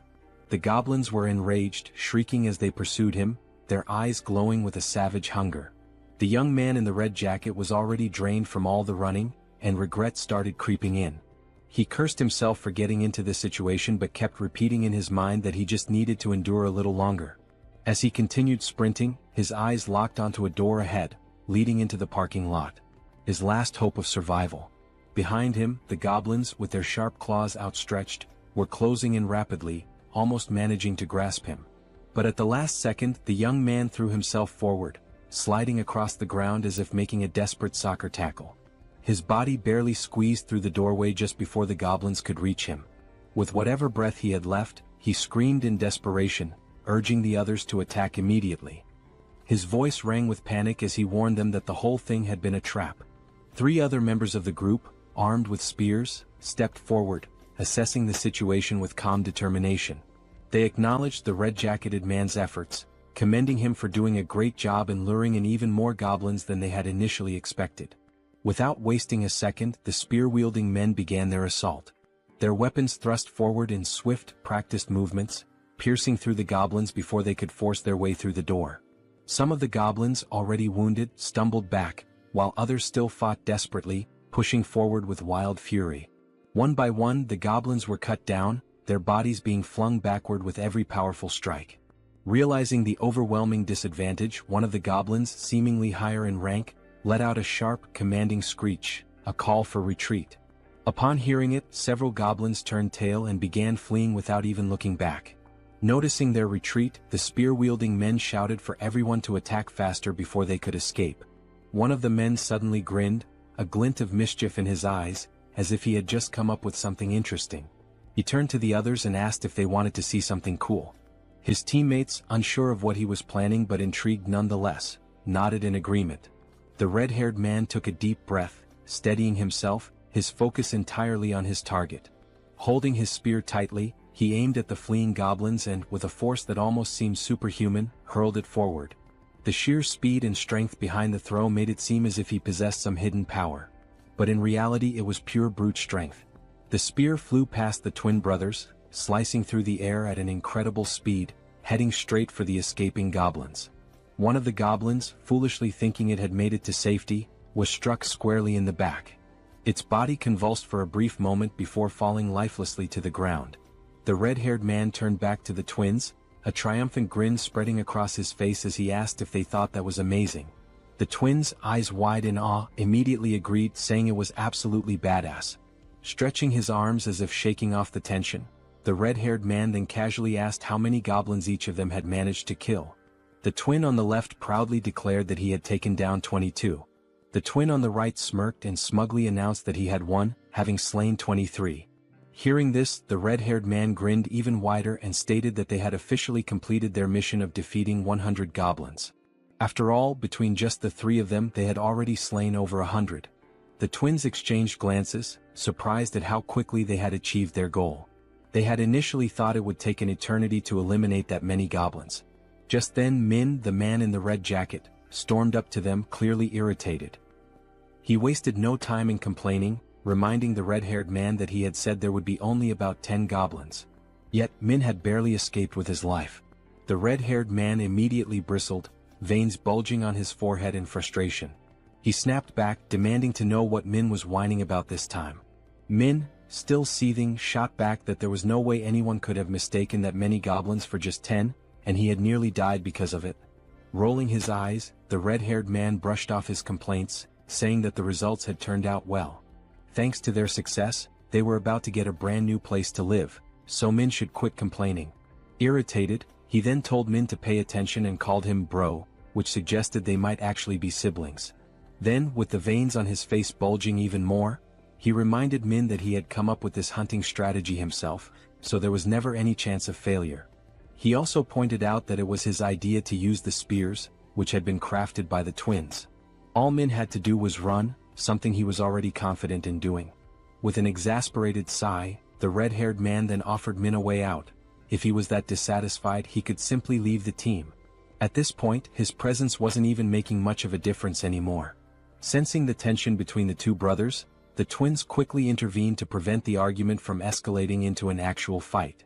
One of the twins calmly asked the red-haired man to relax, reminding him that Min had put in effort as well. The other twin turned to Min and, with a playful grin, told him that he had done an excellent job acting as bait, pointing out that he had been running incredibly fast. The red-haired man clicked his tongue in irritation, saying that Min always managed to find a way to get on his nerves. He then demanded to know how Min dared to talk back to him like that. One of the twins, still grinning, urged Min to just apologize and get it over with. Realizing that arguing would get him nowhere, Min let out a sigh and begrudgingly muttered an apology. The red-haired man huffed in response, then turned his back on him. Dismissing the whole ordeal, he stated that it was time to move on, as they needed to head to the 21st floor to claim their new home. However, upon arriving at the 21st floor, ready to receive their reward, they were met with unexpected news. Dabin, looking somewhat apologetic, informed them that another team had already beaten them to it and claimed the reward first.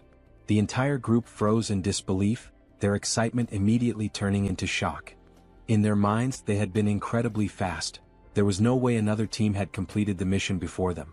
The red-haired man's face darkened, his irritation flaring up again. He demanded to know if there was really another team that had managed to slay 100 goblins faster than them. Dabin nodded, confirming it. Still unable to believe what he was hearing, the red-haired man furrowed his brows and told Dabin to stop joking around. In a protesting tone, he once again asked Dabin to stop joking around and to just hand over their house already. Dabin, maintaining a serious expression, insisted that it was no joke, she was telling the truth.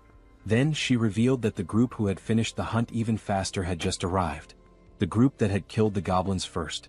Seeing who they were made the red-haired man even more irritated. The group consisted of Dabin's brother and an elderly couple, both of whom were smiling cheerfully as if nothing had happened. Dabin turned to her brother and asked how things went with June. In response, her brother explained that they had made a deal. In exchange for giving up the new house, his own home and the elderly couple's home would now have electricity, food, and other necessities. On top of that, their daughters would no longer have to take part in missions. Upon hearing this, Dabin immediately pointed out that the elderly couple's daughters were minors, meaning they should have already been exempt from missions in the first place.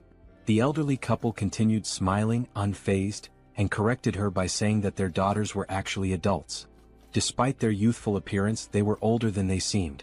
The elderly woman then added that their daughters were probably quite skilled with bows and arrows, though her husband always worried too much about them. Dabin's brother also mentioned that part of the agreement included providing bows and arrows for their daughters. Dabin frowned, questioning the need for bows and arrows. Were they planning to continue hunting goblins? Her brother nodded, confirming that they were, but specified that June had only requested the goblins in the surrounding areas. Since the goblins were relentless and kept coming no matter how many were killed, it was necessary to keep them under control. Hearing all of this, the red-haired man grew even more irritated and told them to stop with all the useless chatter. Then, in a firm voice, he questioned whether they were giving themselves special privileges simply because they were the ones in charge. Wasn't that unfair? To some extent, Dabin's brother agreed. That's why, to balance things out, he explained that June had ordered the second and third groups to kill 100 goblins and head to the 30th floor to receive their rewards. Upon hearing that, a genuine smile appeared on Dabin's face. She reassured them that everything had worked out and instructed them to head up to the 30th floor. Dabin then added that Seo Jun would be waiting for them there, while the red-haired man, still visibly irritated, remained bitter about not being the first group. As they ascended in the elevator, the red-haired man suddenly asked if the guy's name was really Jun, since he looked younger than all of them. Then, laughing with clear sarcasm, he commented on how ridiculous it had been to hear Dabin speak so respectfully about this Jun. One of the twins joined in on the sarcasm, joking that maybe Dabin saw Jun as some kind of god or something. The other twin laughed as well and scoffed, saying, "God my ass. At most, he's just the leader of some cult." Then, as if pondering the idea, he questioned whether this Seo Jun guy was even sane in the first place. Min, who had been listening to all of this quietly, murmured under his breath that all of them were being protected thanks to Jun's abilities. Therefore, he suggested that maybe they didn't have the right to speak about him like that. The moment those words left his mouth, the atmosphere inside the elevator changed. Everyone else became visibly irritated. The red-haired man, looking more annoyed than ever, questioned if all of them were just trying to get on Jun's good side. That single remark filled the elevator with a tense silence. Everyone was now staring at Min. As expected, the red-haired man, frustrated beyond belief, cursed at Min under his breath. Then, glancing over his shoulder with a menacing expression, he warned Min that they would have a little talk later. At that moment, the twins noticed something strange. Jun was approaching, walking at a calm and leisurely pace, one hand tucked casually into his pocket. As he neared them, he gave them a small, relaxed smile and simply said, "Hello." That simple greeting, combined with the way Jun carried himself, sent a wave of shock through all four members of the group. Feeling a sudden nervousness creeping over him, the red-haired man extended his hand hesitantly, introducing himself as Baek Sunjiob. Jun shook his hand in a firm yet casual manner, acknowledging him before commenting that he had observed how Sunjiob and his team had hunted. He noted that they had made excellent use of the barrier and that their strategy had been quite effective. Hearing that sent another chill down Sunjiob's spine. His voice slightly unsteady, he asked how Jun could possibly know that. Jun completely ignored the question. Instead, he simply smiled and stated that from now on, he would be providing electricity, water and gas to units 1301 and 1502. Sunjiob, still trying to make sense of what was happening, managed to thank him but couldn't hold back another question. How was any of this possible? Once again, Sunjiob asked how Jun was doing all of this, how exactly he was making it happen. And yet, for the second time, Jun ignored him. Instead, he casually reminded them that since they had successfully hunted 100 goblins, they were now qualified for these benefits. Then, as if the entire situation wasn't unsettling enough, Jun's expression shifted into a disturbingly eerie smile. With a tone that sent chills down their spines, he added, "By the way, I'm not some cult leader." His eyes glinted with amusement as he continued, "And I certainly don't have any intention of becoming a god." The weight of those words left the entire group frozen in place, completely paralyzed with fear and unable to react. Then, with that same eerie and slightly devilish smile, Jun raised his hand near his mouth, as if about to share a secret. "There's just one more thing." His voice carried an unsettling undertone as he announced that he had a request to make of them. Sometime after that, the new group is seen running at full speed, desperately fleeing from something. When the scene shifts to a front view, the four members are revealed to be escaping, but this time, it's not from goblins, it's from massive, bloodthirsty orcs. Their feet move swiftly as they turn a corner, frantically trying to put more distance between themselves and the monsters. As they round another street, they shout desperately for someone to hurry up and throw things at the orcs. Standing in front of them is Han, holding several spears in his hands. With a subtle smirk, Han tells them they did a good job. As the orcs remain distracted by the fleeing group, Han channels his energy into one of his spears, causing a blue aura to radiate from its blade. A system notification appears, displaying Han's stats. Level 33, holding the title of the 6th Knight, with 70 points in trust and 78 in loyalty. his awakened ability is throwing. Han's throws were already powerful, but now, by consuming mental energy, he can amplify his attack power up to 5 times. As he focuses on his throw, energy visibly gathers along the blade of his spear. The system further indicates that his physical abilities increase by a percentage based on his loyalty, that the experience points and money dropped by monsters are tripled, and that knights can grow at an accelerated rate. Then, with immense force, Han hurls the spear, striking one of the leading orcs directly. Upon witnessing its companion fall, another orc becomes enraged. Gripping a massive machete, it lunges forward, ready to strike Han with a devastating blow. Despite facing such a formidable enemy, Han remains completely calm. That's because, from the back line, a well-aimed arrow infused with energy is already soaring toward the orc. The arrow pierces the orc's head, and with that, it's clear who fired the shot. The archer had been providing cover from the rear all along, and that was precisely why Han could remain so composed. As the second orc collapses, Han swiftly draws another spear and hurls it toward the third orc.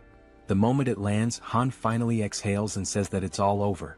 At that moment, a notification appears for June, informing him that he has successfully hunted a level 19 orc and earned wands as a reward for the mission to eliminate 100 orcs. With the mission now complete, 3 people who had been hiding from the orcs in that region are rescued. Han approaches them, reassuring them that there is a safe place they can go. As they move toward the main group, the system suddenly issues an alert. Unauthorized individuals are attempting to enter. The system then prompts Seo Jun, asking if he would like to grant them citizenship. Having just deactivated his Ultimate Eyes ability, Jun notices that this time, there are 3 new individuals. When he looks at the system's interface, he realizes that by accepting them, the total number of citizens under his care has now reached 200. A new system notification appears, confirming that citizenship has been granted to the 3 newcomers, bringing the total to 200. The system further reveals that as the number of citizens reaches certain thresholds, new abilities are unlocked. This time, the ability Tax Collection has been activated. This newly unlocked ability allows him to collect 10% of all the money his citizens possess. However, it comes with a cooldown period of 30 days. Realizing this, Jun understands that the tax collection ability essentially returns a portion of the citizens' money to him.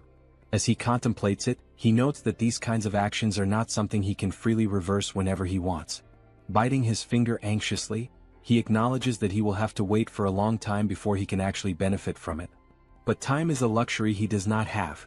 He is running out of time to save his parents and must send Han's team to where they are as soon as possible.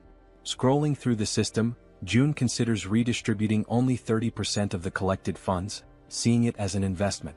Upon executing this command, the system notifies him that the ability's level has increased, reaching level 10 and granting him 3 additional skill points. At that moment, Jun feels a sharp tightness in his chest, accompanied by an intense pain.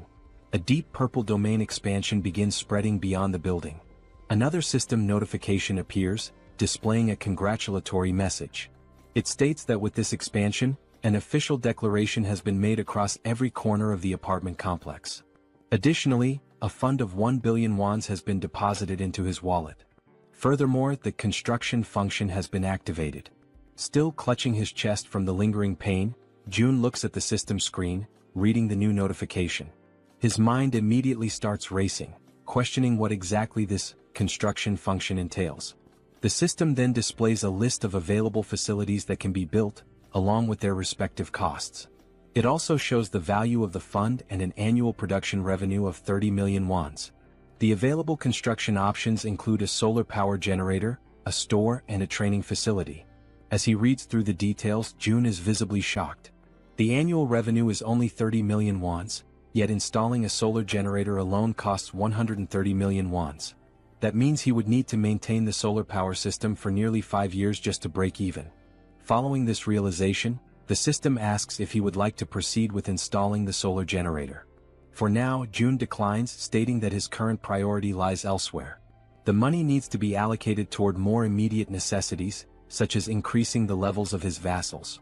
At that moment, Jun notices something different, something unusual.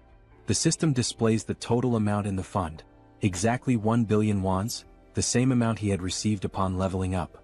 After investigating further, the system clarifies that this amount is exclusively available for construction purposes. Trying to process what he was reading, it takes June a moment for everything to click. But when it finally does, he smiles, realizing just how significant this is. This money is entirely separate from the funds in his personal wallet. Seeing this as an extremely positive thing, June quickly understands that there's no reason to hold back from using it all. Without hesitation, he accepts the installation of the solar power system. The system then informs him that the process will take 24 hours to complete and updates his remaining balance, which now stands at 867 million wons. Looking at the cost, June realizes that it was surprisingly cheap. This leads him to ask whether the system is capable of installing an additional solar generator. The system responds that only one solar generator can be installed per apartment building. With that in mind, June shifts his attention to the store option. As he selects it, he is met with an unexpected but pleasant surprise. The feature is far more impressive than he had initially thought. This store is directly linked to the one he already owns, allowing him to sell registered items to his citizens. However, what truly makes this ability unique is that it is not a physical store. Instead, the system produces items in real time, and as long as there are funds available, the system itself will handle the transactions. Up until recently, managing and distributing supplies had been a tedious and time-consuming task, with Dabin having to handle most of the distribution. But now, with a system-operated store in place, the citizens will be able to purchase what they need on their own. As he reflects on this, June realizes that he can personally set the prices, increasing overall liquidation rates even further. Without hesitation, he issues the command to install the store immediately. The system prompts him to select a location for the store's installation. He carefully considers the available locations before deciding to place it on the 101st floor. The system then displays the remaining construction time, 48 hours until completion. Finally, the third option, the training facility. The system notifies him that this training facility will allow citizens to improve their strength and endurance through basic training exercises, with a 200% efficiency boost. Additionally, for those below level 15, an extra 300% efficiency bonus will apply. Reading this, June feels a surge of excitement.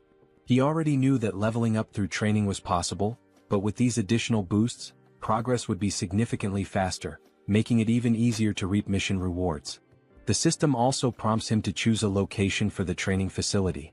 June decides to install it across the entire second floor, converting the entire level into a dedicated training center.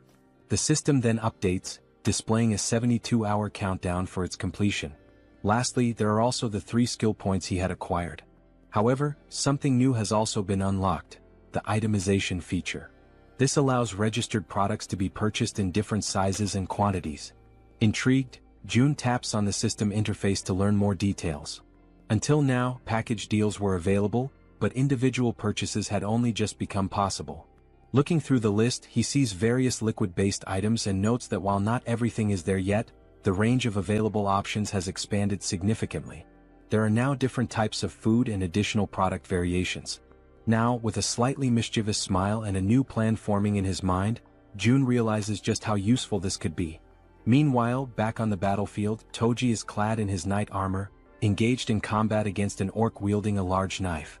The orc lands a strike, but Toji's armor absorbs the impact, leaving him completely unharmed. Spotting an opening, Toji seizes the moment and delivers a decisive blow, eliminating the orc with a single strike. After defeating his opponent, Toki sighs in relief, muttering that it was a close call and that this battle is far more exhausting than expected. From behind him, Han calls out to Toji and poses a question. What would happen if he threw the halberd he was holding? Looking down at the weapon in his grip, Toji admits that he has never actually considered that possibility before. Han then asks him to hand over the halberd for a moment, wanting to try something. As soon as Han takes hold of it, a familiar blue aura begins to radiate from his hands. Focusing intensely, he prepares himself before hurling the weapon with all his might. The halberd soars through the air at an incredible speed, vanishing into the distance with overwhelming force.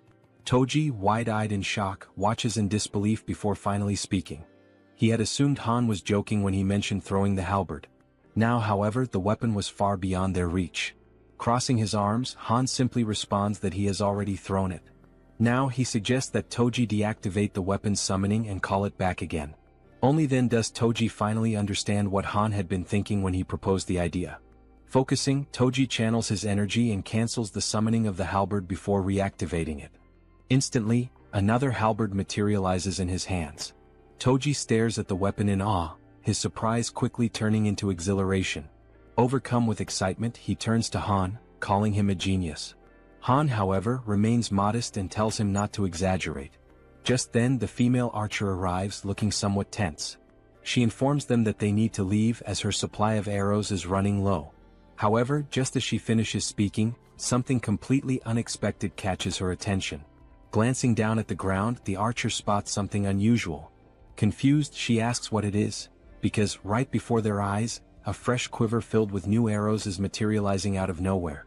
It was as if the Jun himself was telling them that they were meant to continue the mission. Retreat was not an option.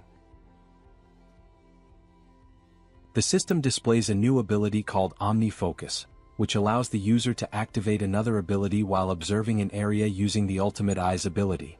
After collecting the new arrows, the archer continues hunting creatures alongside the group. The system keeps notifying them of the orc kills, showing that the last one was level 19 and the amount of one deposited into the shut-in wallet. Additionally, the system indicates that some citizens have completed the mission assigned to them, resulting in more ones being spent. Furthermore, some citizens are leveling up. With his arms crossed, Jun looks at the system and realizes that he has always been right. It is indeed possible to increase attributes through mission rewards as well. A glimmer of hope begins to appear in his thoughts. Staring out the window, he notes that his parents' house is about 10 kilometers away, which would take approximately 3 hours on foot to reach. After considering this, he decides to take a walk around the building and heads toward the elevator. Upon stepping out, he makes his way toward the rooftop, approaching the highest point of the structure. Observing the state of the city in the aftermath of the apocalypse, he takes in the sight of the ruins, every single building reduced to rubble except for his own.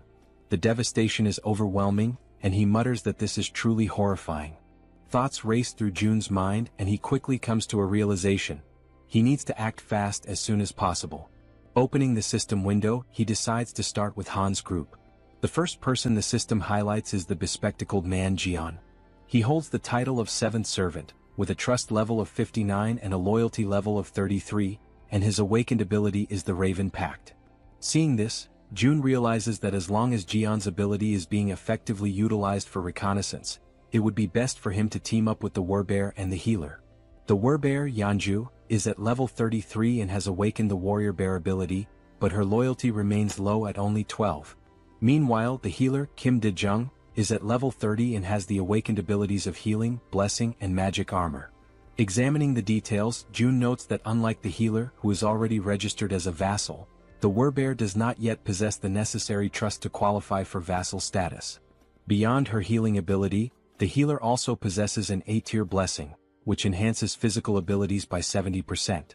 Additionally, she has a B-tier magic armor, which generates a magical barrier that protects a chosen target.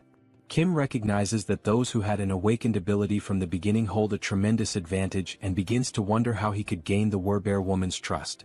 Recalling her desperate goal of resurrecting her son, Jun questions whether that might be the only way. He opens the system's resurrection tab and immediately, the system informs him that he does not have enough money to grant the reward, instructing him to acquire more funds. Kim clenches his fists in frustration, irritated that he still lacks the necessary amount. An idea sparks in his mind, to drastically increase the difficulty of the missions to the highest level possible. He then declares that he will set up a mission to hunt a level 40 monster, knowing that such a monster must be incredibly powerful, which in turn would yield a far greater reward. With a serious expression, he sets the time limit to 24 hours. The penalty? Yet, once again the system notifies him that he does not have enough money to provide the resurrection reward. Despite the harsh penalty of death upon failure, Jun is infuriated that the system still deems it insufficient. Then, another notification appears, momentarily catching him off guard. The system announces that he has slain a level 18 orc. An idea suddenly takes root in his mind, perhaps a group mission might work. Without hesitation, he reopens the system and attempts to issue a mission to hunt a level 40 or higher monster, with the same 24-hour time limit and the same penalty of death upon failure. However, this time the reward is modified. The Werebear's son will be resurrected, but only for 1 day. Jun accepts the mission, determining that for now, he must ensure the Werebear woman fully commits to his cause. Back in his room, Seo Jun hears Desperate knocking at his door. A frantic voice from the other side pleads for him to open it. Seo Jun moves toward the door, and as he cracks it open he barely has time to react. The werbear woman barges in without waiting for him to open it fully. She had already been informed of the mission's reward and the possibility of resurrecting her son, which explained why she looked completely exhausted. Her eyes brim with tears as she declares, with a trembling voice, that she will do anything, anything at all, and she is willing to start immediately. June tells her that it is indeed possible, but there is a strict time limit, 24 hours to complete the mission and 24 hours for the resurrection itself. Upon hearing this, the werbear woman collapses into uncontrollable sobs, overwhelmed by the mere possibility of something she had long believed to be impossible. Tears stream down her face as she expresses her heartfelt gratitude to June, telling him that she is truly happy, ecstatic, to have even just one day with her son. With unwavering determination, she promises that she will do whatever it takes to make it happen. After that, the system notifies that she has surpassed 30 loyalty points and can now be registered as a vassal. Sometime later, June is seen lying in his room, staring at the ceiling.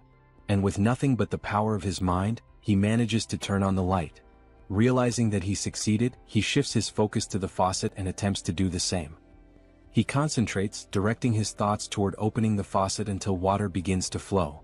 At first, only a few droplets trickle out, barely noticeable. He concentrates a little harder, and this time he manages to fully open the faucet, allowing water to gush out at maximum flow.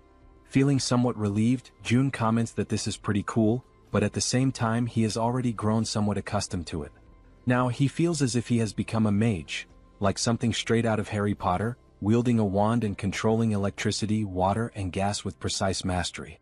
The system then displays an update, indicating that the store's earnings are being calculated. A total of 320,981 wons has been deposited into the shut-in wallet. Glancing at the system, June does some quick calculations and realizes that a profit of 320,000 wons suggests that today's total sales have exceeded 1.5 million won. He activates the Ultimate Eye's ability to check on the people within the building, observing what they are doing on the different floors. On another floor, a man asks how much they need to save. Another man, holding a bow, responds that the bow itself cost 150,000 won, and today they only earned 10,000 won, meaning it will take roughly 15 days. The first man calls the other an idiot, pointing out that he didn't even factor in the cost of water and food for the next 15 days. Frustrated, the man with the bow turns his back and says that since the other is so smart, he should calculate everything on his own. Observing the interactions and dynamics between the people, June notes how much the atmosphere has shifted ever since he started distributing the reward money. He also realizes that ever since the mysterious place known as the store appeared on the first floor of the building, the small amount of money earned from hunting goblins has begun to ignite a growing desire among the people to hunt even more. And now that there are no longer enough goblins left within the apartment complex, people are being forced to venture outside in search of prey. Looking at the system, he feels a certain satisfaction, as level-ups are progressing steadily, and the number of new citizens has grown significantly. The system shows that the current population is 789, with XP and money bonuses now at 100%. Fixated on the system screen, Seo Jun realizes that things are about to expand exponentially from this point forward. Then once again another notification appears. Another level 18 orc has been slain. Sometime later, down below, the werbear woman, with her immense superhuman strength, is tearing through wave after wave of goblins, crushing them without hesitation. Now she is emitting a golden aura, striking fear into the goblins before they even have a chance to fight back. Without wasting a single second, her thoughts consumed by the possibility of seeing her son again, she charges forward, completely obliterating the remaining goblins. Once no more goblins are left standing, she begins to revert to her human form. The exhaustion catches up with her, and she breathes heavily, struggling to steady herself. From a distance, the healer calls out to her, asking if she is okay and whether she is injured anywhere. The werbear reassures her that she is fine, stating that even if she were hurt, it wouldn't be enough to stop her. The healer, concerned, urges her not to push herself too hard, mentioning that she is eliminating all the monsters before anyone else even has a chance to fight them. The werbear apologizes, insisting that she isn't trying to steal anyone's kills. The archer, curious, asks why she is apologizing in the first place, pointing out that by taking down the monsters so quickly, she is making things much easier for everyone. Hearing this, the werbear feels a sense of relief, her companions are not upset with her after all. Watching from afar using the ultimate eyes, June acknowledges that forming this team was indeed a good decision. The system then updates, displaying the Werbear woman's status. Her name is Yun, and she has now reached level 40, with her trust and loyalty both rising to 66. She has also acquired new abilities beyond just her Werbear transformation. The newly awakened abilities are Ancestral Vital Blood and Primal Frenzy. These new abilities grant her a 50% boost to melee attack damage. Additionally, whenever she sustains wounds, Vital Blood drastically increases her regeneration. Furthermore, her eyes turn crimson upon witnessing blood, triggering an effect that amplifies her physical abilities by an astonishing 300%.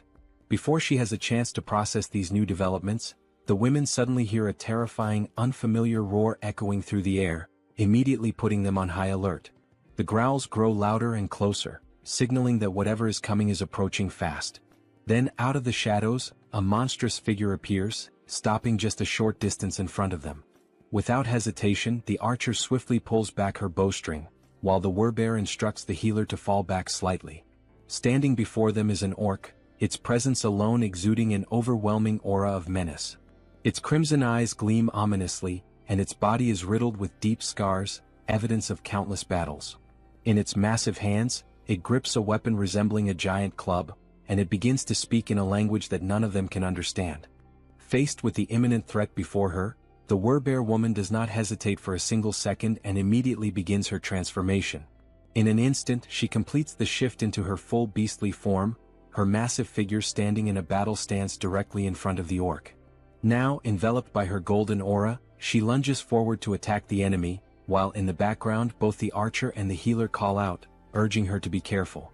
As she charges, she lets out a deafening roar in an attempt to intimidate the orc, but he remains unfazed, standing his ground and locking eyes with her. With his club firmly in hand, the orc also assumes a battle-ready posture, prepared to engage the Werbear head-on. At that very moment, the Werbear woman unleashes her first strike. However, the orc reacts swiftly, managing to block the attack with his weapon. Without hesitation, she delivers another blow, but the orc remains solely on the defensive, skillfully withstanding the onslaught of her relentless attacks. Noticing an opening, she quickly shifts her angle, launching a strike from a different direction in an effort to land a clean hit on her opponent. Meanwhile, as the fierce exchange of attacks continues, the archer readies her bow. With unwavering determination in her eyes, she focuses intensely on her target, and a brilliant blue aura begins to radiate from the arrow. Observing the battle closely, she notices a brief moment when the orc becomes slightly distracted while fending off the Werbear's strikes. Seizing the opportunity, she releases her powerful shot with impeccable precision. Catching sight of the incoming arrow, the Werbear woman swiftly retreats a few steps to avoid being hit. The orc, displaying impressive reflexes, swiftly swings his club to deflect the projectile, narrowly avoiding the attack. However, this movement momentarily exposes a weakness, and without wasting a second, the Werbear, fueled by raw fury, surges forward with overwhelming force. With the full weight of her massive body behind her charge, she manages to slam into the orc, sending him crashing to the ground. Not allowing him even a moment to recover, she bares her enormous, razor-sharp fangs. The orc's eyes widen in terror as he realizes that this could very well be his end, and with a single devastating bite, she finishes him off, bringing an abrupt end to his life. At that precise moment, the system notifies June that he has successfully hunted a level 28 orc captain, and as a result, a larger sum of wands has been deposited into the shut-in wallet. Additionally, a certain condition has been fulfilled, one that allows for the construction of a new forward outpost. This forward outpost resembles a defense tower, and according to the system, it serves as a safe zone located outside of the main home. When activated, it temporarily exerts the same protective influence as the house itself. There are two conditions for its activation. The first is that it will only be operational if a citizen holding the rank of knight or higher resides there. The second condition states that if an unauthorized individual remains inside for more than a day, the outpost will automatically be destroyed. Reading this information, June is caught off guard, surprised by the realization that he now has the ability to construct something entirely new. A grin spreads across his face as he remarks that, despite the staggering cost of 1.3 billion wands, his bank account has more than enough funds now that all the orcs have been dealt with. He decides that this forward outpost is well worth the investment. The system also displays additional details, revealing that the construction process will take 7 full days and will require 3 citizens of knight rank or higher to be stationed there. With that in mind, June realizes that his only option is to wait for those 7 days while the 3 necessary members return to occupy the outpost. As various thoughts race through his mind, the one that troubles him most is the sheer amount of time that will be lost, an entire week spent waiting. Deep in thought, he acknowledges that he cannot afford to waste too much time. Furthermore, most of the monsters near the outpost site have already been eliminated thanks to the efforts of his citizens. Understanding this, Seo Jun decisively presses the button on the system to initiate the construction of the outpost. Even though it will take 7 days, he realizes that it is not a bad option at all. If he can build this within the main house's territory, it will at least provide him with some peace of mind. As these thoughts occupy his mind, he finds himself recalling memories from his childhood, moments of pure happiness spent with his family. And now, by strengthening his domain, he believes he will be able to protect his family more effectively. Staring out the window at the ruined city beyond, he feels a deep sense of unease, knowing that bringing his grandparents here will not be an easy task. Closing his eyes, he silently wishes for his family's safety. When he opens them again, his resolve strengthens.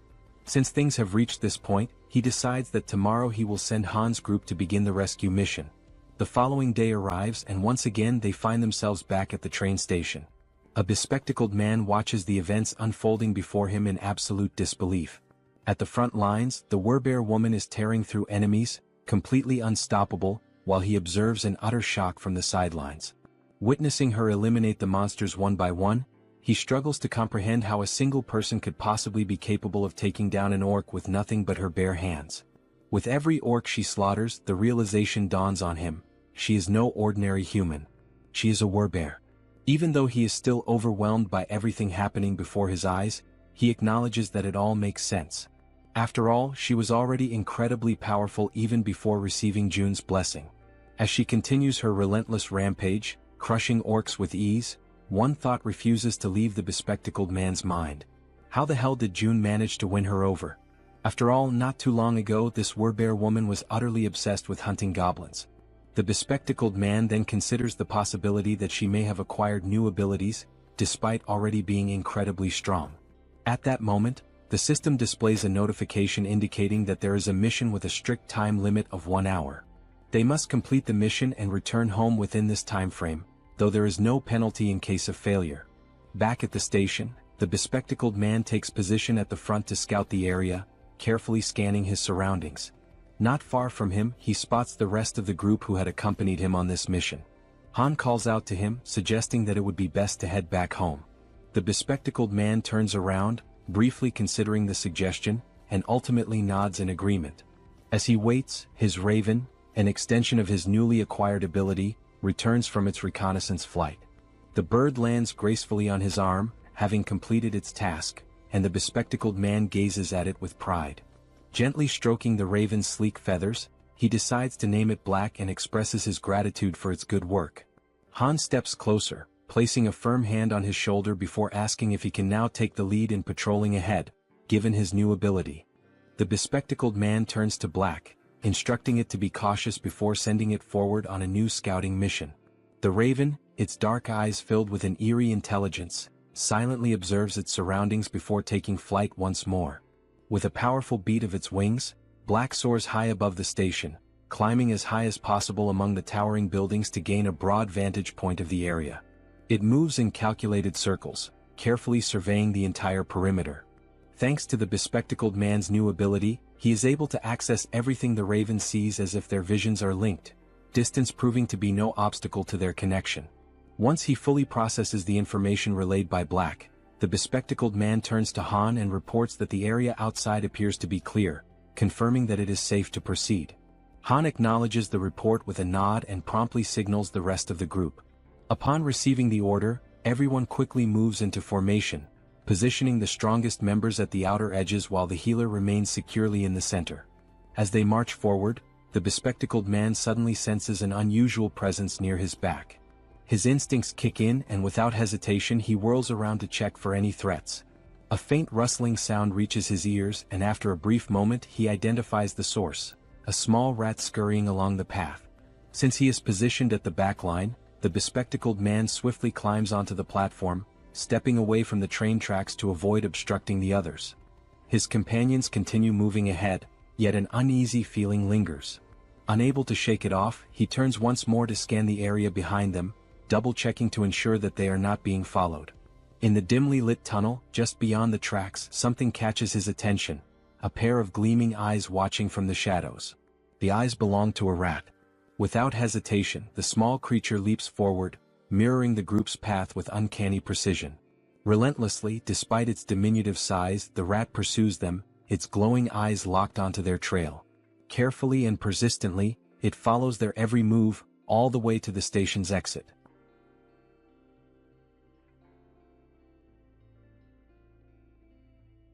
A short while later, back at the apartment, Seo Jun expresses his desire for everyone to help him.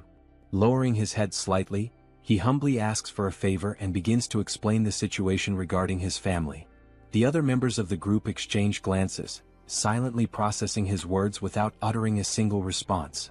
Jun continues, acknowledging that the chances of his family being alive are slim, given the current state of the world. Han then asks if his relatives are also within the apartment complex, to which Jun replies that it is difficult to say for certain. At that moment, Moon steps forward and without hesitation, exclaims that they will help rescue Jun's family. The sudden outburst catches everyone's attention, and all eyes turn to Moon as he fervently insists that they should be allowed to assist with this. Han, with a faint but genuine smile, nods in agreement, stating that all of them have only managed to survive up until now thanks to Jun's efforts. Turning to face Jun directly, Han firmly declares that they will help, but only if Jun provides clear instructions on what needs to be done. Hearing this, Jun lets out a small, relieved smile and expresses his heartfelt gratitude for their willingness to assist him. With everyone watching attentively, he explains that now that they have successfully eliminated all the orcs occupying the station, their next move should be to follow the subway tracks leading to the next station. He then elaborates further, saying that this station is the closest one to his home. However, they can exit through exit number 2, and once outside he will provide them with more specific instructions.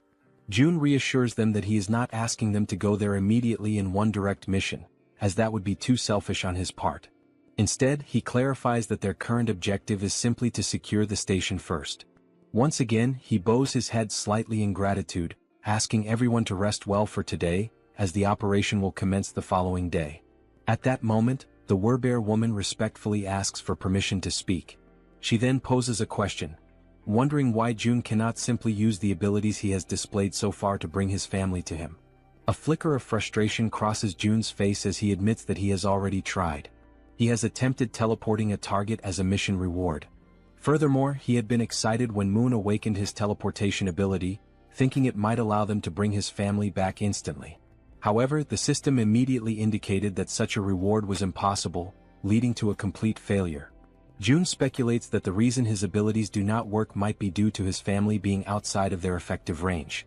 Scratching his head in contemplation, he adds that if this truly is the reason, then even if his parents were to die, there would be absolutely nothing he could do to save them, as they remain beyond his reach. As the group listens, Jun acknowledges that, despite his powers, he is not capable of everything. Even with the abilities he has gained, there are still things beyond his control. Turning his gaze toward the Werbear woman, he reassures her not to worry, affirming that the promise he made to her before is one he can still fulfill. At that moment, the system displays a notification indicating that her trust in him has increased even further. She smiles warmly and thanks him for his honesty, appreciating that he has been straightforward from the very beginning. Jun in turn thanks the entire group for their honesty as well, and once more urges them to rest for the day. One by one, they begin dispersing to prepare for the much-needed rest ahead. As Han steps away, he pauses briefly, turning back to remind Jun that he should get some rest as well. At that precise moment, something catches Jun's attention, making him instinctively glance to the side. The system suddenly notifies him that someone is attempting to enter, and that this individual meets the necessary requirements, prompting the system to ask whether he wishes to grant them citizenship. Without hesitation, Jun activates his Ultimate Eyes ability and commands the system to approve the citizenship request. The system displays the name of the individual as Yi Jin, a level 31 being with an awakened ability titled Queen of Rats. Upon using his ability to verify the identity of the applicant, Jun's eyes widen in shock, a wave of disbelief washing over him as he realizes that the one he had just granted citizenship to was, in fact, a rat. 1 hour earlier, while they were still inside the subway station, the rat had been observing the group closely, curiously wondering who these people were. These individuals were so powerful that they had managed to eliminate the orcs with remarkable ease. As the group ascended the stairs, the rat pondered whether their strength was due to the fact that they all had awakened abilities. But at the same time, it questioned if such a thing was even possible. Hiding in the corner of the wall, the rat considered the best course of action. Perhaps it would be wise to simply follow them for now and attempt to make contact later. The thought lingered in its mind that such an endeavor might be challenging, but with its abilities, it should be much easier. Determined, the rat took off in pursuit of the group. Now outside the station, amidst the city's ruined streets, the rat continued tailing them, convincing itself that it was only taking a quick look around. Upon arriving at their destination, the rat's ears twitched as it picked up the sound of human voices, children's laughter and other noises that were incredibly unusual in this world. Looking ahead, it saw children playing carefree, as if untouched by the devastation that plagued the rest of the world. The sight left the rat in complete shock. In a post-apocalyptic world, such a scene was simply unnatural. Turning its gaze to the other side, the rat found itself questioning why so many people were gathered inside that particular building. Fixating on the only structure that remained completely intact, it wondered what in the world that place was. With a deep sense of curiosity, it decided to take a closer look. However, as it attempted to leap up the steps and enter, it slammed its head into something invisible. A dull ache surged through its skull, and a large lump immediately began forming on its tiny head. The sudden pain caused the little rat to let out a pitiful cry. It had collided with a system-generated window that displayed a message stating that entry was prohibited. While rubbing its sore head and trying to make sense of what had just happened, another system window appeared before it, asking whether it wished to acquire citizenship. Still slightly irritated from the unexpected collision, the rat, without much thought, accepted the citizenship offer. Yet, despite agreeing, the system window stubbornly remained in front of it. A flicker of frustration crossed the rat's face as it muttered that such a thing was probably impossible for a mere rat. But in the very next instant, the system confirmed that citizenship had indeed been granted. Overwhelmed with excitement, the rat raised its tiny fist triumphantly, as if celebrating a great victory. A part of it still wondered if this had actually worked. Stepping forward, it entered the building, reassuring itself that everything was fine now. However, the moment it crossed the threshold, panic erupted. The sight of a rat inside sent the people into a frenzy. Instantly, several individuals reacted, attempting to stomp on the small creature to eliminate it. The rat, realizing the danger, frantically dodged their feet, twisting and leaping in desperate evasive maneuvers. It barely managed to escape the chaotic scene, but in the process, it lost its balance, tumbled forward, and ended up rolling into another area entirely. The new location was a training facility, where the group's members were actively working out. Han and Togi were lifting dumbbells, training their biceps. Moon and the glasses-wearing man were performing bench presses. The archer and the poison-wielding woman were working out on the other side of the room. Meanwhile, the healer and the werbear woman were taking turns using the lat pull-down machine. Observing the sheer intensity of the training, the little rat found itself in awe, its tiny mind racing as it marveled at the sight. What kind of place was this? At that very moment, elsewhere, a new figure appeared. A woman, clutching her head, muttered that she was experiencing pain. She had been inside that very subway station earlier, and now she was suffering from a splitting headache. Perhaps this pain was a lingering effect of when the rat had collided headfirst into the system's invisible barrier. Bringing her hand to her mouth, she let out a smile, one that gradually morphed into something filled with twisted excitement. She spoke softly to herself, claiming that now, at long last, an opportunity had presented itself. A low chuckle escaped her lips, and soon she was grinning almost maniacally. She had finally found a way to survive. However, she quickly realized that the real challenge was how to actually reach that place. For now, she only needed to make her way to the station where the group had been. As she gnawed at her nails, she considered the possibilities. Perhaps the only viable method would be to traverse the subway tracks. But there was a major obstacle in the way, the monster that currently occupied the station, blocking the path forward. And yet, instead of despairing, she clenched her fists with determination. That was precisely why she still had a chance. There was nowhere in this world that she could not reach. At her command, a swarm of rats began to emerge, flooding the entire area. At that moment, a system notification appeared, indicating that he had hunted a trained level 2 rat and had gained a small amount of XP. The woman's ability was called Queen of Rats, a skill that compelled any rat she encountered to swear loyalty to her, allowing her to share their senses. Observing the notification, June, deep in thought, quickly realized that this woman was controlling the rat's spirit. Without hesitation, he activated his ability, Ultimate Eyes. Someone with an awakened Tirei ability had arrived on their own, so no matter the circumstances he had to accept them. He carefully examined each room, searching for any sign of her, but there was nothing to be found. Turning his gaze outside, he scanned the surroundings, yet there was no trace of her there either. June then considered summoning her through a mission, as she had already been accepted as a citizen. The mission he devised was simple: visit the apartment within a 48-hour time limit, with a reward of cola and a choco bar. However, just before confirming the mission, June paused, realizing he was forgetting something. A memory resurfaced: the conversation he had with the Werbear woman, where she had asked if he simply couldn't bring someone there using his abilities. June had tried multiple times before and had never succeeded. But perhaps that was because those people had been outside his sphere of influence at the time. Now, however, things were different. Everyone who had obtained citizenship was undoubtedly under his influence. No matter how far away they were, the system still registered the bodies of the monsters they hunted, calculating them accordingly. This proved June's theory. With this realization, he ordered the system to modify the mission. The new objective remained the same: visit the apartment. However, the time limit was now only 10 seconds, and the penalty for failure was immediate summoning to the location. After confirming the changes, June felt a hint of surprise that the system had allowed it to proceed without imposing any restrictions or additional penalties. Deep in thought, he considered that this was a worthwhile attempt. If he could successfully summon a citizen from the outside just once, then he could safely bring his own family there in the future. Once the forward base was activated, he would temporarily gain the same authority as his original territory. Only then would Han's group be dispatched.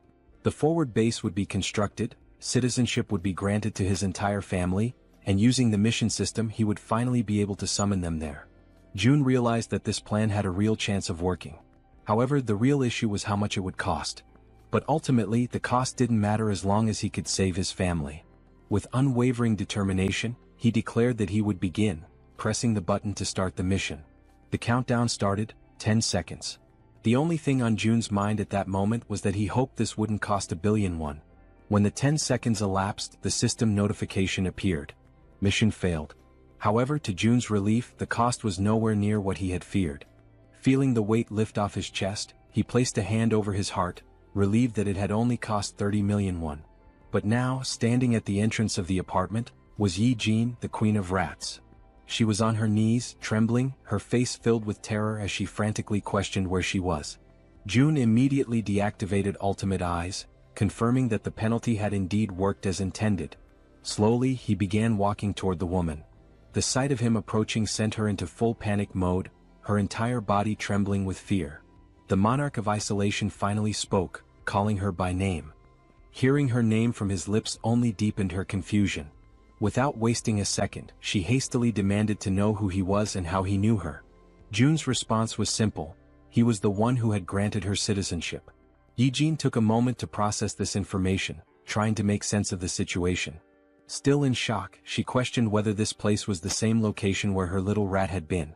June, retrieving a can of soda from the system, confirmed that yes, this was the top floor of the apartment she had previously seen through the rat's eyes. As he offered her a chocolate bar and a soda, he apologized for summoning her so suddenly, fully aware that she was overwhelmed and terrified. Then, in a calm and composed manner, June introduced himself, stating his name and expressing that it was a pleasure to meet her. Still wary, Yi-jin hesitated for a moment before extending her hand to accept the chocolate and soda. She took a deep breath, gathering herself, before asking if he was the one who had summoned her here and if he was also the one responsible for that strange search at the subway station earlier. June confirmed both. Without warning, her expression shifted completely, excitement flashing across her face. Her sudden change in demeanor left June puzzled. Then, as if she had just remembered something urgent, Yi-jin began to speak. She knew it was asking for a lot, but there were people under her care and she wanted to know if he could bring them here as well. Continuing, she explained that she had tried to do it herself, but it had been extremely difficult to bring everyone here. She had been so close to taking a huge gamble to make it happen. June, maintaining his composure, asked her how many people she needed him to bring. Without hesitation, Eugene answered, 35 people.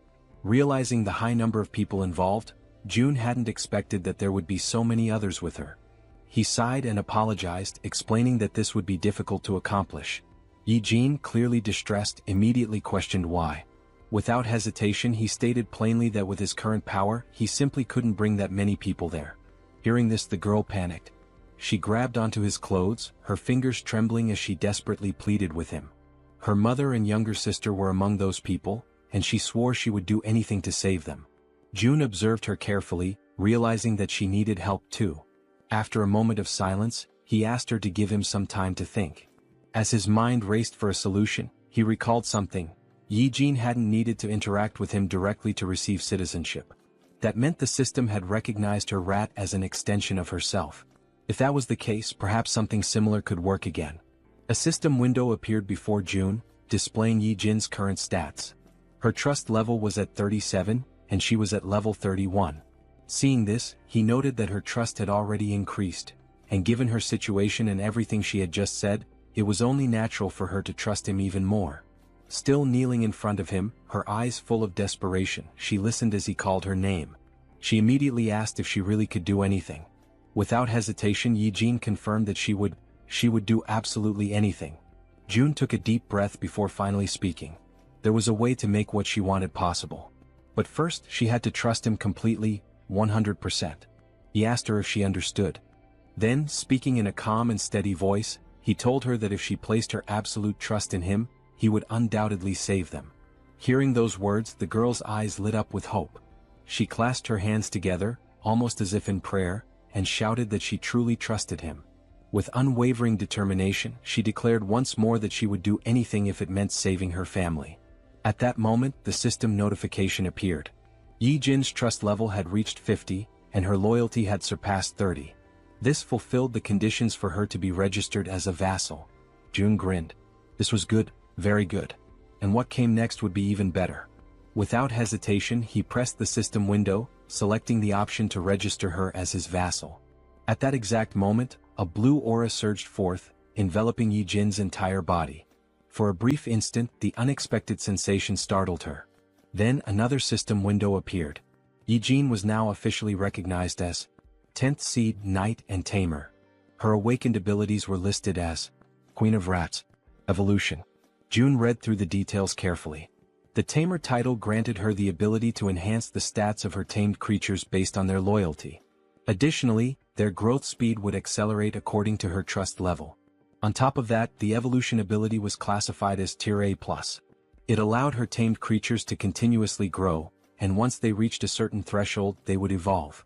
As he watched the glowing energy flow through her body, June asked her a critical question. Were there tamed rats near where her family was located? Eugene, still feeling the power coursing through her, nodded quickly.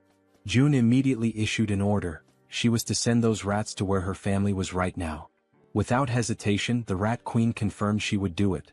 She sat down cross-legged, closing her eyes in deep concentration. She needed to direct her consciousness to her rats, guiding them to her family's location. June seized the moment and activated Ultimate Eyes. As soon as he did, his vision expanded and he was able to see through the eyes of the rat. The system recognized it as an extension of Eugene herself. A system window popped up, identifying the creature. Tame Mouse, Level 2. The small rat scurried forward, stopping in front of a group of people. They watched it carefully, recognizing it almost immediately. Whispers spread among them. Was this one of Eugene's rats? Then, to their surprise, a system window appeared above the rat. The unexpected sight made the people uneasy. And then, something even more shocking happened. One after another, various supplies began to materialize from the system. Food, water, necessities, all appearing out of thin air. The people stared in disbelief, struggling to comprehend what they were witnessing. Someone muttered a question. Was this Eugene's doing? With this, the system updated once more. Eugene's trust level skyrocketed, increasing several times over. From a distance, June observed it all. This was exactly what he had anticipated. He continued watching as the rats moved. A realization struck him. Eugene's ability and his absolute eyes were a perfect combination. From this moment on, the tens of thousands of rats crawling through the sewers would now serve as his eyes. June couldn't help but smile. This was insane. And now he had acquired the ultimate scout. The Rat Queen politely asks for permission to speak, her voice calm but firm. She then inquires if the place June wants to know about is the one located near the beach. June nods in confirmation, stating that yes, that is indeed the place he is referring to. A realization dawns upon him. Coincidentally, Yi-jin had gone to Nambu-Mindong, which happens to be where his family's house is located. Naturally, this puts her in a far better position than Han's team, who are still unfamiliar with the area. On top of that, all she needs to do is send a single rat. Even just one rat alone makes it possible to confirm his family's survival, and now with her abilities, it will also be much easier to send supplies. After June explains the plan to her, Yi-jin smiles, confidence shining in her expression, and assures him that he can leave everything to her. Right at that moment, the system notifies that both her loyalty and trust have increased. Not wanting to waste any more time, June immediately asks if she can go right now. Yi-jin, still smiling playfully as she absent-mindedly plays with one of her rats, confirms without hesitation that she can. June then gives her a specific request. He asks if she could follow the subway tracks on her way. Her expression shifts slightly, and she asks if he is seriously suggesting that. June confirms without hesitation. His plan is to use that route for the rescue mission later. However, Yi-jin's expression changes drastically. A look of sheer panic washes over her face as she quickly exclaims that this will not work. June is momentarily taken aback by her sudden reaction and questions why his plan would fail. Yi-jin, still visibly shaken, explains that a monster lives inside Siamayan Station. June freezes for a moment, completely caught off guard by the unexpected information. In disbelief, he asks her if she is serious. Yi-jin simply nods, her expression grim. June raises a hand to his chin, deep in thought. After several seconds of contemplation, an idea forms in his mind. He then asks Yi-jin if she can send just one rat to where the monster is. Though she is visibly hesitant, no doubt because of her traumatic experiences, she steadies herself, takes a deep breath, and focuses. As the blue aura flows through her body, she confirms that she can do it. The perspective shifts, and now it is through the eyes of a rat inside the subway. The tiny creature scurries forward, navigating the abandoned station. Then, it suddenly stops, completely frozen in place. Something up ahead catches its attention. As its gaze slowly rises, it sees a massive figure lifting the lifeless body of an orc as if it were nothing but a rag doll. The rat's vision continues to rise, revealing the true form of the creature. It is a gigantic snake. The monstrous serpent effortlessly takes the life of the orc, devouring it with frightening ease. Despite being small and trying to remain hidden, the rat's subtle movements attract the snake's attention. The giant serpent's head snaps in its direction, instantly recognizing something unusual in the surroundings. It swiftly swallows the orc, and without wasting a second, it shifts its focus entirely to the rat. Realizing it has been discovered, the rat trembles in fear, its tiny body shaking as it scurries behind a pillar, desperately trying to stay out of sight. For a brief moment, it feels safe, believing it has managed to hide successfully. But its relief is short-lived. The gigantic snake moves with terrifying speed, heading directly toward the spot where the rat is hiding. The serpent's enormous mouth opens, revealing its razor-sharp fangs, poised and ready to end the tiny creature's life. As the attack closes in, the rat is paralyzed with fear, a cold chill running through its entire body. At the very last second, it manages to leap away, barely escaping the deadly strike. Now, its only chance of survival is to run as far and as fast as possible. However, the snake does not relent. It hunts mercilessly, pursuing the rat with unstoppable determination. For a brief moment, the gigantic serpent appears to hesitate, and the rat uses that single opportunity to flee for its life. Back in the apartment, June watches in complete silence, his ultimate eyes ability fully activated. After seeing just how massive and powerful the snake is, June wonders what level the monster could be. He has a strong suspicion that it is at least above level 40.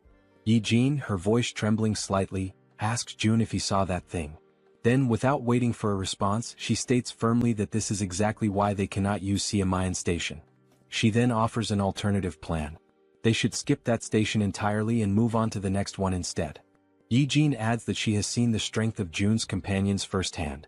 She is confident that getting to the next station won't be a problem for them. June ponders for a moment and then realizes that Yi-jin is absolutely right. He nods in agreement, thanks her, and states that her idea sounds like a good plan. With a grin, he then tells her that she can head to Unit 2701, which is the next station. From today onward, that will be her base. However, she will need to do some cleaning up first.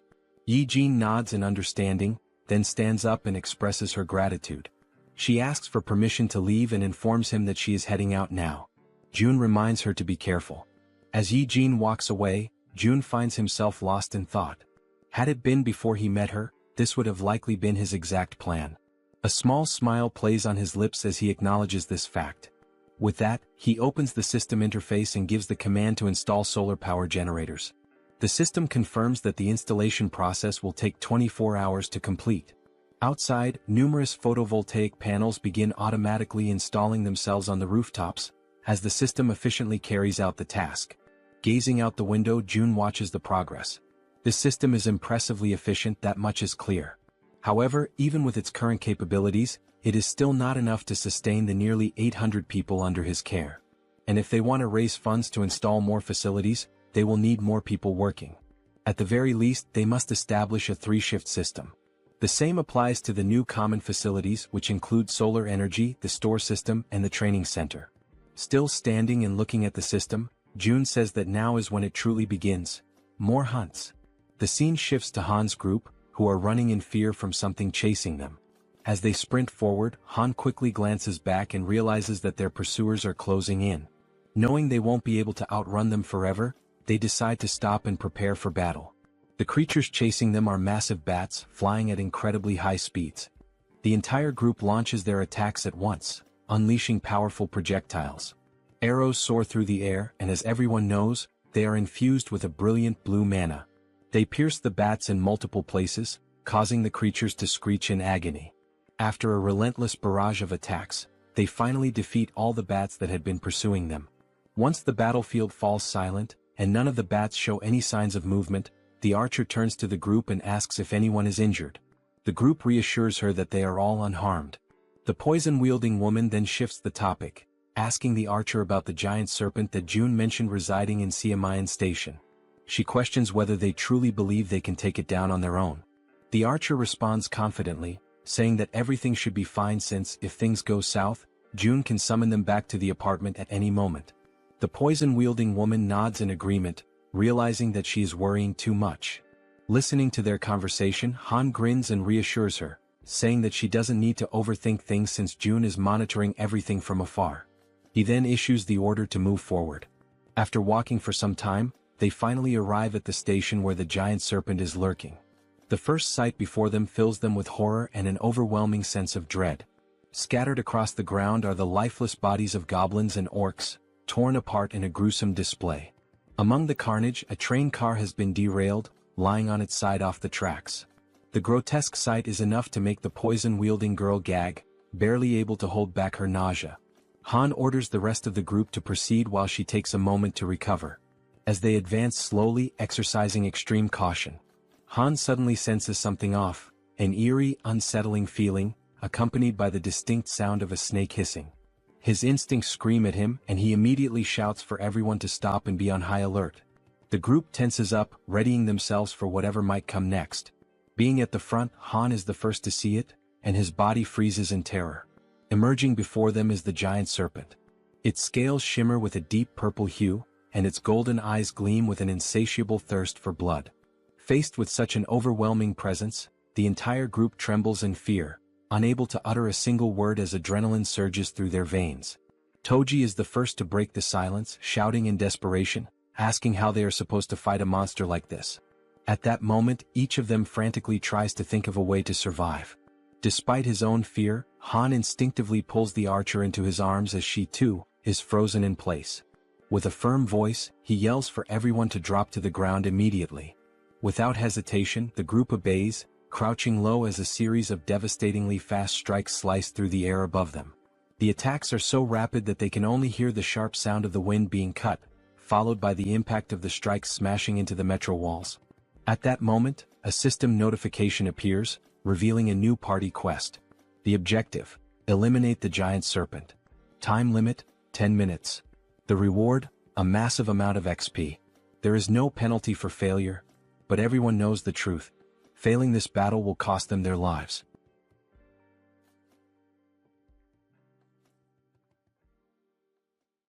After the possible attack, while still shielding the archer with his body, Han realizes, deep down and with absolute certainty, that this might truly be the end for them. As the others begin to recover from the shock, confusion sets in, and they start questioning what exactly just happened.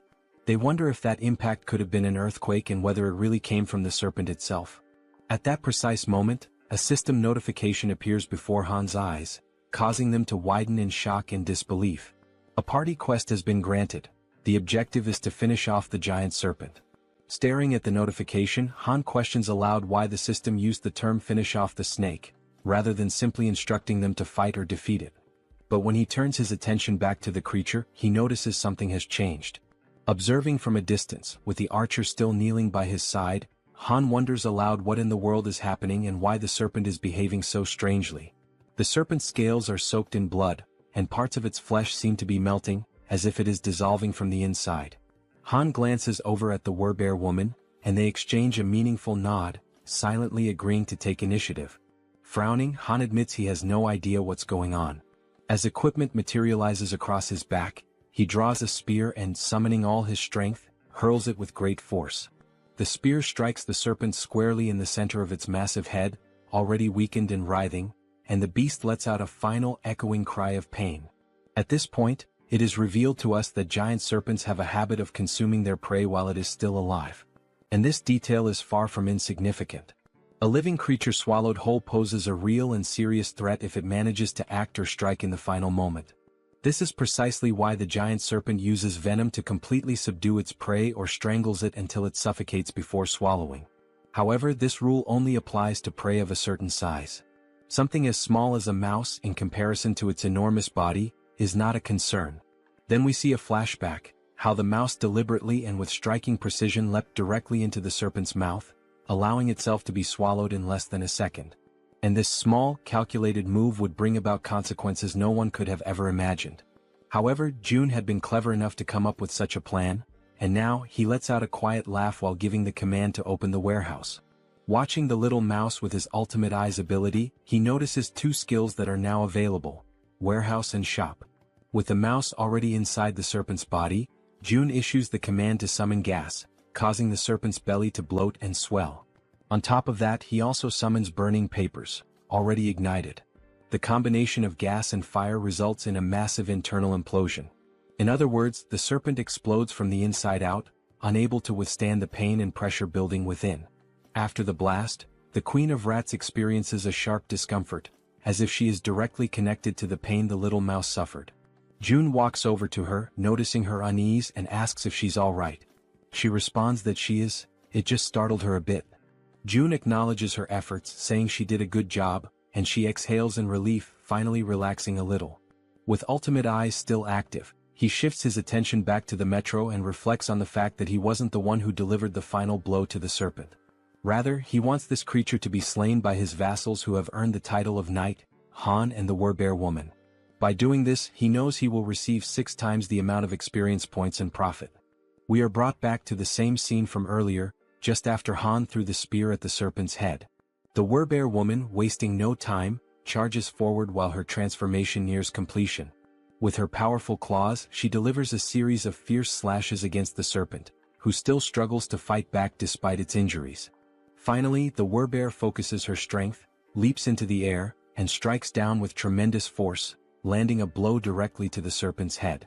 The impact creates a large crater, and once she lands back on the ground, now almost fully transformed, she turns to look over her shoulder, just to confirm that the giant serpent has truly been defeated.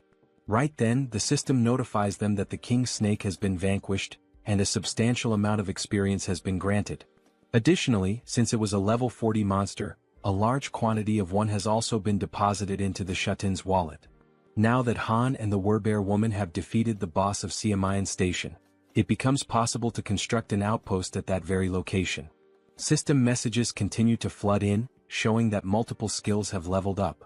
Among them, a domestic domain declaration has reached level 15, granting June 3 additional skill points. As always, after each evolution, June experiences that familiar sharp pain, a tightness in his chest that signals the price of his advancement. Outside, his domain continues to grow, stretching farther and farther without pause. The system then alerts that a being has been discovered that meets the citizenship requirements, asking whether June would like to grant it. Still clutching his chest in pain, June gives the command to grant citizenship to the candidate. The system reports that the total number of citizens has now reached 1,000, and as the citizen count reaches that milestone, every citizen unlocks a new passive ability called base salary. This base salary skill is a passive ability that grants every citizen an additional 100% XP and profit bonus. Reading the message, June's eyes widen in astonishment, hardly able to believe what he's seeing. He opens the status window of one of the citizens and confirms it with his own eyes.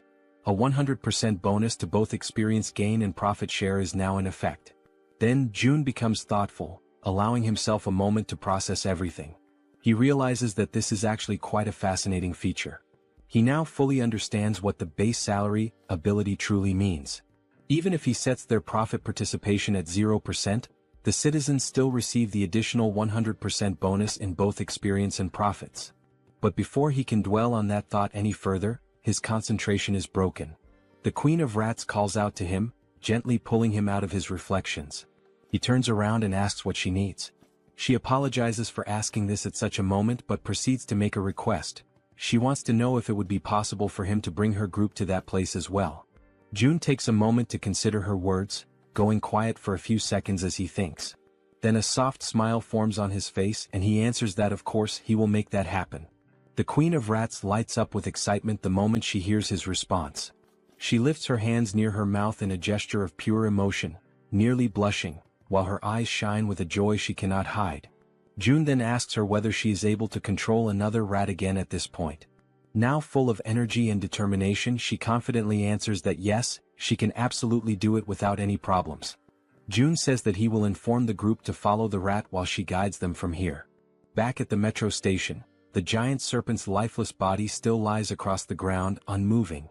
From within that very scene, a tiny mouse emerges, now acting as the guide for the group, leading them toward their new destination.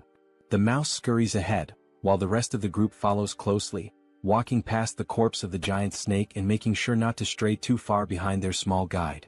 Han is once again left in shock by the sight unfolding before him. The Werbear woman urges him to compose himself and asks whether it was his group that defeated all of the orcs lying lifeless across the floor. He immediately denies it and turns the question back to her. But she also says that she didn't do it either. When she arrived, the orcs were already in that state. That leads them to conclude that this must be an orc territory, and whoever defeated them must be far more powerful than they are. As they keep walking, all the group can see are orc corpses and splashes of blood staining the ground, while they continue following the mouse that is showing them the way. Han points out that now that the giant serpent has been dealt with, the major threat is gone. However, he warns that they must not lower their guard just yet. The archer agrees with his assessment, noting that there could still be hidden groups of monsters lurking in the shadows nearby. At that moment, the little mouse turns back to the group, squeaks, and gestures with its tiny paws as if to say, "Come on, hurry up." Seeing this action, Toji comments that this mouse is actually pretty clever, and Moon asks whether the mouse is part of June's skill set. The group presses on, continuing forward while June watches from a distance. Observing everything from afar, he judges that for now there don't appear to be any major threats in the vicinity.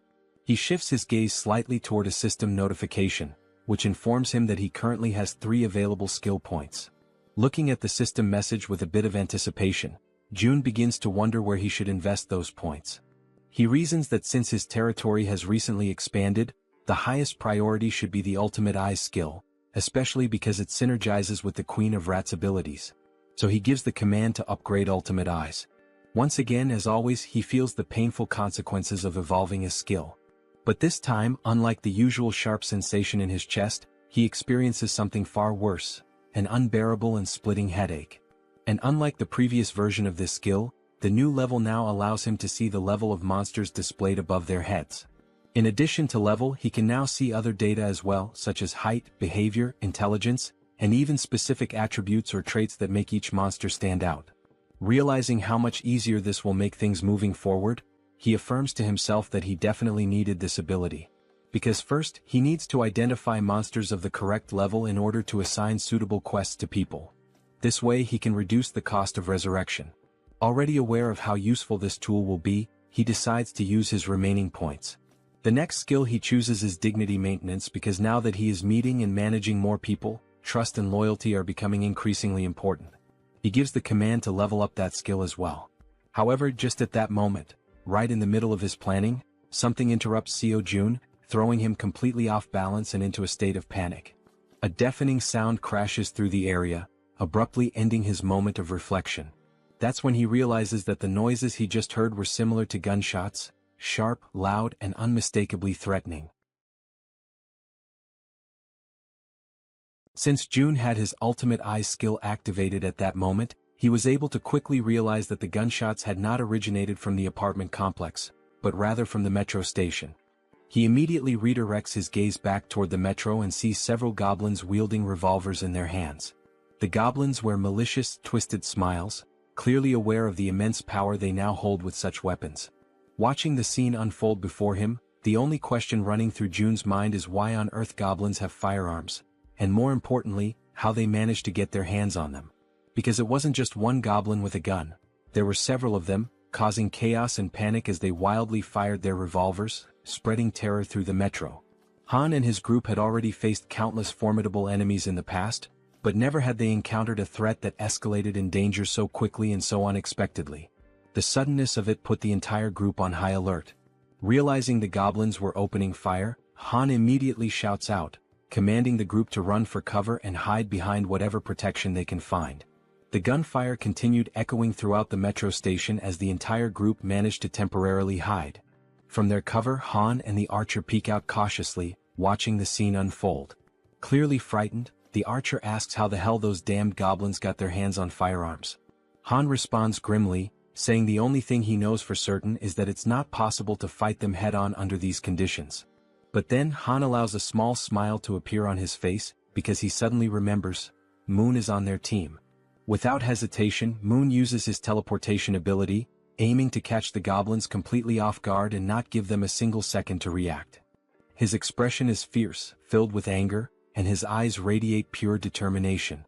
Without the slightest bit of remorse, he pierces the back of one of the armed goblins with his spear, driving it through the creature and silencing it with one final scream. That agonized cry is enough to alert the rest of the goblins, who immediately turn their attention to Moon, now fully aware that he's standing in the middle of them. But Moon is far from weak, certainly not as weak as the goblins had imagined. Using his close-range combat skills, he manages to decapitate every single goblin that tries to strike him, cutting them down one by one in rapid succession. Watching this from a distance, the goblins still wielding revolvers quickly realize that this is their best chance to shoot the boy before he closes in. But just as they prepare to pull the trigger, arrows suddenly strike their hands, forcing them to drop their guns in pain. The shots had come from the archer, who had been carefully observing the fight and saw the perfect opportunity to act. And she wasn't the only one. Toji, dressed in his heavy knight's armor, and the Werbear woman also launched themselves into the fray, charging forward to eliminate the remaining goblins. Both of them begin to attack fiercely, not giving the goblins a single moment to breathe or retaliate. From a distance, the man with glasses and the poison-wielding woman watch everything unfold in disbelief, clearly impressed by the strength and coordination of their companions. Toji and the Werbear continue pushing forward, relentlessly attacking the goblins, while in the background the archer and Moon provide cover from a distance to ensure their success. After the battle, Jun shifts his attention back to the revolver and ammunition, inspecting them carefully with the help of his ultimate eyes ability. He then gives the system the command to register both items. The system promptly displays a confirmation that the revolver and its specific ammunition have now been successfully registered. Realizing what he just did, Jun stands silent for a moment, stunned by the fact that he has now added a firearm to the system's inventory. He quickly recognizes that he cannot display this item in the store for the general public to purchase. On the other hand, offering firearms in the shop would come with clear advantages. People would instantly become more active in hunting monsters, and even ordinary individuals below level 10 might start regularly hunting orcs. That means the citizens would bring in significantly more XP and profits overall. However, Jun is also aware of one major problem. He cannot trust all the citizens yet. At this point, he's still welcoming people indiscriminately. In other words, there's no real standard, no vetting process. He's been accepting everyone and providing them with supplies without screening them first, operating under the belief that he can control everyone, no matter what might happen. Of course, the rapid growth of the citizen population has brought many benefits. But everyone knows that things change drastically when firearms are involved.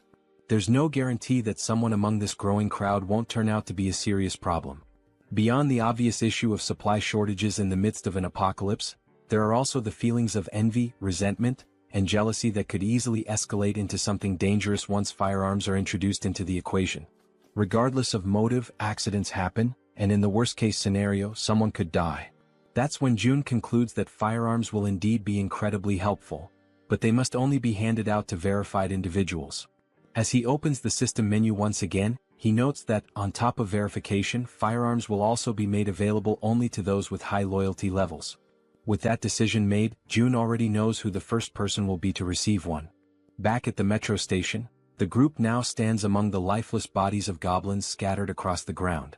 Suddenly and without warning, a gun begins to materialize, forming in midair before dropping right in front of Moon, startling him with how sudden and unexpected it was.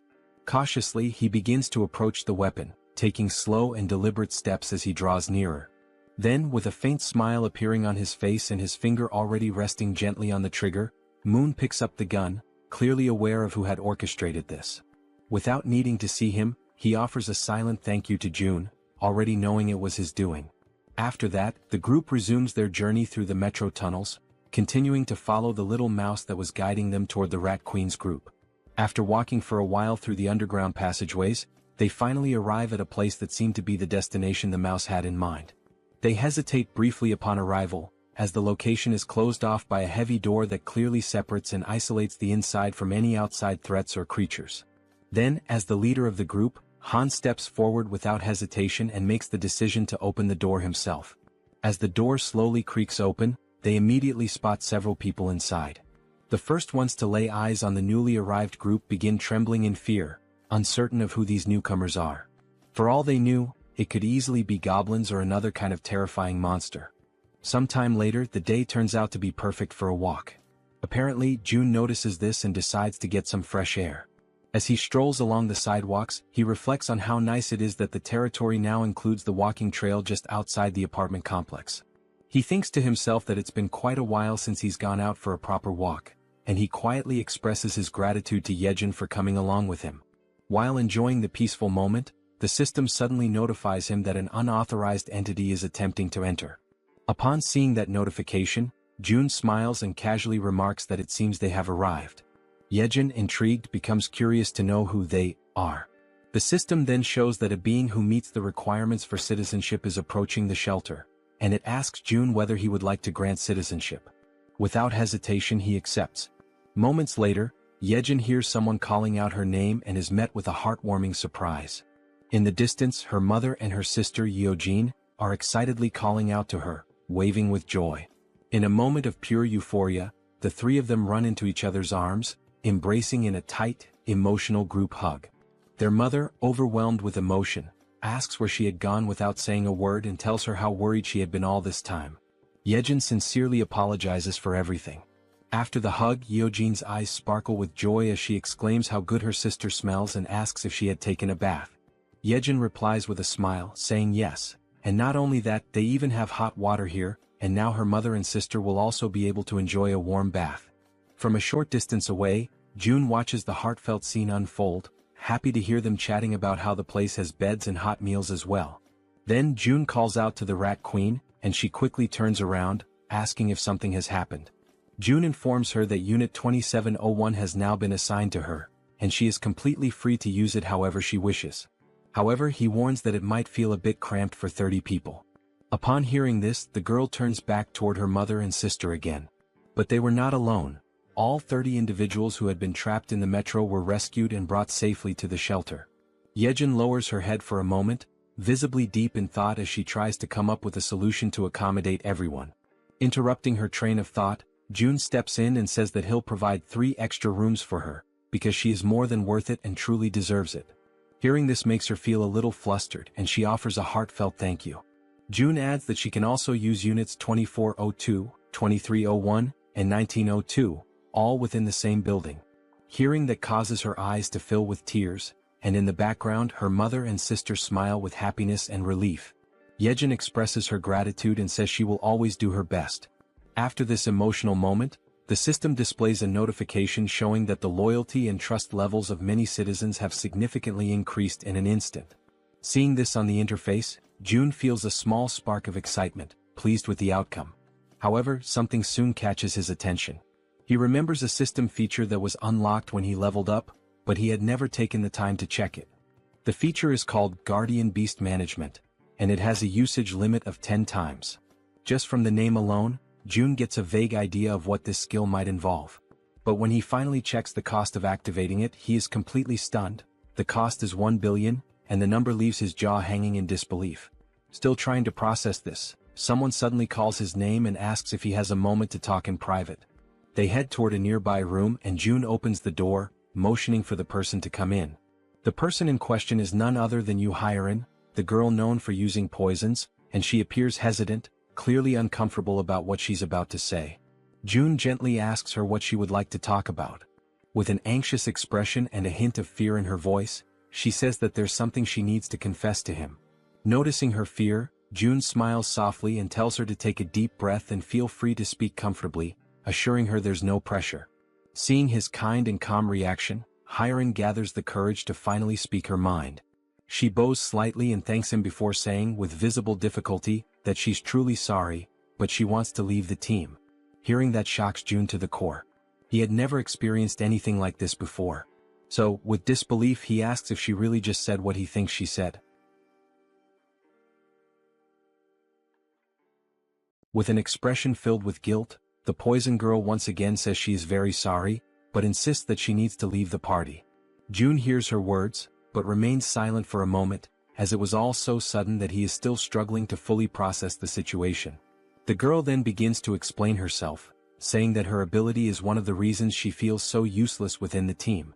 She confesses that she often thinks that her presence doesn't make any real difference. Whether she is there or not, things would likely remain the same. Jun gently tells her to stay calm and to speak freely, reassuring her that she can always be honest with him about anything. The girl then clenches her teeth tightly, as if she is bracing herself with fear and hesitation. Gathering her courage, she finally admits that she is afraid. The way she says it, the trembling in her voice, leaves Jun momentarily speechless. She goes on, repeating that she really is scared, truly terrified. The goblins were terrifying, the orcs were just as frightening, and the giant snake they faced had been utterly horrifying. She even recalls the terrifying moment when they were being chased by that red tiger. There were so many instances when she could have lost her life, that just thinking about it brings tears to her eyes and she starts to cry. Once again she apologizes to Jun, saying she knows he saved her many times, while she could only watch helplessly, remaining silent. Wiping the tears from her face with trembling hands, she continues, saying that she is nothing but a useless person, someone who has failed to live up to Jun's expectations. Jun, quietly listening, reflects that deep down, he had already started to notice this before. He remembers the time when they went to rescue Moon's grandmother. She had been clearly afraid then.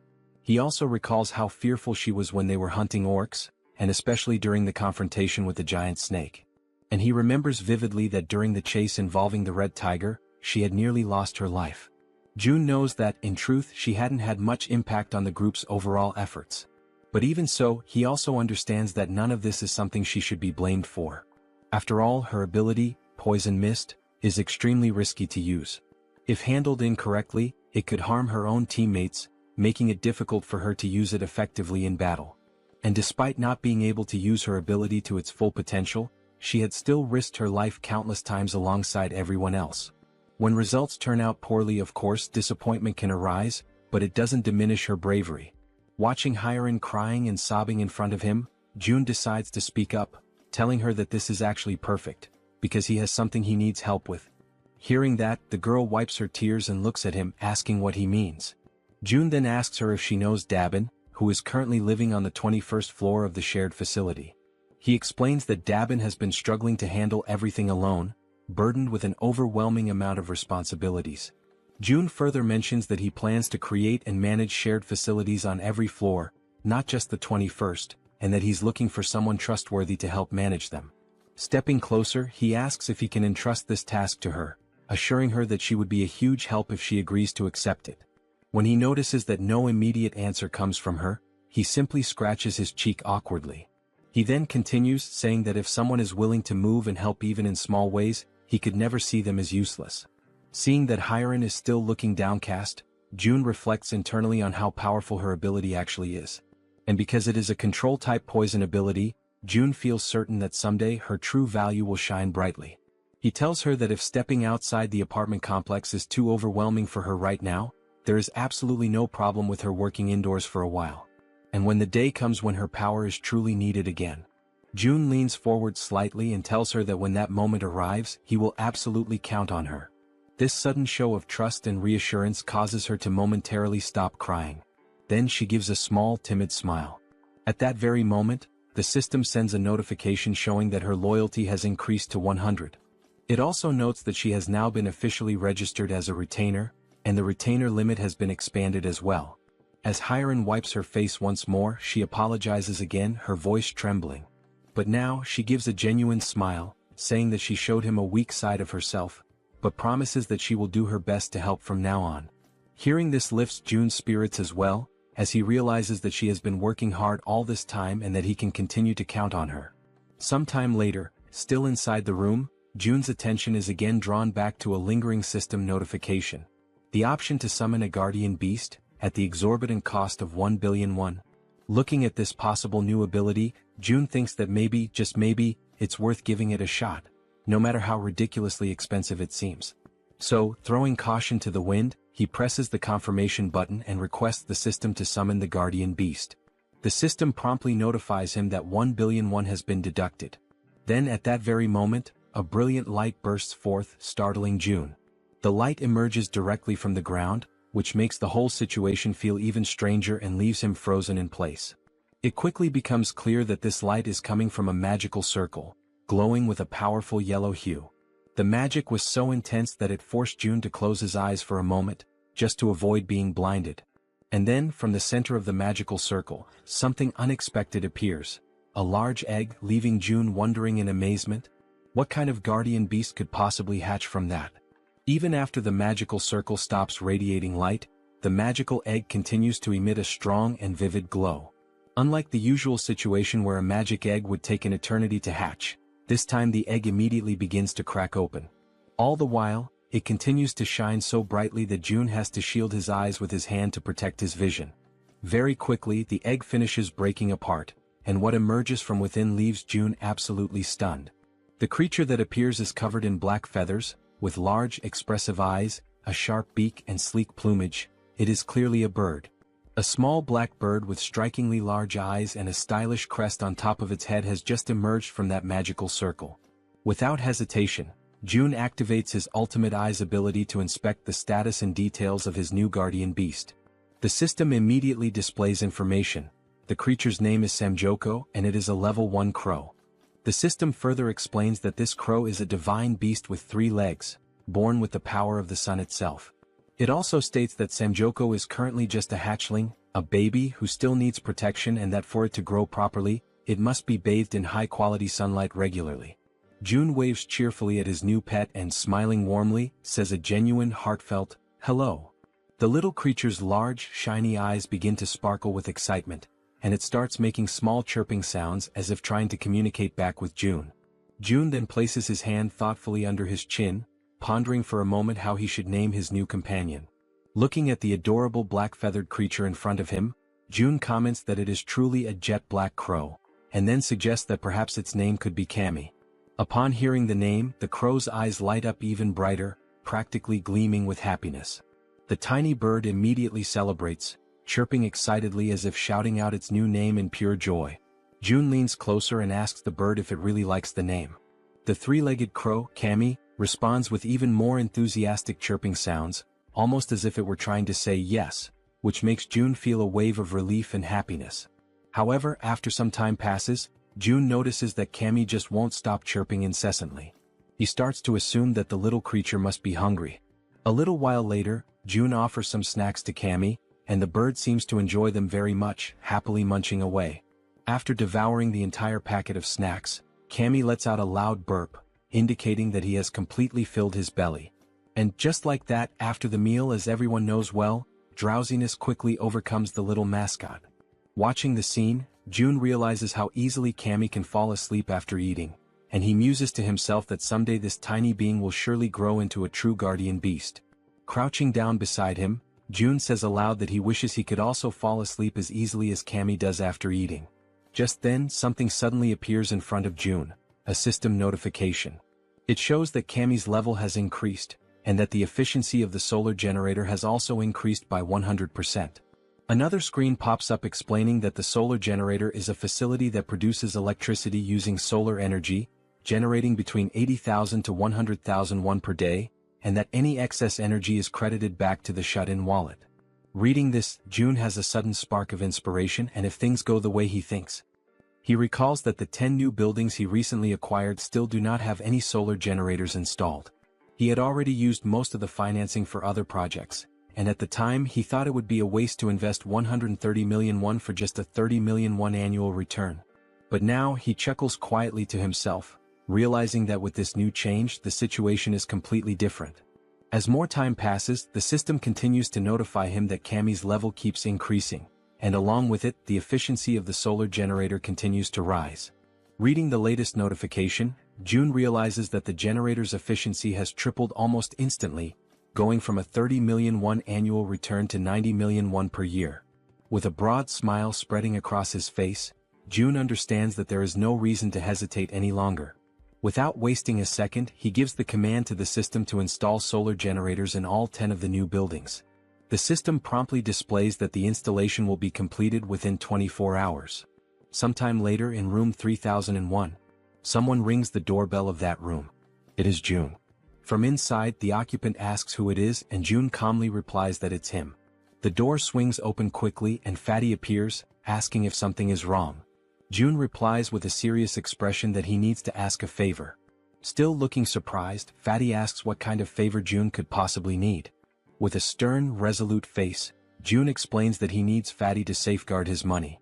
They exchange a few words that the narration doesn't reveal to us, and shortly after that, Fatty is left standing there, completely in shock by what he has just heard.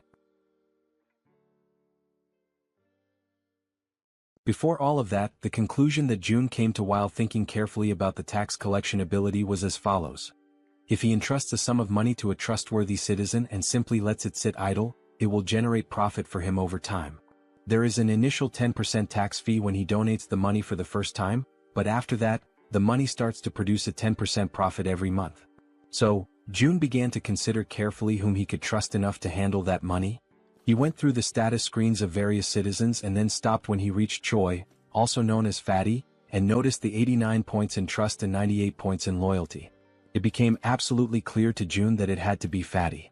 His level of trust and loyalty were on an entirely different scale, significantly higher than that of any other citizen.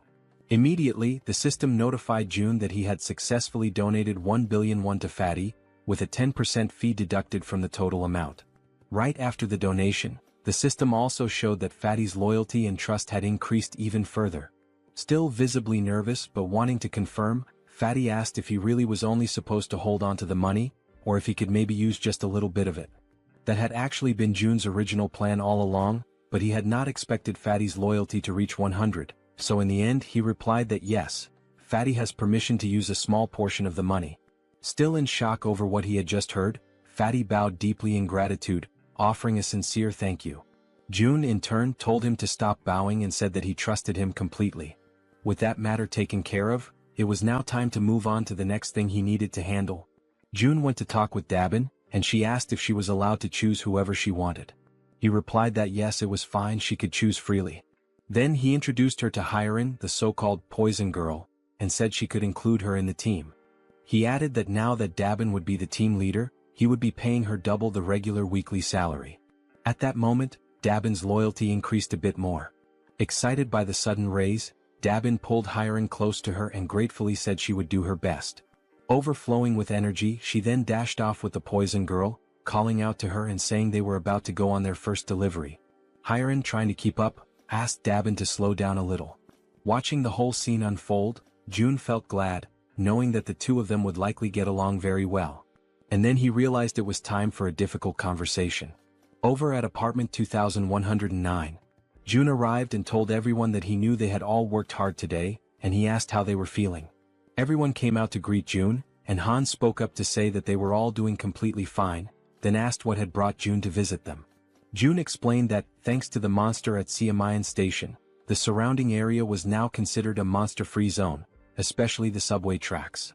Everyone listened as June said that from Siamayan to the next station, there were almost no monsters, and that this was their opportunity, before another monster appears and claims the area.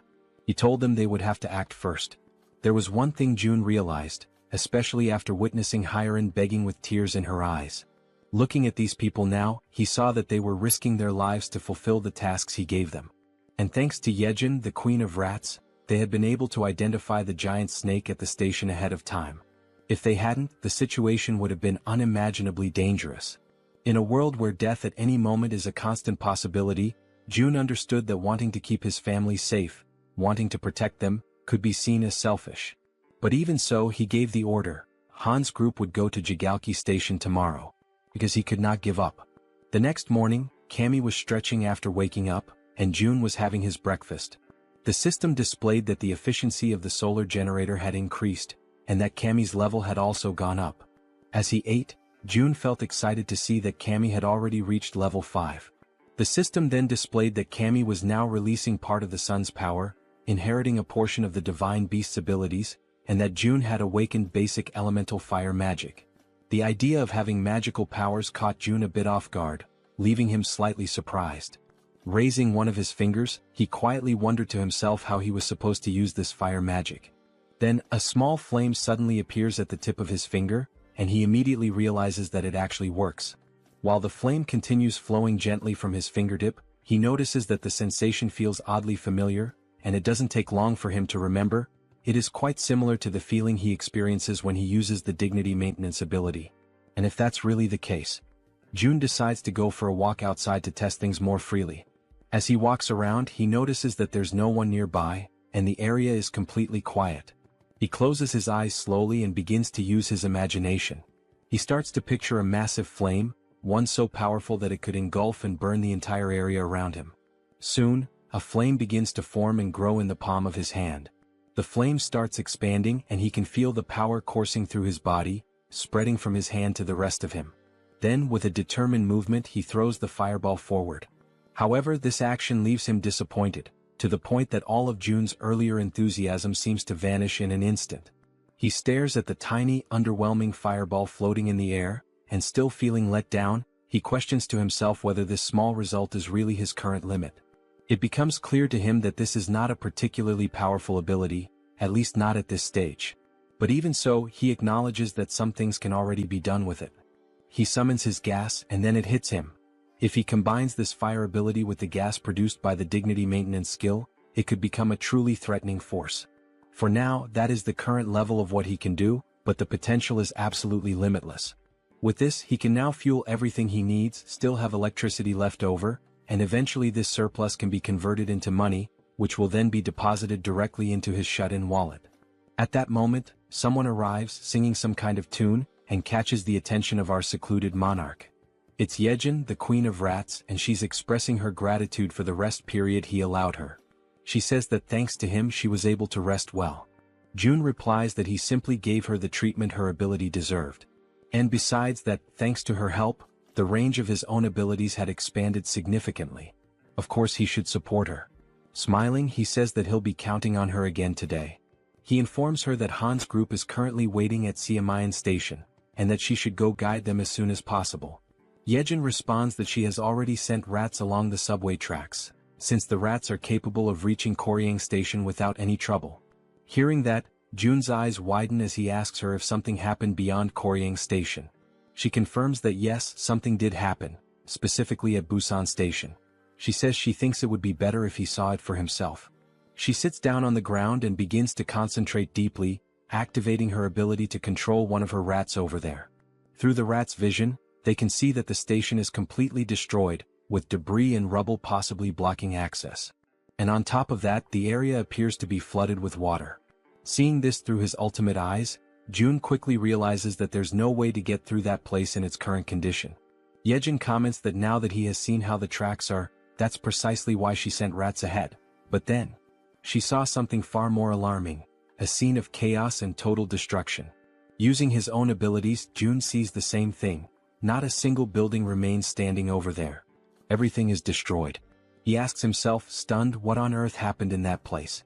One of the rats moves closer to a hole in the ground, which turns out to be some kind of crater. June wonders what that thing could possibly be. Then the rat adjusts its position, and only at that moment does it become clear. That crater is actually a footprint, likely left behind by some kind of giant. Only then does June understand that the problem in that area is far more serious than he had imagined. That explains why there are no intact buildings and why even the roads are completely destroyed. Then suddenly, June feels a tremor at that exact moment. Something that resembles an earthquake. Both he and Yejin are startled and immediately on alert as everything begins to shake violently, just like during a real earthquake. The Queen of Rats drops to the ground, crouching in fear and screaming from terror. June quickly moves closer, trying to reach her in order to calm her down. But at that moment he begins to feel deep discomfort, realizing that if this continues with the tremors growing stronger, all the buildings will eventually collapse. The earthquake continues to grow stronger, shaking the buildings more violently with each passing moment. Still visibly shaken, June turns to Yejin and asks if she is all right. Yejin reassures him that she is, but then with a worried expression, she asks what is really happening. June starts to explain that it is a tremor, but before he can finish, he is interrupted by a loud, booming voice shouting his name. Both June and Yejin, still caught in a state of panic, hear that they need to go check what is going on. After a moment, Yejin glances at her companion, and he gestures for her to follow him outside. Meanwhile, Fatty, visibly shaken and fearful, mutters in disbelief, questioning what all this chaos could be about. He adds that June needs to head to his house first. Without a second thought, both of them dash towards Fatty's house, despite the obvious danger all around. As they run, Fatty explains that from his place in Siamayan, they can get a clear view of the station area and assess the situation better. As they move swiftly through the quaking streets, June can't help but recall the loud crash from earlier, wondering why Fatty is dragging him to his place with such urgency. After some time they finally reach the destination. Upon opening the door, June is met with the sight of Fatty and his wife, both overwhelmed with fear and anxiety. Fatty quickly points towards the balcony, urging June to take a look. As June steps out onto the balcony and takes in the view, he becomes utterly shocked and paralyzed, his mind racing as he wonders why it always has to be some kind of madness. Outside, a gigantic, fearsome cyclops looms over the city, with sharp fangs and imposing horns, mercilessly destroying everything in its path. As the monstrous creature continues to demolish buildings with sheer brute force, June, still in a state of disbelief, summons everyone back to regroup. The group, now gathered, looks at one another in confusion, uncertain about the reason behind June's sudden call. When they reach Fatty's house, Han and Moon speculate about whether the earthquake from earlier might be linked to what's happening now. But suddenly when they glance ahead, they are all left frozen in terror as they spot the terrifying Cyclops approaching. While they helplessly watch the giant creature crush and topple massive buildings, the group can only question in disbelief what that monstrous being in front of them could possibly be. The Cyclops, consumed by unbridled rage, continues to smash and pulverize everything in its vicinity with its powerful fists. Then Han shouts out, desperately wondering what on earth is going on, while Fatty points out that the Cyclops is moving closer to their location, urging June to take a look. Feeling overwhelmed, June, in a state of panic, acknowledges that they have to do something, but he has no idea where to even begin. From the balcony, June glances down at his hands, unsure whether his abilities would be enough to withstand the Cyclops' attack. Nervous and trembling, June clenches his teeth, trying to keep his composure despite the dread creeping in. Suddenly, June hears someone calling his name and he freezes. Turning around, he sees the Werbear woman, her expression resolute and unwavering. With fierce determination, she requests a chance to take on the Cyclops. Hearing her words, June is initially taken aback and a bit fearful, unsure of what to think. However, the Werbear woman remains focused, her fiery resolve to battle the gigantic beast evident in her eyes. June, still anxious, manages to muster a faint smile after hearing her confident plea. Then he turns to her and asks if she is truly willing to confront the Cyclops. With unwavering courage, the Werbear woman firmly declares that she will make it happen right away. Just then, the system interface pops up, displaying that a mission has been granted. The objective is to hunt the Cyclops within a 24-hour time limit. If the mission succeeds, the reward will be 1 day of resurrection for the sun. However, if they fail, the penalty will be a full day of excruciating pain. Jun immediately calls for the group to assemble, stating that he will give a quick rundown of the plan. Standing before them, Jun asks everyone to pay close attention. To begin, he divides the group into 3 teams. The first team consists of Han, the Werbear woman, the healer, and Toji. The second team includes Moon, the archer woman, and Jian, the guy with glasses. The third team consists of Jun himself and Yejin. Jun states that he will take charge of their current area, while the others must quickly move to their designated positions, emphasizing that he is counting on their effort and bravery. Following this, the group members race through the streets, each heading to their respective locations with a determined focus. Somewhere else, Jun hears his name being called again. When he turns around, he sees Hyerin, who, after surveying the area, confirms that Jun was right. The individuals with military experience are positioned at the main gate, while the other residents are gathered in the underground parking lot. Smiling in relief, Jun thanks her for the efficient work and suggests that she move to the underground parking lot as well to continue assisting the others. However, Hyerin, with her gaze fixed firmly on Jun, states that she wants to contribute more, despite her body, especially her trembling hands, clearly revealing her fear and nervousness.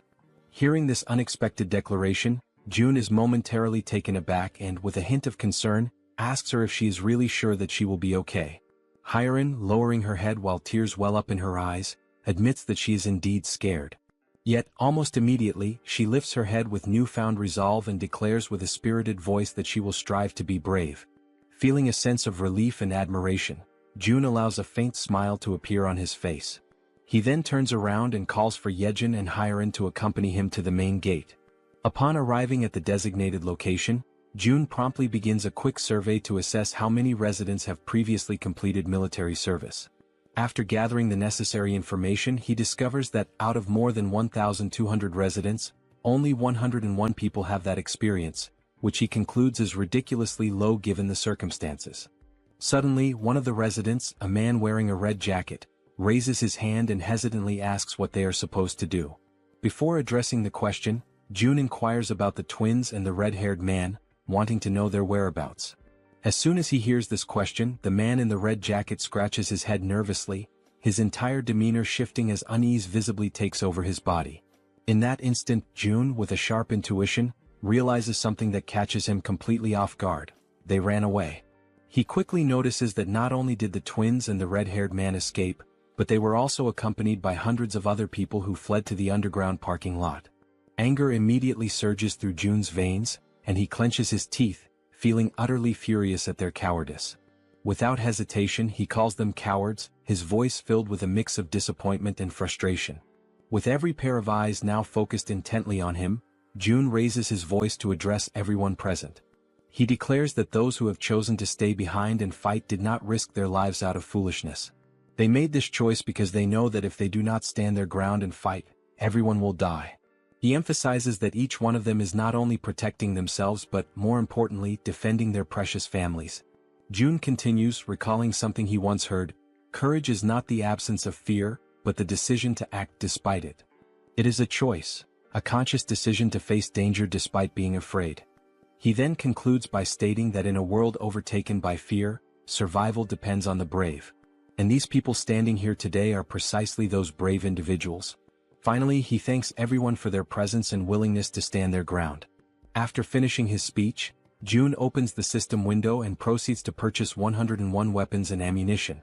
As soon as the transaction is completed, the weapons and ammo begin to materialize right in front of everyone, leaving the crowd stunned and wide-eyed with disbelief. At that moment, the system promptly notifies that XP and participation in the liquefaction process have increased by 100%. Indicating that their efforts and willingness to fight have been recognized. Jun instructs the residents to pick up the weapons and ammunition that have appeared before them. One by one, they cautiously reach out and take the weapons, their expressions reflecting a mix of shock and awe as they hold the newly acquired firearms in their hands.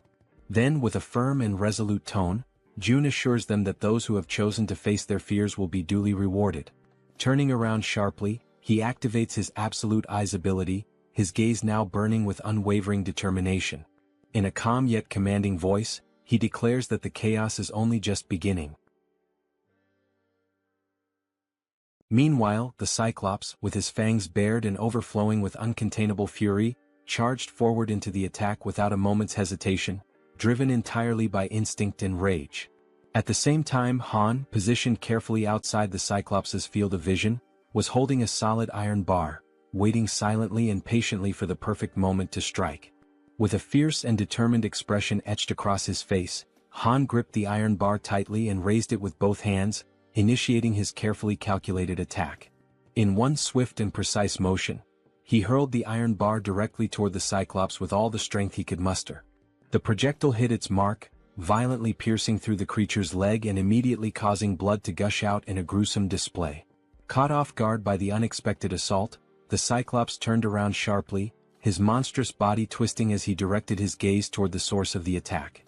His fiery red eyes locked onto Han, the one who had dared to wound him, and for a moment, time seemed to stand still as Han remained frozen, paralyzed with fear in the face of the towering monster.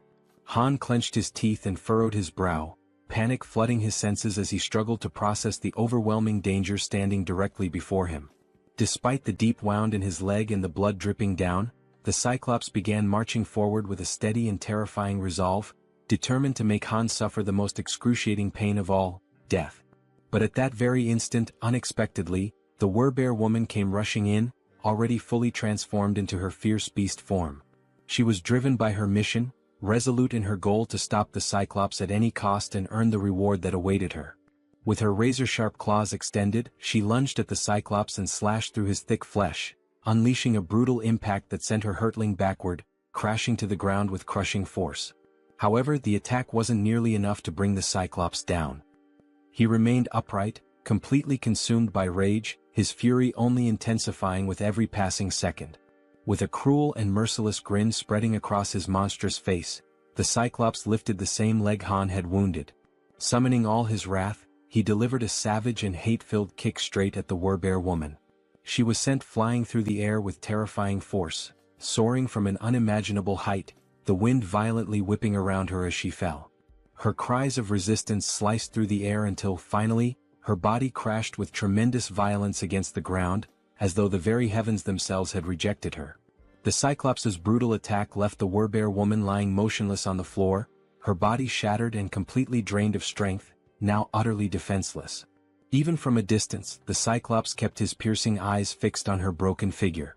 Determined to annihilate everything and everyone that dared to stand in his way, he began preparing for the final blow. He swiftly raised his arm, ready to strike and end her once and for all, but then a loud shout echoed through the air, grabbing his attention and halting his motion. The shout, amplified by a white megaphone, rang out clearly, calling him an idiot and stopping him mid-attack. It was Toji who held the megaphone, and he continued to shout, insulting the Cyclops by calling him a lard-faced monster, pushing the creature's rage to new heights. In response, the Cyclops turned his massive head. His burning eyes widened, filled with both confusion and fury, as he tried to comprehend what was going on around him. But suddenly his attention was drawn downward, to his own leg. The cold metal of the iron bar was still embedded deep in his flesh, and his blood continued to pour from the wound, soaking the ground around him. At the same time, Toji, overwhelmed by terror, lowered the megaphone and ceased his insults, fear gripping him tightly as he whispered to himself, trying to understand what kind of monster he was truly looking at. The Cyclops narrowed his dark eyes and locked them onto Toji. His gaze moved slowly, methodically, studying every inch of the weapons Toji carried, carefully evaluating their offensive capabilities. He looked like a wounded beast, still bleeding, still in pain, but mentally calculating the perfect moment to strike back with devastating precision. Suddenly, Toji found himself standing still, completely frozen, and tried to plead for a moment of time, but it was already too late. Without a second of hesitation, the Cyclops lunged toward him, driven by a single overwhelming purpose: to obliterate everything in his path. Toji screamed in desperation, his voice trembling uncontrollably. His eyes, wide with fear, gleamed with pure terror, and his entire body shuddered under the crushing pressure of the moment. Without thinking twice, he turned and sprinted with all the speed and desperation his legs could muster, running as though his life depended on it, because it did. Elsewhere, Jun was watching the entire scene unfold using his ultimate eyes ability. Observing Toji's desperate situation, he stated that Toji was approaching, and that the Cyclops was coming with him. Immediately, he turned to the group around him and instructed them to prepare without delay. Once more, Jun activated ultimate eyes, clenched his teeth tightly, and warned that the moment was near. Toji was almost at their location, and behind him was the largest creature any of them had ever seen. Toji was completely frantic, running out of control and screaming at the top of his lungs that he was arriving. After a few tense seconds, he stumbled past the edge of the barrier, where everyone was already waiting for him, alert and filled with tension. Outside the protective barrier, the Cyclops loomed, his eyes watching everything. And then, without warning, Black, the crow belonging to the man with glasses, appeared in the sky and began flying straight toward the Cyclops. The bird flapped erratically in the Cyclops' line of sight, pecking and disrupting his vision non-stop, refusing to let up for even a moment. Eventually, overwhelmed and disoriented, the Cyclops shut his eyes tightly in frustration. Without wasting a second, the archer woman was already in position, her body firm, unwavering, and fully prepared for the perfect moment to strike. Then, with unwavering focus, she aimed her bow with precise calculation, her eyes locked on the monstrous figure ahead, while Black, the intelligent crow, gracefully landed on the arm of his master, perching with familiarity and calm. Without a single trace of hesitation, the exact moment had finally arrived. The archer woman pulled back the bowstring with strength and confidence and released her arrow in one swift and fluid motion. The arrow shot forth with incredible speed and force. The Cyclops, in a desperate attempt to defend himself, raised his massive hand to shield his face, but it was in vain. The arrow not only pierced straight through his outstretched hand but also struck directly and with perfect accuracy into the very center of his head. Immediately after, Moon appeared, soaring high above the Cyclops with steady flight. Without wasting any time, he reached into his clothes and retrieved 4 rats, each one alive and squirming. Then, with firm resolve and no hesitation, he hurled all 4 rats directly toward the Cyclops' mouth, which was wide open as the creature roared in agony from the arrow embedded in his face. With all the power in his lungs, Moon screamed out Jun's name, his voice ringing through the battlefield, demanding immediate action. Up until that moment, everything had been unfolding exactly as planned. Now, with his ability already activated, Jun initiated the release of the gas that had been hidden inside the Cyclops' body. At that exact instant, the creature's eyes flew open, and despite the intense pain radiating from the arrow lodged within them, he seemed to forcefully ignore it.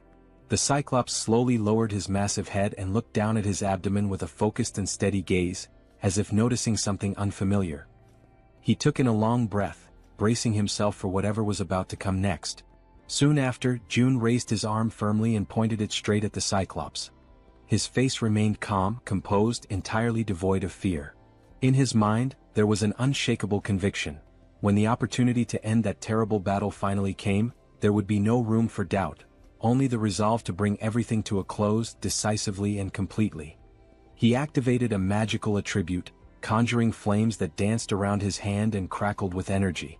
After a tense heartbeat of silence, a massive explosion erupted from within the Cyclops' body, sending thick, dark smoke billowing into the sky and spreading outward like a storm cloud. Within the suffocating haze, the Cyclops appeared to be unconscious, his body stunned and overwhelmed by the force of the explosion. His gigantic form remained completely still, unmoving, while the entire atmosphere became heavy with tension and anticipation.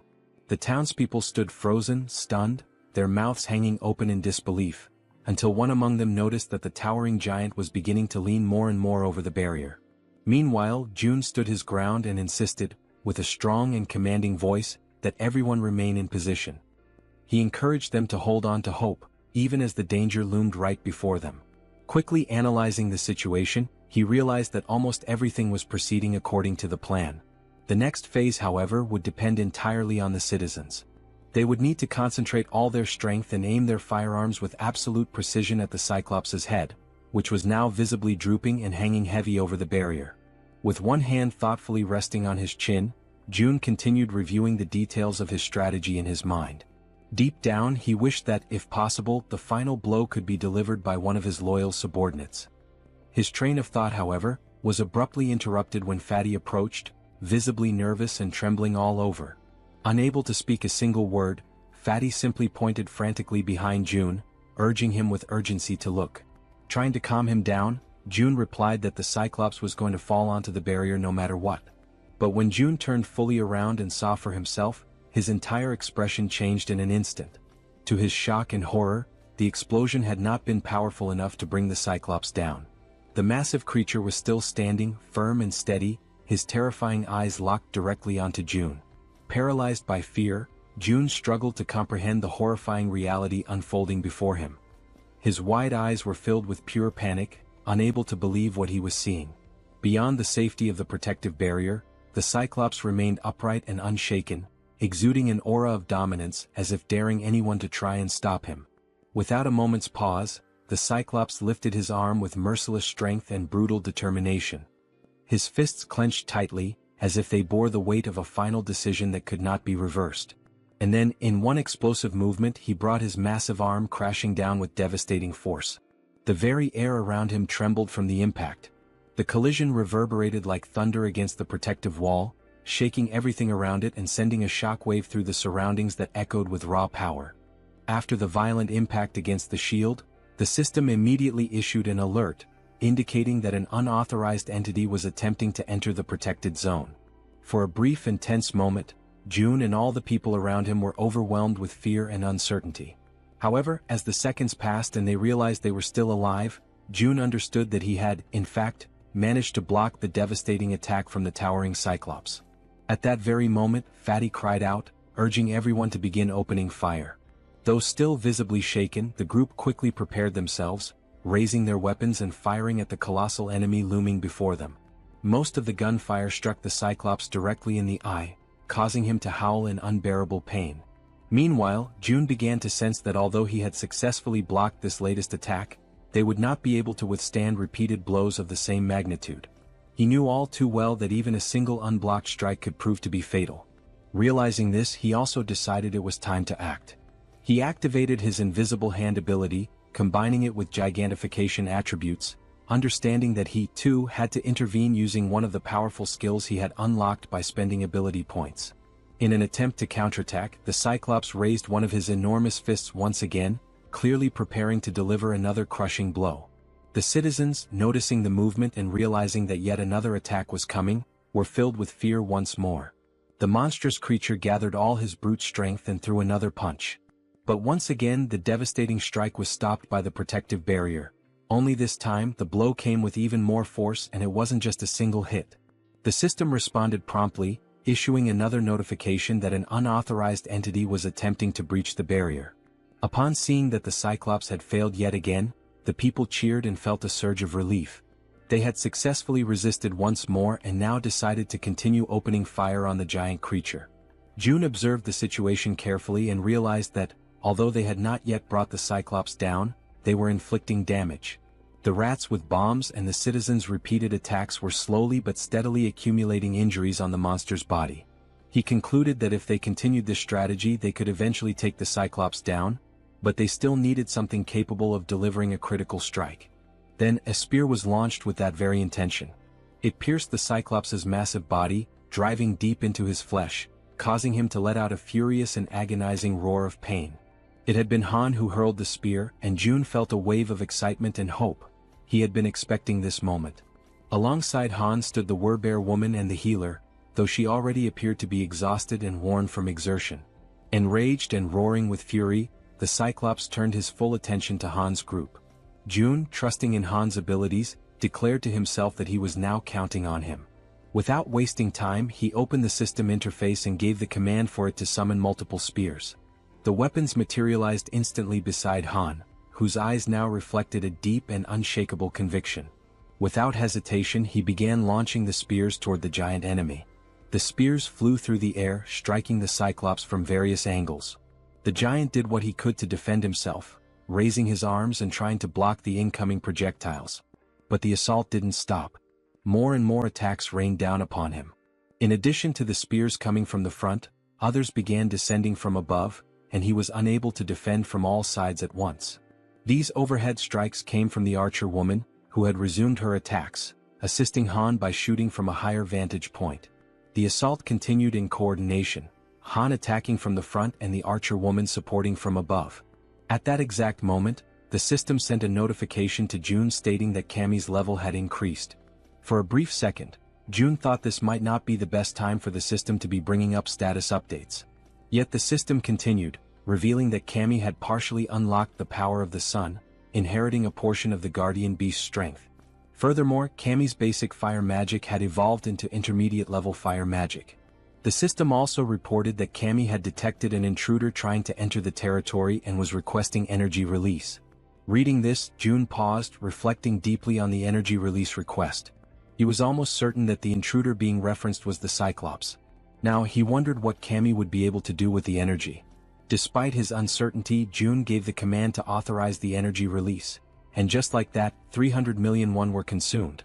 Cammy then began drawing in power from the solar generators. All June could think about at that moment was how extremely expensive that decision had just been. The energy kept flowing steadily from the generators, and June noticed that it was being funneled toward his room, where Cammy had been stationed. After a moment, the transfer of energy finally stopped. And when June turned to look behind him, he saw something he hadn't expected. It was Cammy, his three-legged crow. But the creature no longer looked the same.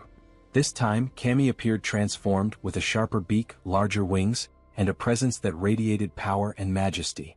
He was no longer the small, cute bird he used to be.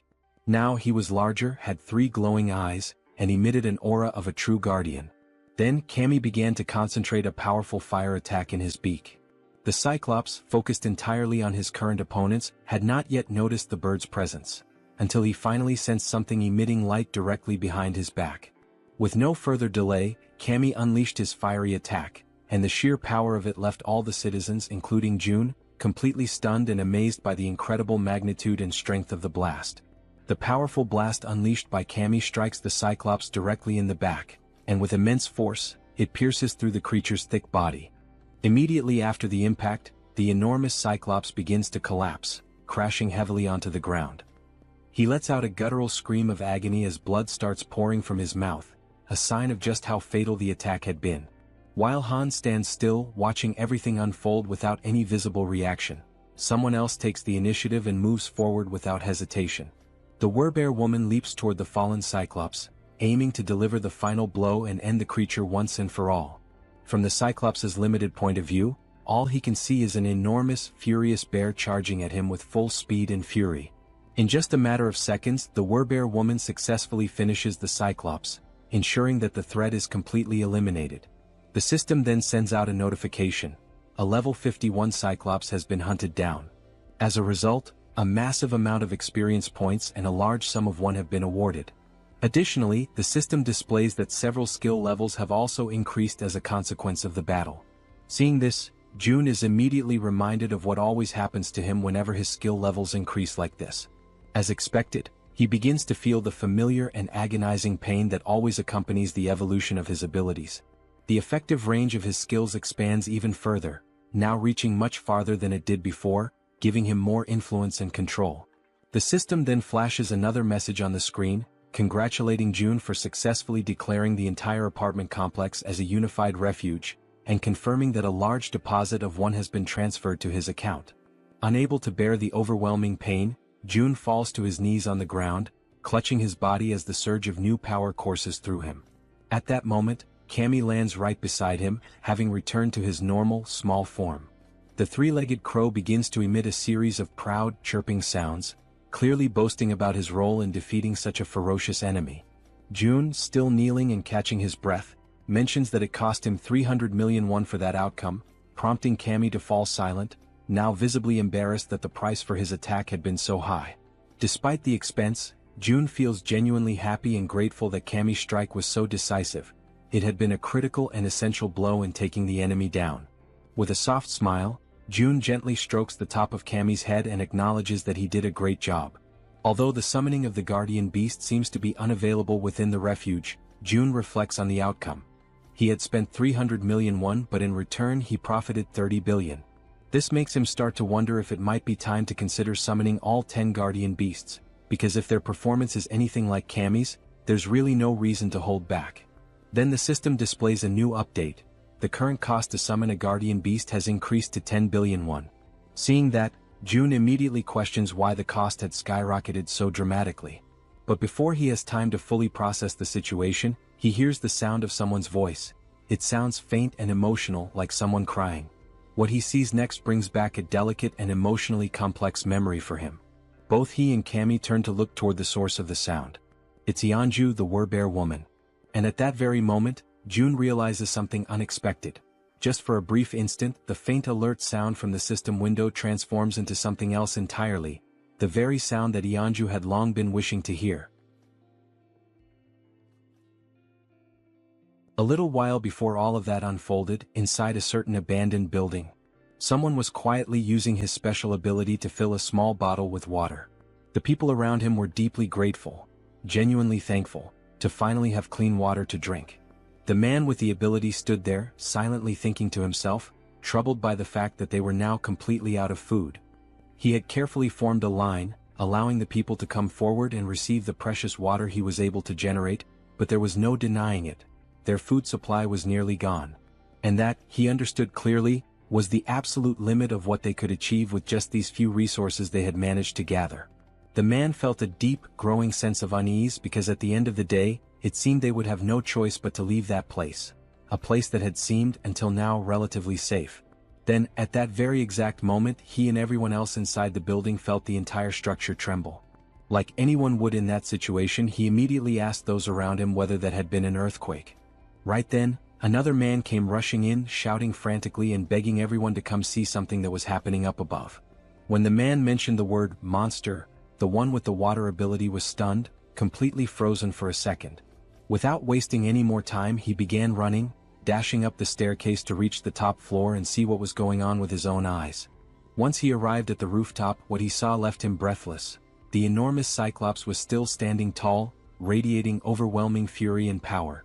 While the white-haired man trembled beside him, anxiously asking what they were supposed to do now, the one with purple hair, Jun Hyuk, was already thinking ahead, telling the other to go and hide everyone else in the basement to keep them safe.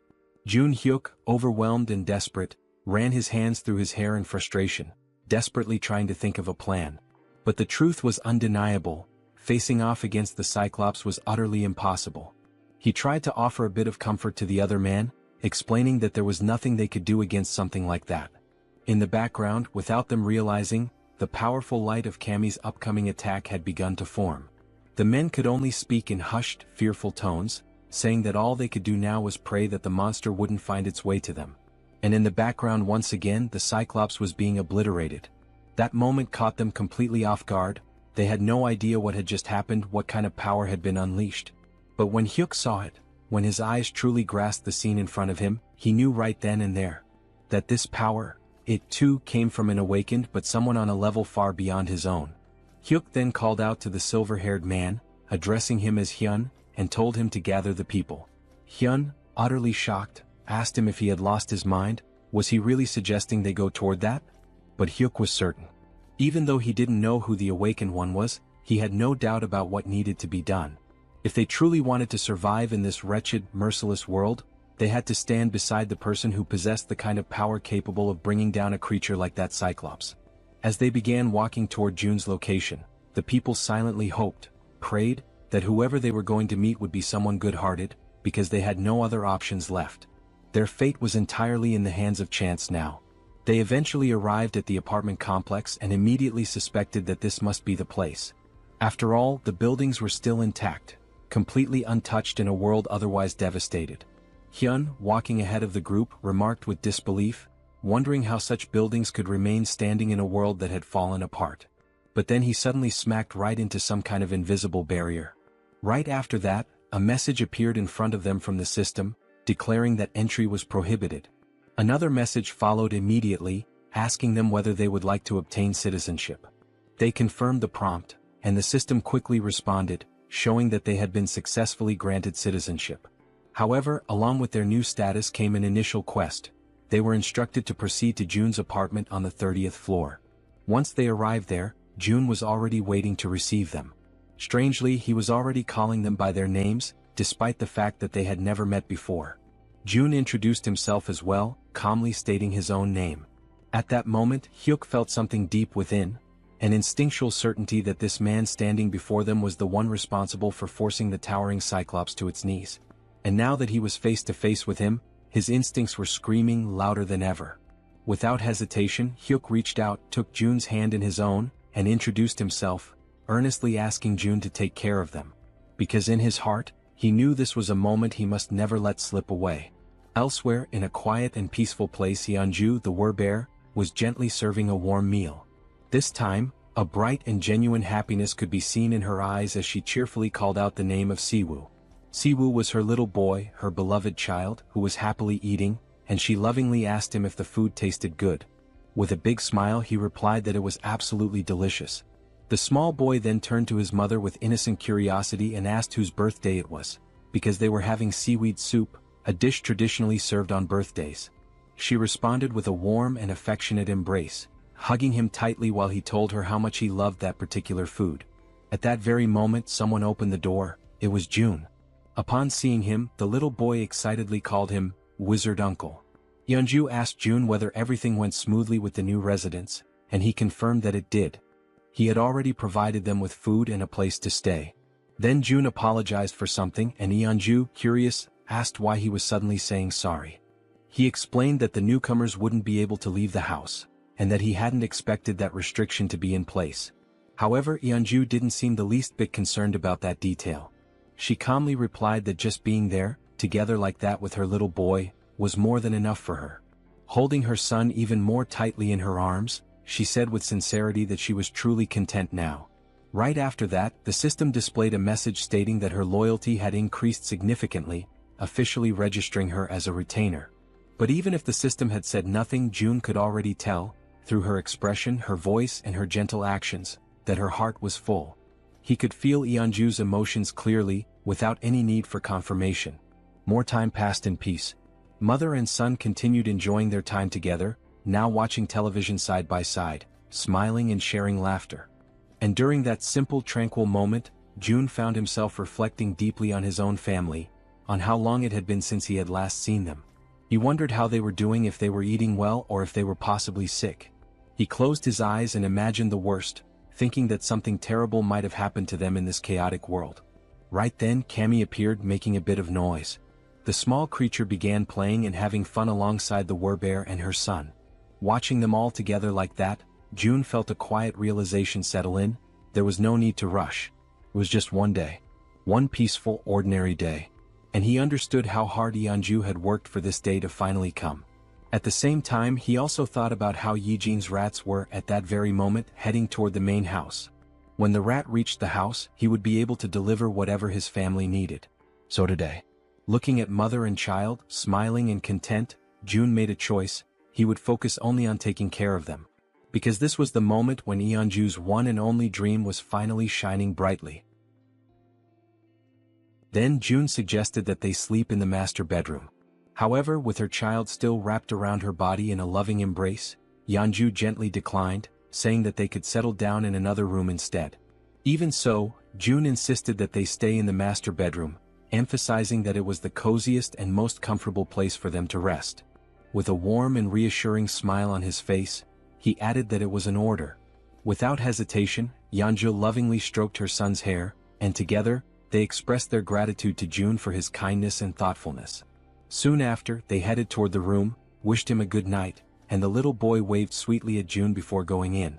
Jun, watching them go with a deep sense of fulfillment in his heart, allowed a faint, content smile to appear on his face. The lights in the house slowly dimmed, and a gentle lullaby began to softly echo through the home, drifting from the bedroom as the child, still awake, listened in silence. Meanwhile, in the living room, Jun lay on the sofa, quietly listening to the sweet lullaby that continued for a long while, tenderly sung by Yeonju's voice. It had been a very long time since he had heard a melody like that. Yet somehow, just by hearing it, his body began to relax and his eyes gently closed, just like a child falling asleep in their mother's lap. A new day dawned quietly and peacefully. Jun began the morning enjoying a breakfast lovingly prepared by Yeonju and her little boy. Afterward, they all settled comfortably in the living room to watch the boy's favorite cartoons. The child could barely contain his excitement, laughing at every scene as if he were seeing it all for the very first time. Soon, Siwa began chasing after Cammy, who had been peacefully basking in the sunlight, until being abruptly interrupted, which clearly did not please the creature. Later, after exploring every new toy they had, Yeonju, her son, and June laid down on the floor together for a brief nap. Between colorful scribbles and laughter, they drew pictures, and every second of the day was filled with joy and cherished with genuine happiness.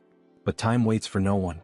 With Cammy perched on his shoulder, June quietly wept, consumed by the silent grief of having only been able to offer a single day of life to Yeonju's beloved son. Soon after, Yeonju knelt down on the floor, saying her final goodbyes while holding her son tightly, pouring all her love and strength into that embrace. Still too young to fully understand the intensity of that moment, the boy asked innocently if she was crying. With tears already streaming down her face, she struggled to keep her voice steady and calmly whispered that she wasn't crying. But with his tiny hand resting gently against her cheek, he could feel the tears slipping down her face. So softly, Saiwoo began wiping away her tears, doing his best to comfort her and asking her, ever so kindly, not to cry. Yeonju held him tightly again, and in a trembling voice she finally admitted that she was afraid of the world, because a world without him was far too terrifying. Then, filled with the innocence of a child, the boy simply called her Mom, and assured her with unwavering confidence that he was right there beside her. Those words, so pure, so genuine, caused Yeonju to break down even more, tears overflowing from the sheer weight of her sorrow and desperation. Even as Saiwoo continued trying to reassure her, Yeonju remained in tears. Yet still he took a step back, slowly pulling away from her arms. Looking her directly in the eyes, he firmly promised that he would always be by her side. Gripped by despair, she called his name with a choked voice. But without hesitating, he continued to walk toward the setting sun, while behind him, she shakily called out that she still had so much left to do for him. Then suddenly he stopped. He turned around slowly, and with a gentle smile full of warmth and joy, he said that he loved her, just as his body began to dissolve into the light. At that exact moment, upon hearing those words, she froze. Still kneeling on the ground, her body began to tremble, and the overwhelming pain made it almost impossible for her to respond. But, as all mothers do, even in the midst of unimaginable pain, she smiled through the tears and managed to whisper back a quiet, "I love you." And with those final words, Saiwoo said goodbye with a peaceful smile on his face. In the blink of an eye, his body vanished completely, and Yeonju's hand, overtaken by the unbearable pain of saying farewell, collapsed limply to the floor, while June watched her silently, deeply concerned and heartbroken by her side. Soon after, she tried to stand, but the pain she felt was so overwhelming, so crushing, that her body simply wouldn't allow her the strength to rise. Moved by the scene unfolding before him, June could only think that hope is like a delicate flower that chooses to bloom right in the middle of despair. With his eyes closed tightly, he came to a painful conclusion. Those who cling to hope must be prepared to face the darkest depths of despair, no matter how cruel. Then he extended his hand to her and gently urged Yeonju not to lose herself in grief, reassuring her that this moment was not the end. At that, Yeonju lifted her head, turned toward June, and in a hesitant, trembling voice, she asked if that was really true, if this wasn't truly the end. With unwavering conviction, June answered that if there was even the slightest chance, he would bring her son back, again and again, as many times as it took.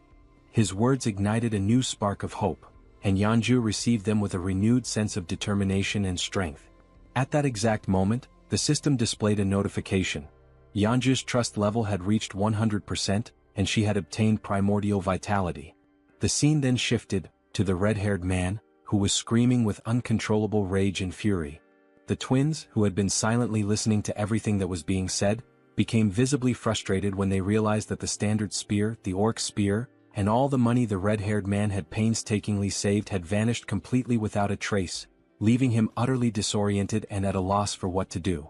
The red-haired man, clearly agitated, asked about his brother's belongings. His brother then explained that, when he had woken up, every single one of his possessions had disappeared without warning or explanation. Following this, the other twin chimed in and explained that many other people had experienced the same mysterious loss of their items. He pointed out that there was a specific pattern among these incidents. All of those who lost their belongings had not been present when the summoning occurred for those who had previously completed military service. Then one of the twins turned and stated that they should have returned to that place earlier. Suddenly, and completely without warning, he was violently grabbed by the collar of his shirt and pulled with force. The red-haired man, overtaken by a wave of anger, demanded to know if the twin was trying to place all the blame for what had happened squarely on his shoulders. Quickly, the twin clarified that he had misunderstood his words. Even so, the red-haired man remained furious, raising his voice even more as he shouted with escalating rage, insisting that they had all agreed from the very beginning that it was a foolish decision to follow Jun's orders. Faced with the rising tension, the brother, already clearly anxious and losing his patience, admitted that, indeed, Jun's plan had been a foolish one from the start. Hearing this, the red-haired man finally released his grip on his brother's shirt. It was only then that it dawned on him. He might have been expelled because of his own actions.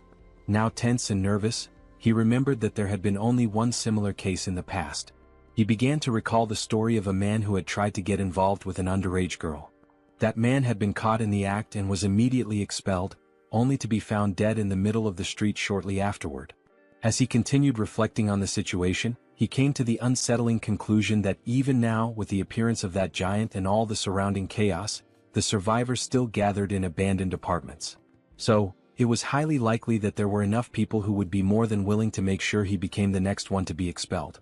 He was completely consumed by the hatred he felt for the situation he had ended up in. The image of the man in the red jacket reappeared vividly in his mind, calling him a bastard, and he imagined just how satisfied that bastard must have felt when he managed to get his hands on a weapon. Soon after, the red-haired man scratched his head, restless and agitated, trying to understand how everything had spiraled so far out of control. Elsewhere, Jun observed everything, the tension surrounding the red-haired man, and remarked to himself that this was only the beginning of the punishment he had meticulously prepared for him. Back with the red-haired man, a system window suddenly appeared behind him, displaying a new mission, catching him completely off guard. Startled and disbelieving, he immediately turned around to see the notification for himself. The system window revealed a new mission: hunt 20 goblins within 24 hours. If successful, the reward would be a small amount of experience. However, if they failed, they would suffer 1 minute of extreme, unbearable pain. Returning now to Yanju's most recent and impressive achievement, the dreaded primordial vitality. A rare and highly coveted ability which Jun now also possesses, it is known for amplifying regeneration to absurd levels, always in direct proportion to the severity of the injuries sustained. Jun could barely process what he had just witnessed. Not even for a moment had he imagined that, upon reaching 100 trust points, Yanju would awaken precisely that ability. Still deep in thought, Jun soon realized that, at least for now, this ability wouldn't have much practical use. With his gaze locked on the system window, he continued following his own line of reasoning. After all, he wouldn't be the one doing the fighting. Even if he were to leave the building, the chances of sustaining any real injuries were practically non-existent. Even so, the fact that such a powerful skill had been granted as a reward for reaching 100 trust points was undeniably noteworthy. His thoughts then began to drift toward Moon, who was also dangerously close to reaching that same 100-point threshold. The idea of what might happen next began to take shape in his mind. If Moon were to awaken an ability upon hitting 100 trust points, and if, as a result, Jun were also to acquire that same skill, one that would allow him to instantly teleport to any location he could see, then the possibilities would expand dramatically. Taking his speculations even further, Jun began to envision a future where this teleportation ability could be combined with the absolute one's eye, along with the support of an activated advanced base. Right at that moment, the system displayed a notification about the advanced base, a safe zone that could be deployed outside of Haven. When activated, it temporarily replicated the authority and protection of the city, so long as it included a citizen of knight rank or higher. However, if enemies occupied it for more than a day, the base would be automatically destroyed. Returning to his thoughts, Jun concluded that as long as he had enough mental strength to support it, he would indeed be able to travel to the advanced base. With that clarity, Jun made a firm decision. From that moment onward, his main priority would be to strengthen his mental fortitude. For that reason, all his upcoming missions would be focused on boosting this specific attribute. At that very instant, someone called his name and explained that they needed his permission to leave now, as they were feeling more stable. It was Yanju who stated that she would personally handle the return of Jun's family. Upon hearing this, Jun realized that the mission should have started the previous day, but he acknowledged that the delay had been entirely his fault. Yanju expressed her gratitude for his valuable time and his understanding. She then assured him that she would find a way to repay the kindness he had shown her. Without displaying any particular expression, Jun couldn't help but think that she had read his thoughts precisely. He made a light-hearted comment, asking if he really seemed like the impatient type, and confessed that although he was thankful, he also felt slightly embarrassed by her words. Yeonju responded gently, saying that he definitely didn't seem like someone who lacked patience, and admitted that, had she been in his place, she probably would have acted the same way. With a soft smile, she confessed that, in the end, everyone values their own family the most, and that she fully understood how precious that single day was that June had offered her and her son. Once again she thanked him sincerely for what he had done. June smiled modestly and expressed his own appreciation for her understanding. He then asked her to head to Unit 2901, where a group of people was already waiting for her, assuring her that he would join them there shortly. Yeonju gave a respectful bow and, with a quiet yes, walked toward the designated location. Some time later, it was explained why June had not sent the group directly to Siamayan Station. Due to the Cyclops attack, a large portion of the tracks near the station had collapsed. Not only the tracks but the station itself had suffered massive damage and had been rendered almost entirely unusable. Faced with this situation, June declared that new routes would need to be opened. To that end, it had already been 24 hours since Yejin had begun sending her rats to search for a viable path. Apparently, it seemed she had finally managed to find a new route of access. June activated his absolute one's eye skill, seeking full control and awareness of the situation. At that very moment, something unexpected caught his attention. The system displayed a notification about a level 7 tamed giant rat. Immediately, a wave of nervousness surged through June's body as he grasped what this meant. Yejin had evolved. Still stunned, June wondered if this was the result of the new ability Yejin had unlocked after being officially registered as his retainer. In addition to this, June noticed that something was following the rat, but no matter how hard he tried, he couldn't identify exactly what it was. Suddenly, his vision picked up something even more alarming: a swarm of zombies of varying levels, level 9, level 11 and level 13, emerging right behind. A jolt of dread ran through June's entire body as, through the lens of his powerful ability, he watched this disturbing scene begin to unfold before his eyes. Faced with that situation, the rat dashed forward at high speed, desperately trying to escape the relentless pursuit of the zombies that were chasing after it with unwavering determination. However, in a completely unexpected turn of events, the rat suddenly stopped in its tracks. It turned to face the incoming enemies and, without showing even the slightest hint of fear, growled aggressively at them, baring its teeth with a ferocity that contradicted its size. The zombies quickly surrounded the rat from every possible angle, closing off any potential route of escape. Yet, even in the face of overwhelming danger, the rat stood its ground, refusing to retreat even a single step. From a distance, June watched the scene unfold. Realizing that the rat would likely die a meaningless death if it stayed there, he considered triggering a gas explosion to take the zombies down with it. Nevertheless, even with the threat closing in, the rat remained unwavering, assuming an even more aggressive posture. In a sudden burst of explosive speed, it charged forward. Despite being completely surrounded, the rat managed to dodge every single attack from the zombies, weaving skillfully between them with surprising agility. Still observing from afar, June was thoroughly impressed by what he was witnessing. After evading the zombies, the rat leapt forward and continued its mission.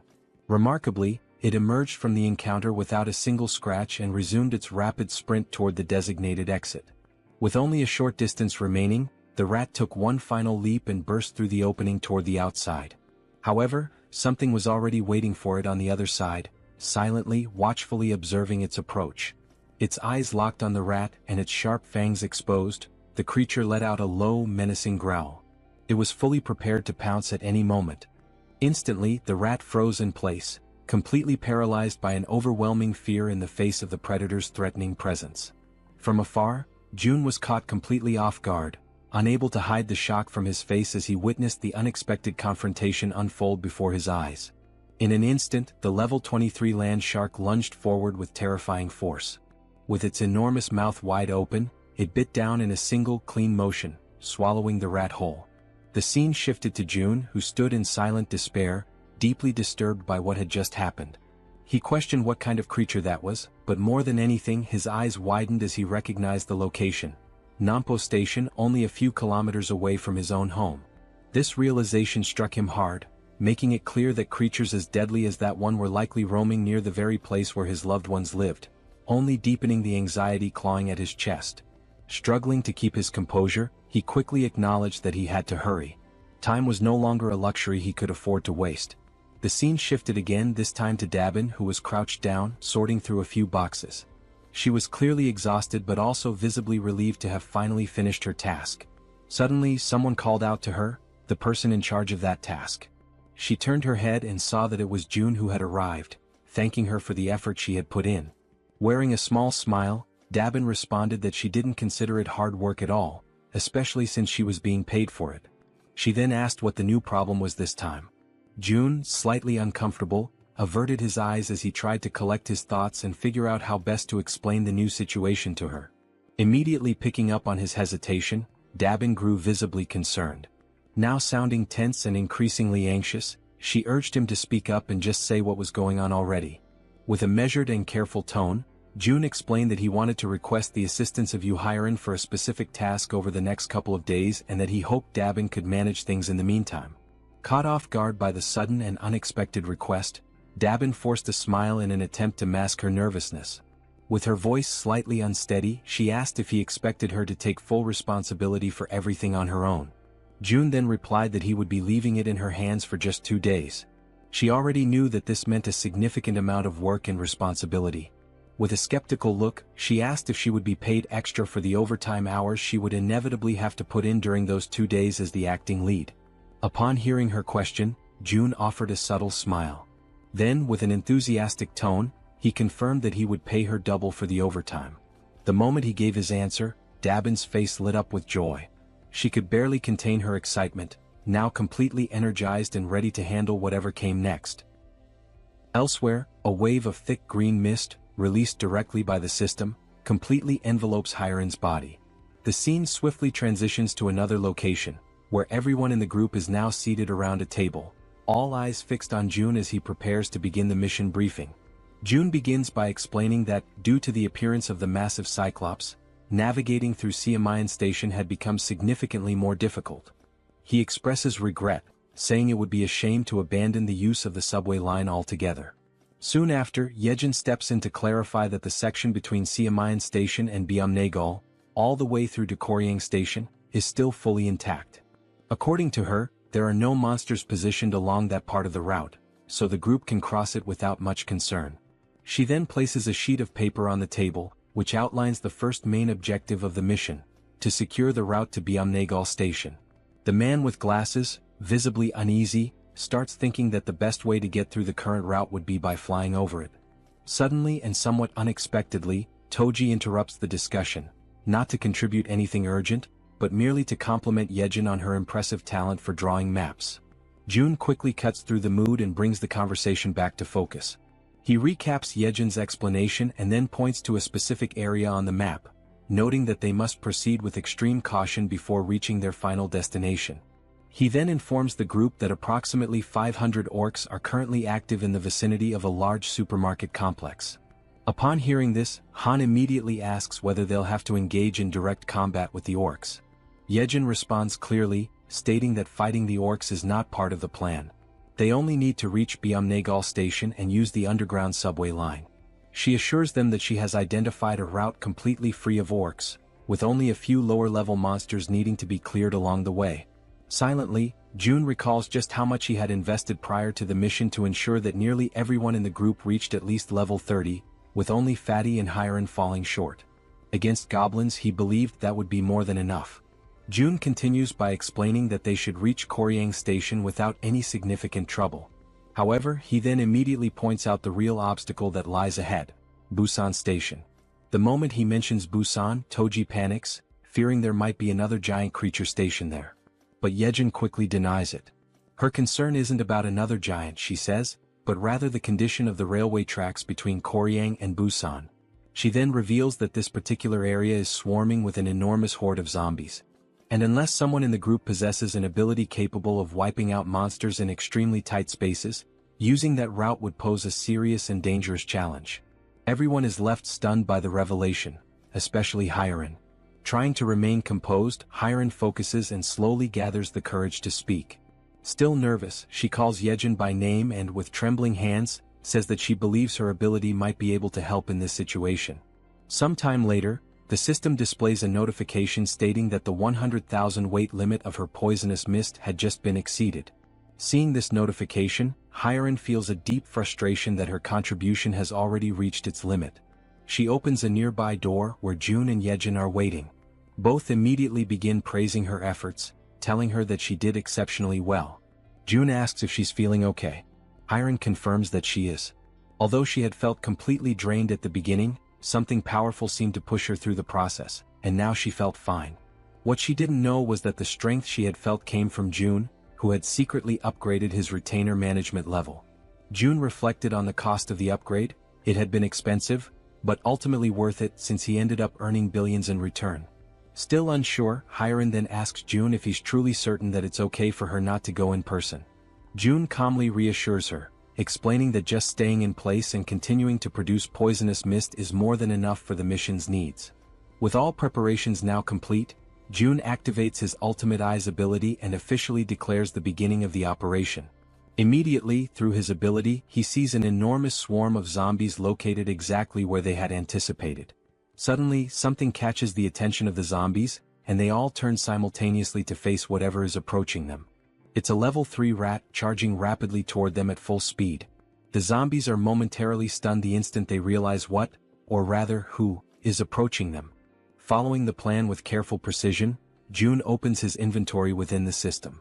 A dense and toxic green mist is released, spreading swiftly over the horde of undead.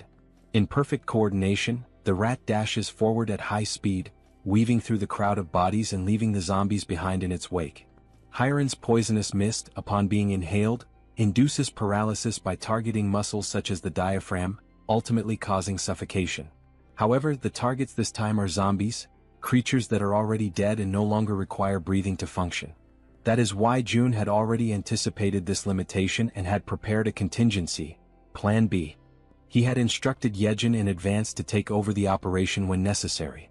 Soon, amid the group of undead, several rats waited patiently, alert for Yejin's command.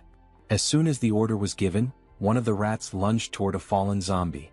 Through the reflection in the zombie's still open eye, the system captured the exact moment the rat bared its fangs and sank them mercilessly into the creature. At that precise instant, a system notification appeared. A level 11 zombie had been successfully hunted. Along with the experience gained, a deposit of 120,085 won was transferred directly to the digital wallet. But the momentum is quickly interrupted when Yejin suddenly calls out to June in distress. With urgency in her voice, she informs him that something seems to be wrong with the rats. In that exact moment, the system displays a troubling notification. A rat has reached level 9. This revelation sets June instantly on edge. He quickly realizes the potential danger. If that rat were to come into contact with zombie blood, it might become infected and transform into one of them. Even more alarming is a far more terrifying thought. Yejin herself may have been exposed to contamination through bites or claw wounds during the battle. In response, June immediately asks whether the rats are still obeying her commands. Yejin confirms that they are, although she notes they have become noticeably more aggressive. Relieved, June lets out a soft breath and remarks that everything seems to be going well, at least for now. Internally, he begins to reflect on what's ahead. If they can make it safely to Jigalki Station, then maybe, just maybe, he'll finally have the chance to reunite with his family. But just as this thought forms in his mind, it is abruptly interrupted by a system notification. An unauthorized individual is attempting to access the shelter through the main entrance. Baffled and alarmed, June stares at the message, struggling to grasp what is happening. Before he has time to act, a second notification appears. The system states that a group of 157 individuals meets the requirements for citizenship and asks if he wishes to grant it. Relying on his instincts, June gives his confirmation. Immediately, another system message is displayed. The total population has now reached 3,000 residents. As a result, a new ability has been unlocked, Economic Activity Subsidy. Reading this new development, June feels a brief moment of apprehension, uncertain of what the implications might be. But then gradually, a small smile forms on his lips. After all, this might actually turn out to be a good thing. The system continues to display new information, this time announcing that salaries will now be paid to citizens, with the amount determined by the titles or positions they hold. The wages will be disbursed separately from the chief's wallet, depending solely on the person's assigned role within the community. Reading this update carefully, June realizes that this would be the perfect opportunity to assign official titles to Dabin and the entire team responsible for managing public facilities. After all, a weekly salary of 700,000 won neatly aligns with a daily wage of 100,000 won, making the accounting straightforward. Tapping the system's interface, he remarks that there is no longer any need to pay people manually, especially when doing so previously meant sacrificing reduced taxation benefits. At the pace things are advancing, it becomes clear to him that they need to expand the department responsible for public facilities management. After all, the funds distributed to citizens through the Economic Activity Support Fund are essentially free resources provided by the system. It's not a small sum either. Even the 100,000 won paid to each employee is considerable. Doing a quick calculation in his head, if 300 workers are on the payroll, that's already 30 million won per day. And if all positions, ranging from basic workers to general managers, are filled, the total amount paid daily could easily reach 50 million won. Thinking ahead, June envisions that as this money circulates, the total income he receives from his tax collection ability will continue to grow. On the other hand, the citizens will inevitably spend that money in his store, effectively funneling it right back to him. This leads him to the realization that assigning titles to as many citizens as possible is likely the most profitable long-term strategy. Yet, he still isn't entirely sure which titles would be most appropriate beyond facility management. Soon, another idea sparks in his mind. Positions related to maintenance, cleaning, and security would be practical starting points to invest in. So, before doing anything else, he goes ahead and appoints Dabin as the general manager. He recalls that she had already accepted Fatty and Hyran as members of the team, although he can't quite remember who the remaining members were. Just then, something catches June's attention. It's the system again, this time displaying a notification that Dabin has reached 100 loyalty points, officially registering her as a retainer. At that moment, June realizes something significant. Once a citizen reaches 100 loyalty, they automatically become a retainer. And now he begins to wonder, do all retainers awaken a new skill at that exact point? Driven by curiosity, June prepares to check and see what new skill Dabin may have acquired. But just as he's about to click on the system, he's interrupted by an unexpected sight. Hyran, completely relaxed, sound asleep on the sofa to the point of drooling. Watching the scene, Yejin appears slightly uncertain and asks if they should wake her up. June replies that they should let her rest. She's completed her duty and she must be completely worn out. Smiling faintly, he acknowledges to himself that although she tried to appear fine, she likely went through something difficult and pushed herself right up to the edge of collapse. If anyone deserved a break, it was her. June activates his invisible hand ability and gently picks her up, carrying her carefully to a bed in one of the rooms so she can sleep more comfortably. Returning to the living room, the two of them talk quietly, agreeing that Hyran may indeed be going through a rough time. June then turns to Yejin and asks how she herself is doing. Yejin responds calmly that nothing is difficult for her, that she's doing perfectly fine, especially now that they've reached the tracks near the station. June nods in understanding and encourages her to keep up the good work. She smiles and tells him to leave it to her. However, at that exact moment, her expression shifts subtly. Something makes her hesitate. June, immediately picking up on the change, asks her if something's wrong. She stammers slightly and replies that all of a sudden the link isn't connecting anymore. June, caught off guard, asks what she means by that and she tells him to give her a moment. Closing her eyes, she tries to reconnect with the link. But apparently it's no use. She then explains that it's probably the distance. It seems to be just too far this time. June asks whether the link had been working properly before. She responds that it's possible to go a little beyond the maximum range if the link was already established beforehand. However, the reach of the link currently only extends as far as the central station. She then turns to him and asks what they're supposed to do now. Without an immediate answer, June falls into thought. He realizes that something always seems to go wrong at a critical moment, and just beyond the station lies the house where his family is supposed to be. He had been counting on using one of Yejin's rats to check the house before making a move. Clenching his fist tightly, June mutters that this is a complication. Still, he asks Yejin to try re-establishing the link from the central station in any way she can. She agrees, saying she'll give it her best shot. Closing her eyes once again, she begins to focus her powers in an effort to restore the connection. With the vision of zombie rats moving through the station still lingering in his ultimate eyes, June reminds himself that they have to explore every possible option available to them, and until then, all Kim can do is hope, with all his heart, that his family is still safe. The system now displays the current locations of everyone participating in the mission. Yejin's rats are moving ahead to scout the path, while Han's group remains further back, following at a safer distance. The scene then shifts to the station where Han's group has just arrived. Everyone stands frozen, completely overwhelmed by what they see before them. The entire area is a scene of utter devastation. All the surrounding buildings have been reduced to rubble, and massive footprints, far larger than anything human, are deeply embedded in the ground, scattered across the terrain. Jian, the bespectacled man, stares at the destruction in disbelief and finally mutters that the sight is incredible. The archer, noticing that he's distracted and not focused on their task, prompts him to begin scouting the area immediately. Obeying her prompt, Jian commands his raven, named Black, to begin aerial reconnaissance of the area. After some time observing through the raven's vision as it flies overhead, he reports that there appear to be no monsters nearby.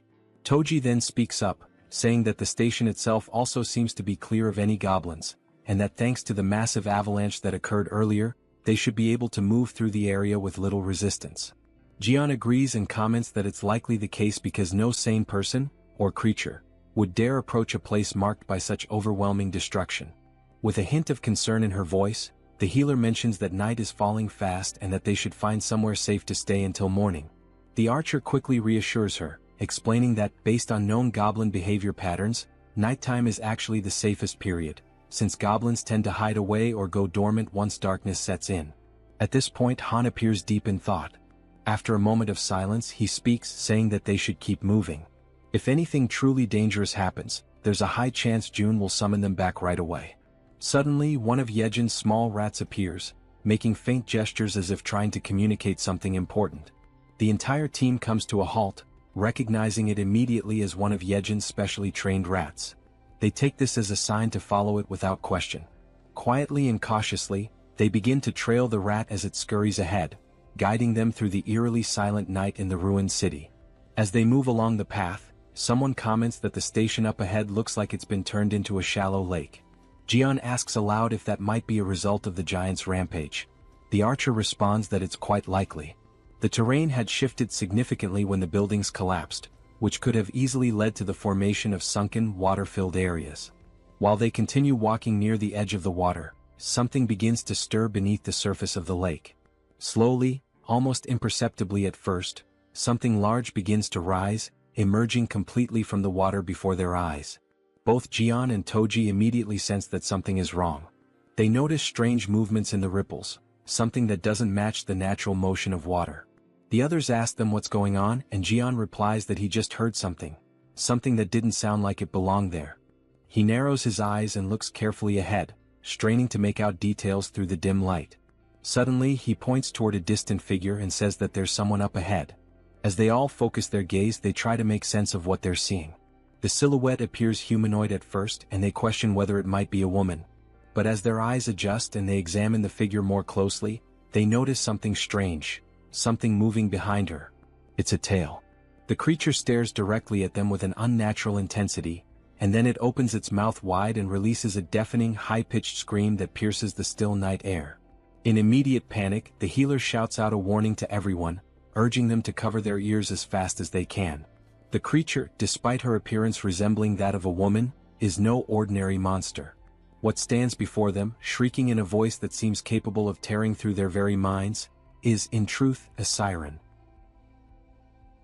In a sudden, desperate reaction, everyone in the group instinctively raises their hands to tightly cover their ears, trying to block out the piercing, bone-shaking scream of the siren. Toji quickly begins to show visible signs of exhaustion, struggling to keep his hands pressed firmly against his head, his arms trembling under the strain. Meanwhile, Yanju looks around in shock, unable to comprehend what's happening, her voice filled with disbelief as she questions the situation unfolding around her. Toji, even more bewildered, realizes with growing horror that his body is starting to move involuntarily, his limbs betraying him as if something else is controlling them. Moments later, as if pulled by some unseen force, both he and Yanju begin to slide helplessly toward the edge of the lake. The pull is strong and unrelenting, and they're dragged across the ground without being able to resist. When Yanju hits the ground and feels the cold touch of water, she immediately understands the danger. Watching Toji move toward the depths at such a rapid pace, She senses that if he continues like that, he'll be in serious danger. Suddenly, at that very moment, sharp fangs emerge from the water and lunge toward her feet, forcing her instincts into high alert. Reacting instantly, she tries to swim upward toward the surface, but the monstrous creatures grasp her legs with vicious strength, pulling her back down into the water with raw, furious force. Meanwhile, back above the surface, Han and the others are still locked in a battle of endurance, struggling to withstand the siren's excruciating scream. Their faces contorted with pain, their bodies weakened, they try to hold out just a little longer. Amid the chaos and panic, the healer closes her eyes and focuses, summoning all her remaining strength. With a surge of energy, she casts a protective magical armor over the group, enveloping them in a glowing, defensive aura. Now shielded by the magical barrier, Han feels a noticeable difference. He comments that he feels much stronger, more capable of resisting the siren's debilitating scream. The man with glasses then asks, almost breathless, what exactly the young healer's power is. Exhausted and barely able to stay on her feet, she pleads with them to hurry and save Toji and Yeonju before it's too late. But just as she finishes speaking, something in the water catches her eye. A dreadful blue creature, barely visible beneath the surface, begins to emerge from the depths of the lake. From a distance, the rest of the group watches the movement and begins to question, what are those bastards? Before anyone can respond, the creatures launch a sudden, brutal assault, moving with terrifying speed and aggression. Sensing the incoming clash, Han immediately calls out to everyone, urging them to prepare themselves for battle. He warns them that the creatures are closing in fast. Without a moment of hesitation, the monsters leap through the air, aiming directly at the group. Han quickly raises a steel rod in both hands, bracing for impact, ready to counterattack. With powerful force, his weapon collides with the creature's strike, sending shockwaves through the air. Just as the creature begins to recover, it's struck by a well-aimed arrow, finally going down. However, only one of the monsters is defeated, while several others continue to emerge from the shadows. The female archer, clearly frustrated, mutters under her breath about the relentless, never-ending wave of creatures. Without delay, the monsters reach the surface, surrounding the group from all sides with terrifying speed. In growing distress, Han insists that they can't afford to waste time, they have to save Toji and Yeonju now. Meanwhile, from the opposite side of the lake, something begins to draw the creature's attention. It's the werbear woman returning from the depths, carrying Toji in her strong arms. As she surfaces, Toji gasps and coughs, expelling the water from his lungs. He mutters that he genuinely believed he was going to die. Overcome with relief, the group's faces light up with joy at the sight of their safe return. Toji then turns to Yeonju and, with deep sincerity, thanks her for saving him. But their moment of reunion is abruptly interrupted. The bastards resume their relentless assault without giving the group a second to breathe. The team quickly realizes the creatures aren't going to let up, not even for a moment. Toji immediately activates his magical armor, his body lighting up with protective energy. As the monsters continue charging forward, he yells to the group that they'll hold the line and fight until the very end. In that moment, the werbear woman plants her feet firmly and prepares to strike. As one of the creatures lunges forward, she throws a heavy punch that lands squarely on its face, sending it flying backward through the air. The creature crashes violently into a thick wooden pillar, splintering it with the force of impact. Atop that very pillar, a goblin's body had been suspended, tied in place. At that instant, both Han and Toji glance upward and shout for everyone to move away quickly. Without hesitation, the group leaps back just in time as the place they had been standing is struck. Moon immediately turns and asks Han if he's okay. Han replies that he's fine and asks what just happened. As he sees the wreckage more clearly, Toji freezes in place, unable to speak. It was the body of the goblin, still tied to the broken pillar, that had fallen from above. As the group stares at the unsettling sight, the man with glasses urges everyone to look up. When they do, they are horrified by what they see. Numerous goblins, their bodies bound and suspended high above, arranged in the shape of a massive cross. Han comments that the group had been so focused on the danger below that they hadn't even noticed what was above them. And in that moment, he comes to a terrifying realization. These bastards don't care whether their victims are monsters or humans. Just then, the female archer's bow slips from her hand and falls to the ground. Her body begins to tremble uncontrollably, and she becomes completely speechless. She simply can't believe what's in front of her eyes. In complete silence, she wonders to herself, could that man really be her father? Suddenly, one of the creatures charges forward at full speed. Han watches in horror as the beast sprints directly toward the defenseless archer, who remains frozen, completely unaware of the incoming attack. Without hesitation, he desperately screams her name. At that very moment, a loud gunshot echoes through the air. The bullet hits the creature midair, striking it down and sending it crashing to the ground. Holding the weapon was Moon, who immediately turns to ask the archer woman if she's all right. Han commends him for his quick reflexes in such a dire situation, but soon notices something is terribly wrong. The archer is now kneeling on the ground, visibly shaken, her expression distant and broken. Suddenly, the man with glasses appears, urgently calling out to Han. He says he may have found a way to deal with the situation they're trapped in. He explains that, through black, he has been able to observe the surroundings from above, and that's how he discovered something crucial. The agonizing sound that's been tormenting them is also what's commanding the creatures. Han is taken aback by the revelation. The man in glasses adds that he still can't fully understand what the siren is saying, but he noticed that every time she opens her mouth, the fish-faced creatures react and begin to move. He then states that if they can find a way to cut off the sound, it's highly likely that the creatures will lose their coordination and retreat due to the lack of command. In the midst of this tense and increasingly hopeless situation, Han agrees that the idea is worth trying. However, he expresses concern that the creatures won't give them the opportunity to make it happen. Wanting to clarify things, Toji asks directly if the entire plan boils down to simply stopping the sound. Han confirms it with seriousness in his voice. Then, with resolve burning in his eyes, Toji declares that he'll be the one to bring down that damn thing and that he has a plan. Meanwhile, on the other side of the battlefield, the siren opens her mouth once more, releasing the dreadful sound, and like obedient soldiers, the creatures respond as if bracing themselves for another coordinated assault. Observing their behavior closely, Han notices that the creatures are changing their formation. The man with glasses assumes they must have realized the group's new objective is to shut the siren down. Han then turns to Toji and asks if he can really rely on him. Toji confidently answers yes, urging everyone to trust him, and makes it clear that all they have to do is open a path for him. He'll take care of the rest on his own. Without hesitation, Healer affirms that she will stay behind to protect the archer. And with the plan now in motion, the group charges forward with unwavering determination. Each member of the team focuses solely on creating that crucial opening for Toji, attacking the enemy forces without mercy and taking down one creature after another with relentless resolve. Han pauses for a brief moment, glances back at Toji and shouts for him to move now. This is the chance. Toji locks onto his target, plants his feet, and grips his halberd with precision and strength. Then, with all his might, he hurls the weapon through the corridor, aiming straight for the siren.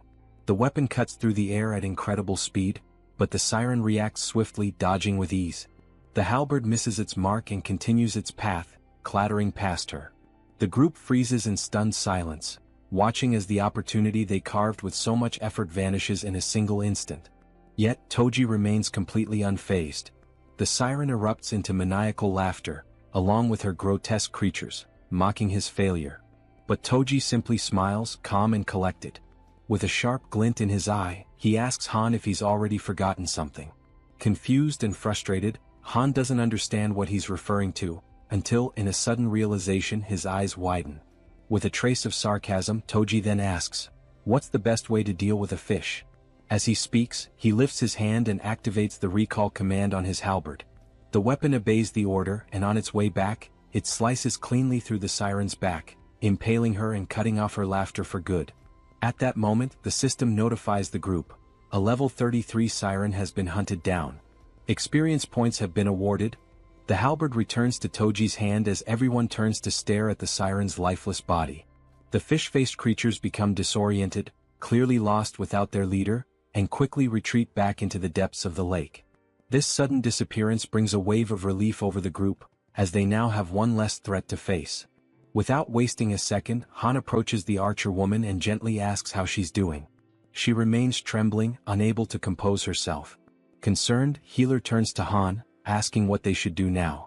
Han considers going to find June. Then, the archer woman suddenly reveals, with a trembling voice, that one of the bodies hanging on the crosses above is her father. Han is struck speechless. He quickly turns around, unable to accept that his father-in-law could be among those mutilated victims.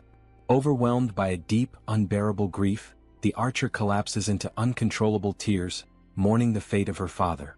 Beside her, Han falls to his knees, consumed by panic and disbelief. The entire group around them feels the weight of her sorrow as if it were their own. And right there before their eyes, hanging from a cross in an appalling state, was her father's body, a heartbreaking sight that pierced the soul of every witness. At that very moment, the system displays a mission reconstruction screen, this time with the Archer as the target. The reward, to bring her father back to life. However, the system clearly warns that resurrection is only possible within the boundaries of the absolute domain.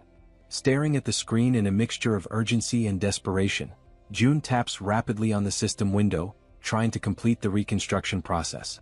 Yejin, seeing him in such a state of despair, is left absolutely stunned by his behavior. But then all of a sudden June stops. He begins to reflect more deeply on the situation and on the trust the group had placed in him.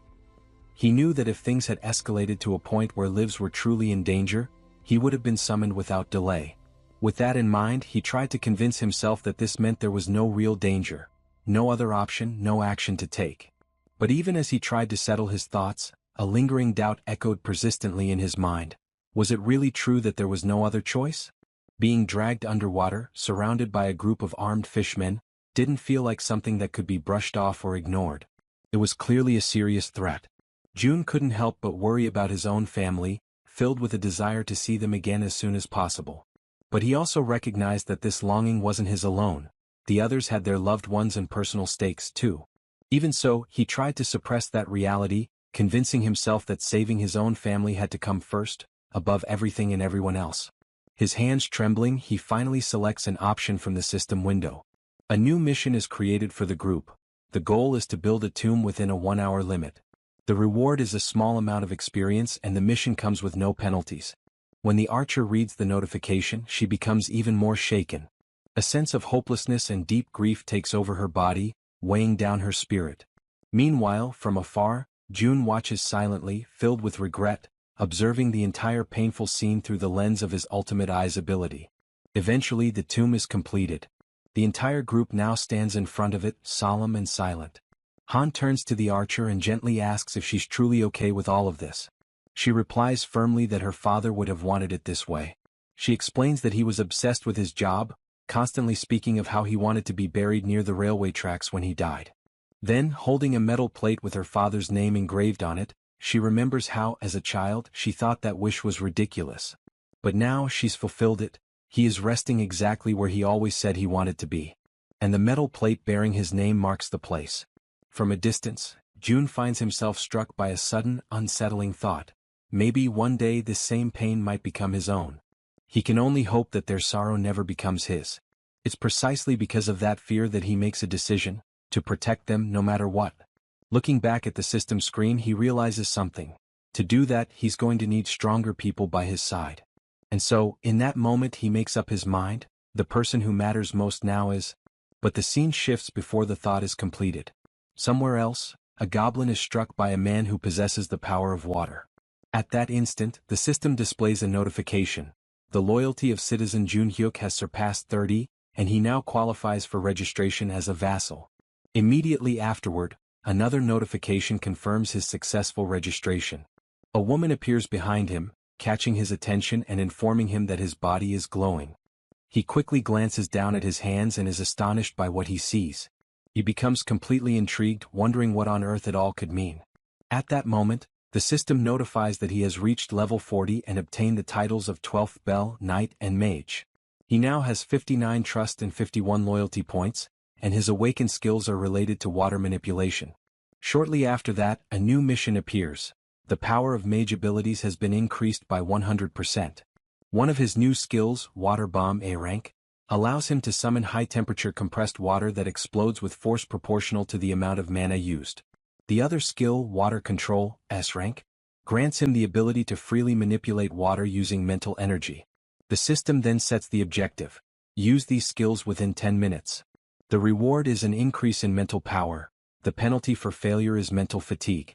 Standing at the location, Jun Hyuk is stunned by what he sees before him. The mission notification appears once again. As he reads it, someone nearby asks if he's okay, but he responds by asking for a moment. A smile slowly spreads across his face as he begins to understand the nature of the mission. He quickly realizes there are more than enough enemies nearby to use his powers on. Without delay, water begins to materialize around him, initiating the execution of his challenge. A massive sphere of water forms before everyone's eyes, leaving the goblins completely shocked and unprepared. Then with confidence, Junhyuk utters the command, "Water Bomb." He hurls it forward, striking the group of goblins mercilessly. The resulting explosion creates a crater in the ground, leaving every single one of them dead, as Junhyuk stands watching in silence. He extends his hand again, activating the water control ability. With unwavering concentration, he begins to lift the droplets of water into the air. What happens next surprises two men who are silently watching everything unfold. The man wearing a black coat asks in complete disbelief if it is truly Junhyuk who is doing all of that. The other man confirms it, emphasizing that what they are witnessing is indeed Junhyuk's power. With a smile on his face, Junhyuk lets the tiny droplets fall slowly, like gentle rain, still under his full control. Immediately after, he falls to his knees on the ground, lifts his arms upward, and begins to give thanks for the kindness he just experienced. The two men, now even more confused, begin to wonder aloud whether he might be losing control of himself. At that exact moment, the system displays a notification stating that both his trust and loyalty have increased, that the mission has been successfully completed, and that 70,251 won have been consumed. Witnessing all of this, Jun is completely taken aback. He truly didn't expect a skill of rank S to be awakened in that way. With this event, Junhyuk becomes the second person to hold a rank S skill, following after Yeonju. Jun begins to reflect, considering how surprising it is, especially given that Junhyuk's original ability was merely rank B, a skill that used mental energy to produce water. He hadn't imagined it would develop so impressively. Now he wonders if this significant growth is because of Junhyuk's high level. Standing in front of the system window, he admits to himself that this outcome was unexpected, but he feels content with the result he has achieved. Internally he recalls that, back when the ability was still at rank B, he would use mental energy to generate water in any form. Now he questions how this type of use fits into the overall strategy, the metaphorical board of pieces.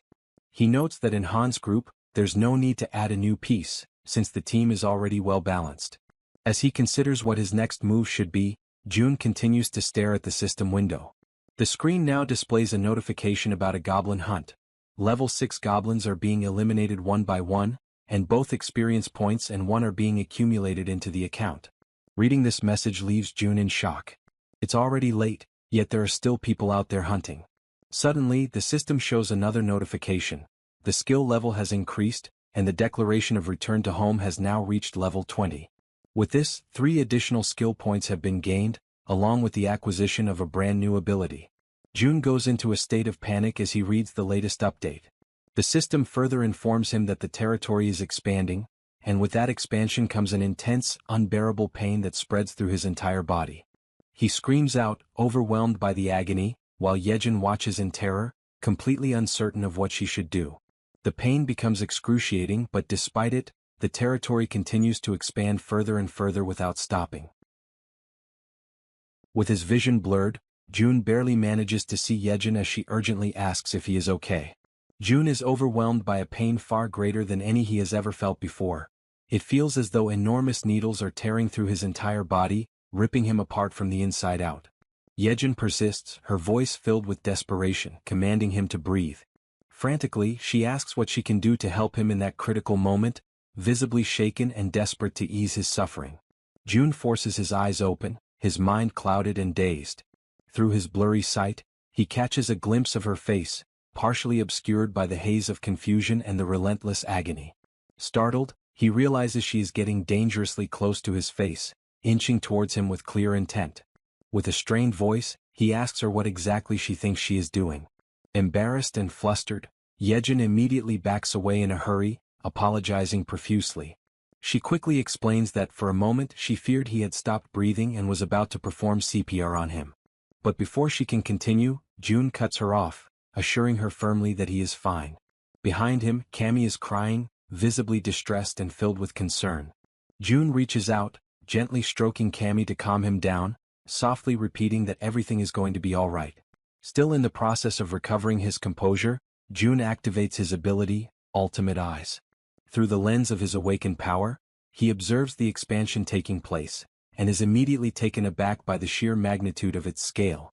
The zone has spread both to the west and to the north, engulfing streets within a full kilometer radius surrounding the complex. Lying on the ground, he finally understands the true cause behind the overwhelming pain he just endured. The territory has expanded to its largest size yet. Turning his attention to the system screen, June reflects that no matter how exhausted and drained he feels, now is certainly not the time to rest. The system displays a message indicating he has earned 3 skill points for reaching level 20. June has already decided which ability he will upgrade next. He chooses to enhance the skill he considers the most vital for the current operation: Ultimate Eyes. Immediately after making his selection, the system notifies him that Ultimate Eyes has reached level 4. Soon after, a new message appears on the screen, informing him that a multivision function has been unlocked and added to the ability. With this newly acquired attribute, June feels his field of vision expand dramatically, as though he is now surrounded by countless CCTV monitors, each displaying different angles. However, he quickly notices that maintaining this expanded vision places a significant strain on his focus. He realizes that handling 3 simultaneous views is his current limit. Once again, June checks the system and sees that he still has 2 remaining skill points to allocate. He decides to invest them in enhancing the skill known as Preservation of Dignity. Moments later, the system displays an update stating that the skill has now reached level 5 and that a new feature called Mystic Draw has been activated. In addition, he is granted a reward of 300 crystals, which catches him completely by surprise. Shortly after, the system clarifies that it was through this Mystic Draw feature that he has received those 300 crystals. June finds no reason to reject the unexpected gift, so he clicks on the notification to accept them. As soon as he does, a bright circle forms on the ground beneath him. The circle emits a radiant light so intense that it causes discomfort to Yejin, Kami, and even June himself, forcing them to shield their eyes. After a few moments, the circle of light vanishes, yet a concentrated, powerful glow remains suspended in the air. From within this brilliant light, an object begins to materialize. It is a ring. The system promptly notifies him that this is a communication ring, designed specifically to transmit June's voice directly to his vassals. June slides the ring onto his finger, still uncertain about its practical use. As he considers its function, it becomes clear to him that its ability to project his voice could be perfectly suited for Dabin. But then he remembers that Dabin has already been officially registered as one of his vassals. He accesses the vassal management interface within the system, which displays detailed information about Dabin. Level 25, holding the title of 11th Servant, Trust at 77, Loyalty at 100, and a newly awakened skill, Telepathy. Astounded by Dabin's awakened ability, June acknowledges to himself that telepathy is indeed the perfect skill for someone tasked with such communication-driven responsibilities. Suddenly, through the multivision function of his ability, June sees a disturbing scene. 50 people are crammed together, sharing a single housing unit to sleep in. Inside that crowded unit, Dabin tries to explain to the agitated group that the situation is only temporary. However, her words are met with anger and indignation, as if she were treating them like they were insignificant, like they were nothing. One man, visibly furious, raises his voice and shouts, reminding her that they've all seen countless empty houses along the way. He demands to know what she's even talking about, as though her excuses were entirely unreasonable. Clenching their fists in frustration, several others step forward, insisting that at least the children should be allowed to sleep comfortably. They demand that some of the vacant rooms be opened up so everyone can rest properly after enduring so much. Overwhelmed by the escalating situation spiraling out of control, Dabin hurriedly apologizes, struggling to maintain her composure as she explains that current policy does not permit such allocations. All the while, from a distance, June watches everything unfold in silence through his ultimate eyes. At that moment, the system displays a new notification. A skill named Ultimate Shut-in's Door has been activated. With this, June is now able to connect to and control all doors within the territory he has declared as his own domain. Back inside the unit, just as Dabin desperately tries to regain control of the situation, a door suddenly swings open on its own. Annoyed and suspicious, one of the men immediately questions the audacity of barging into someone else's home during an emergency. He reminds everyone that in times like these, people should be helping each other, not creating pointless conflicts and divisions. He demands to know why so much unnecessary resistance is being put up against such a basic request. At that precise moment, June steps through the open door, catching Dabin completely by surprise. He turns to the man, his expression unwavering, and declares bluntly that if the man disagrees with the house policies, then he is more than welcome to leave his house immediately. The man, stunned by June's words, demands that he repeat what he just said. But June, without the slightest hesitation, simply proceeds to evict him on the spot. Witnessing this abrupt and firm action, the rest of the group begins murmuring among themselves, remarking how things have suddenly calmed down. June then turns to face them all and poses a sharp question, asking if anyone else has complaints they wish to bring up. With a cold and resolute tone, he announces that from that moment onward the electricity, water and gas supply to that entire unit will be cut off. Hearing this, a young woman, visibly alarmed, questions whether he is being serious about such an extreme measure. June locks eyes with her and responds curtly that, in fact, that's exactly the question he wanted to ask them. With an unwavering gaze, he states that it's no coincidence they appeared right after the fall of the giant. He then asks if they came because they judged this place as being capable, just like so many others who arrive every single day with the exact same mindset and expectations. His words strike the group like a bolt of harsh reality, leaving them momentarily speechless. But June doesn't stop there. He continues, explaining that giving in to such demands would lead to 3 major problems. First, all the empty rooms would eventually be exhausted, making it impossible to accommodate new arrivals who genuinely need shelter. Second, the residents who have been living there, those who are already settled and abiding by the system, would begin to feel disrespected and marginalized. And third, once they give in to one demand, the cycle of requests and entitlements would never come to an end. With absolute ruthlessness, June raises his voice and declares that the basic rights and welfare they expect to find here simply do not exist in this place. He emphasizes that the South Korean government has already collapsed, and that he, standing before them, is not the representative of anyone's ideals or dreams. He acknowledges that some might perceive him as a tyrant, abusing the power he holds. But he warns them that the world has become far too brutal, far too unforgiving, for naive ideals like rights and welfare to survive without being fought for and earned.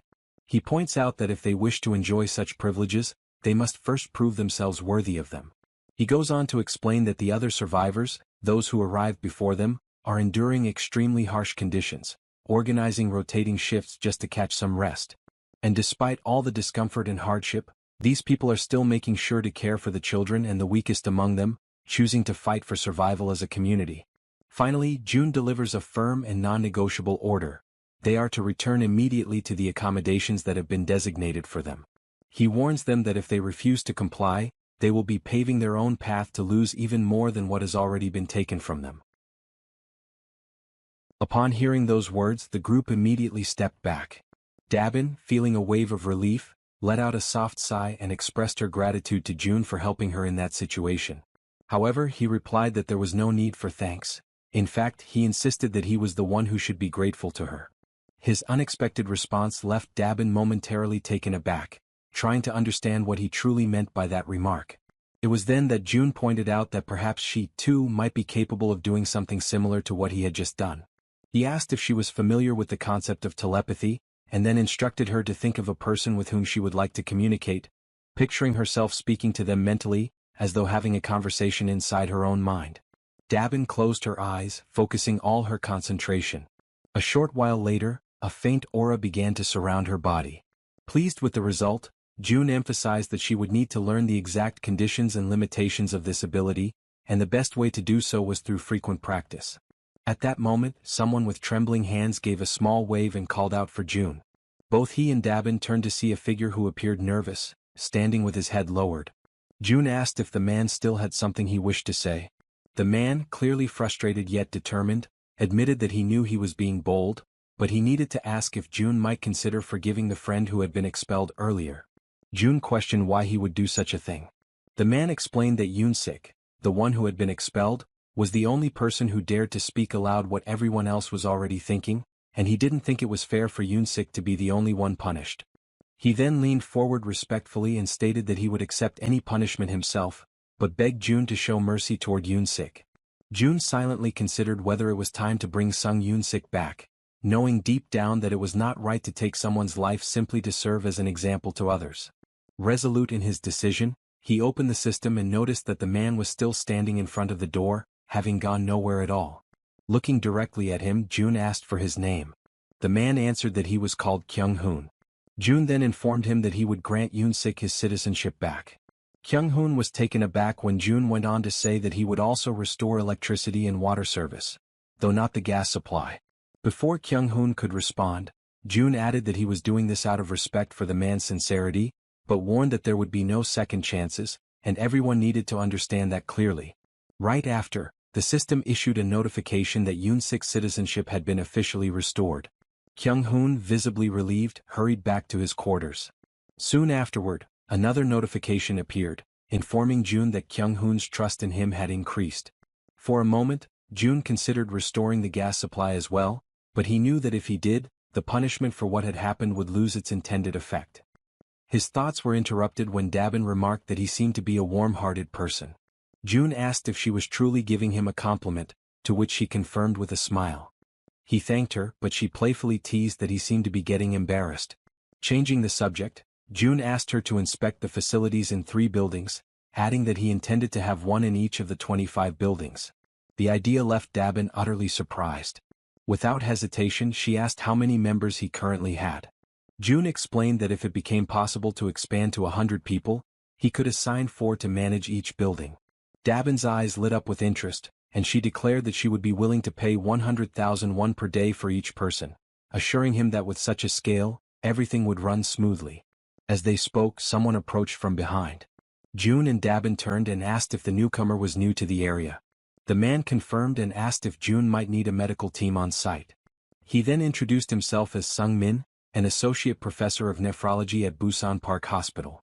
After hearing his introduction, June commented that he had dismissed the medical team for the time being, as he believed high-ranking individuals required proper treatment. He then turned to Dabin and asked what she thought about offering a room for the team and converting it into a hospital. She responded that it seemed like a good idea. Seizing the moment, June noted that if they looked around carefully, they could probably find a fair number of nurses. He also said that assembling the medical team and managing it would be her responsibility. Dabin, clearly enthusiastic, assured him that he could count on her for that. Afterward, June opened the door and returned to where Yejin was waiting. She asked if he had managed to solve the problem, and with a smile he confirmed that he had. Without wasting any time, he activated his Eyes of the Absolute ability. When Yejin saw the Han group, she asked if they had already left. June quickly realized they were on their way to Jigalki Station and that there were no issues there. He then opened the system again to finish what he had been working on. As he had expected, the final location available for investing his skill points was the Absolute Warehouse. The system issued a notification stating that the skill had reached level 2, increasing its capacity to 200 kilograms and adding a new feature called State Preservation. The description clarified that this function would maintain the exact movement and condition of an item as it was at the very moment it was stored. Upon realizing that the capacity had now doubled, June immediately understood that he could make far freer and more strategic use of the warehouse. His thoughts quickly drifted toward the true potential of this newly acquired function. It did not take long for him to realize that, if used correctly, it could become something extremely powerful.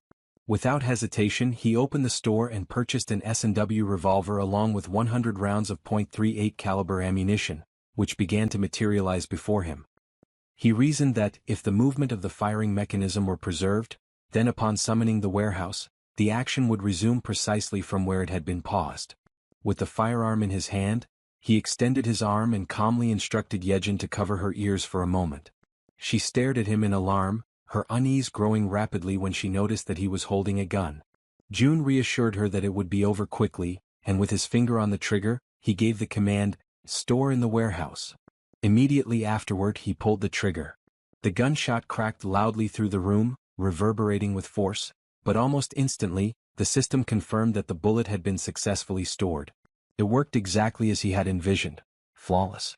Feeling a surge of excitement, June stepped out onto the balcony of the building, his mind already testing the possibilities of his prediction, while Yejin remained frozen in shock at what she had just witnessed. Extending his hand, he focused intently and issued the command, "Summon." From the system's storage window, a stream of bullets began to pour out at remarkable speed. June watched, impressed, as his idea came to life exactly as planned. This, after all, was an absolutely foolproof way to provide support to Han's group, who were locked in battle at Jigalki Station. There, goblins were being struck one after another by the incoming bullets, collapsing to the ground in rapid succession. Those that survived the initial barrage turned and fled in terror, leaving Han's group finally unharassed. Now, with renewed conviction and confidence, Han declared that they had at last arrived at Jigalki Station. On the other side, Jun attempts to establish communication with the group, asking if they are able to hear his voice. Han is caught off guard, genuinely surprised to hear him so clearly. Observing Han's startled reaction, Jun quickly deduces that everyone in the group must be hearing his voice without difficulty.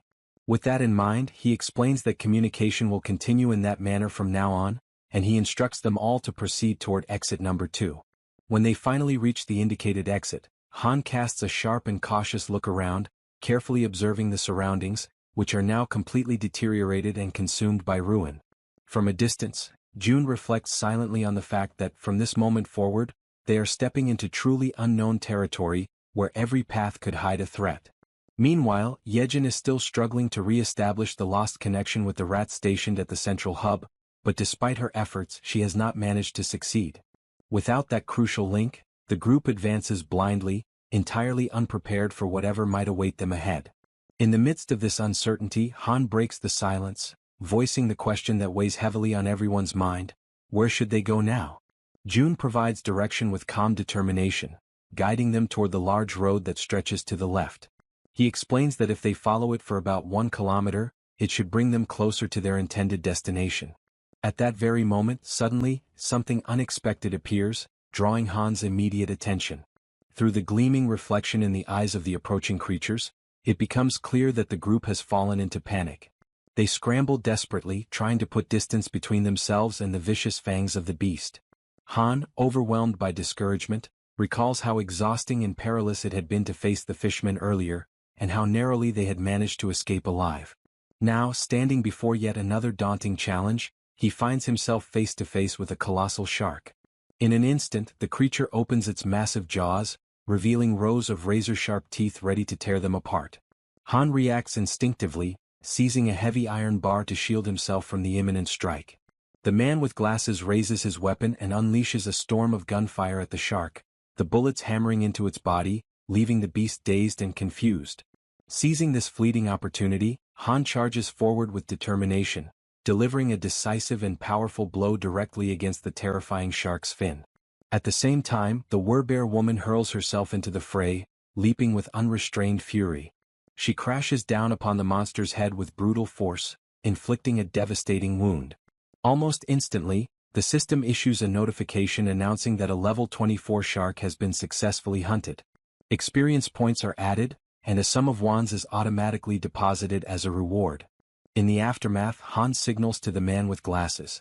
She focuses intently, linking her consciousness to her raven, Black, and immediately gains a sweeping aerial view of the area. The man with glasses freezes, stunned by what he witnesses through the shared vision. Without hesitation, he alerts the group that the entire surrounding area seems to be overrun by fish. At that tense moment, yet another figure suddenly emerges, and the entire group finds themselves staring directly at an overwhelming presence. Almost simultaneously as Toji looks upward, he notices movement above them. It is not a single creature, but countless blue figures resembling swordfish swiftly closing in from the sky. The group steels themselves for yet another imminent clash. As the creatures approach dangerously close, Han calls upon Toji. He raises his halberd high, focusing his energy, and his armor activates with a flash of power. In the precise instant Toji strikes with deadly accuracy, his blow landing true. The system immediately notifies the successful hunt of a sky blue marlin, rewarding them with additional experience points and wands.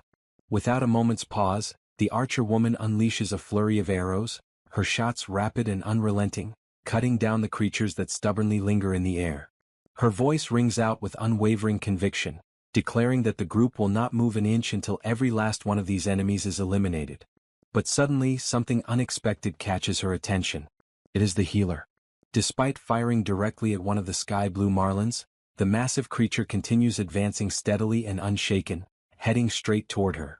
Her ammunition eventually runs out, and she realizes with growing dread that the creature continues to approach, drawing nearer with every passing second. At that precise moment, the system issues a notification announcing the summoning of storage. Immediately, bullets materialize and strike the creature with sharp precision. The system then reports that a level 17 sky blue marlin has been successfully hunted, awarding experience points and depositing the amount of 231,733 won into the account. Upon reading the notification, Jun notices with frustration that whenever he personally fires the weapon, the payment turns out to be lower than expected. With determination he calls out to Yejin. He demands that she stop trying to connect with the rats and instead focus her efforts on shooting in his place. Without hesitation, he places the weapon firmly into her hands, though she instantly feels insecure and uncertain, nervously questioning where exactly she should aim. Rising to her feet, she hesitates, but Jun calmly remarks that anywhere she points will be good enough. Gathering her courage, Yejin fires her very first shot, and immediately the system notifies the deposit into storage. Seizing the moment, Jun concentrates intensely and commands that the bullets fired by her be redirected into the ongoing battle. Right after his command, countless system windows open before them, acting as gateways through which the bullets travel, passing directly into the battlefield and striking their intended targets. The system then notifies that another level 17 sky blue marlin has been hunted, granting additional experience points and depositing more wands. Amid the unfolding situation, Yejin urgently warns Jun to step aside and reload quickly so that the assault can continue without delay. Absorbing the urgency of the moment, Jun reflects silently that the overall efficiency of the operation has now increased for the 6th time. Even though he feels genuine pity for Yejin, who is clearly overwhelmed, he knows deep down that this approach is absolutely necessary. At that instant the door swings open. Hyerin, known as the Poison Girl, enters the scene, her expression filled with intrigue as she takes in the chaotic sight before her. Upon noticing Yejin firing repeatedly, she questions the reason behind the gunfire, trying to discern whether what she is witnessing is reality or merely some kind of dreamlike illusion. In the middle of the chaos, a massive creature suddenly attempts to strike at them. However, both Han and the werbear react swiftly, dodging the violent attack just in time. The creature reveals itself to be red in color, with the enormous and terrifying form of a monstrous crab. Distressed and exasperated, Han asks aloud whether this is some kind of twisted joke and desperately questions if they are truly expected to try and defeat such a horrifying monstrosity. The giant crab prepares to attack, raising its massive limbs with a menacing weight. It strikes down with such force that the surface itself trembles violently, but Han and the werbear woman manage to dodge in time, narrowly escaping the devastating blow. Her eyes remain fixed firmly on the target, burning with determination. The werbear woman lets out a powerful cry, calling for the healer. He immediately understands the signal, raises his hand and envelopes her in a radiant aura. Wrapped in that energy, her body surges forward with explosive speed. With ferocity, she grabs hold of part of the creature's massive structure, opens her mouth wide, and seized by fury, sinks her fangs deep into its flesh. At the same time, Han charges toward the monstrous adversary, gripping a long iron rod with both hands. At just the right moment, he halts his sprint and hurls the weapon with precise strength, sending it flying straight into the target and piercing the very center of its head. From behind the crab, the werbear woman emerges once again, moving relentlessly, her determination unshaken and fixed entirely on her goal. She unleashes a decisive strike upon the creature and quickly withdraws. To her shock, however, she realizes that the beast remains completely unharmed, its thick shell impervious to her attack. Then Moon shouts for everyone to fall back. From above, he lifts his weapon, holds it firmly, and focuses his entire attention on the monstrous crab. Without pause, he begins firing, unleashing a relentless storm of bullets that rain down upon the creature's dreadful body. Amid that chaos, Han comments on the insane durability of the enemy, his voice heavy with frustration, and he questions aloud what they should possibly do now. His eyes remain locked on the beast, and for a fleeting moment, doubt takes hold of him as he wonders if there truly is no chance of victory. At a certain distance, carefully observing everything, Jun notices something crucial. He realizes that this creature is not like the ordinary projectiles they have faced before. What they need is not just sharp strikes but a blow of overwhelming impact, something heavy and crushing like a hammer. Accepting this realization, he begins to search frantically for an object capable of delivering that kind of force. His gaze scans every corner until, finally, he discovers a gem. A satisfied smile spreads across his face, for he has found exactly what he was searching for. The system promptly notifies him of an item being stored in the deposit. Through his ability of communication, June instructs the werbear woman that when he gives the signal, she must leap onto the crab's shell, because he has found something that can break through it. Soon after, June raises his hand and summons a heavy barbell, which begins to materialize right before him. Inwardly, he apologizes to the boy who used to own it, silently promising that he will buy a new one for him later. His plan is clear. First, he allows the heavy bar to fall freely, letting gravity build up its full kinetic energy, and only then does he store it in the deposit. Immediately afterward, June invokes the bar again. It shoots forth through the system's window and hurtles toward the center of the crab's head. At that exact moment, he uses his communication skill and gives the long-awaited signal to the werbear woman. The bar pierces the target with brutal force, splitting open its head and sending streams of blood spurting outward. Without hesitation, the werbear woman launches herself straight at the point of impact. Her claws are ready, sharpened and gleaming, her body fueled entirely by determination and fury. She closes the distance with fierce speed and strikes with lethal precision, delivering the finishing blow that successfully ends the beast.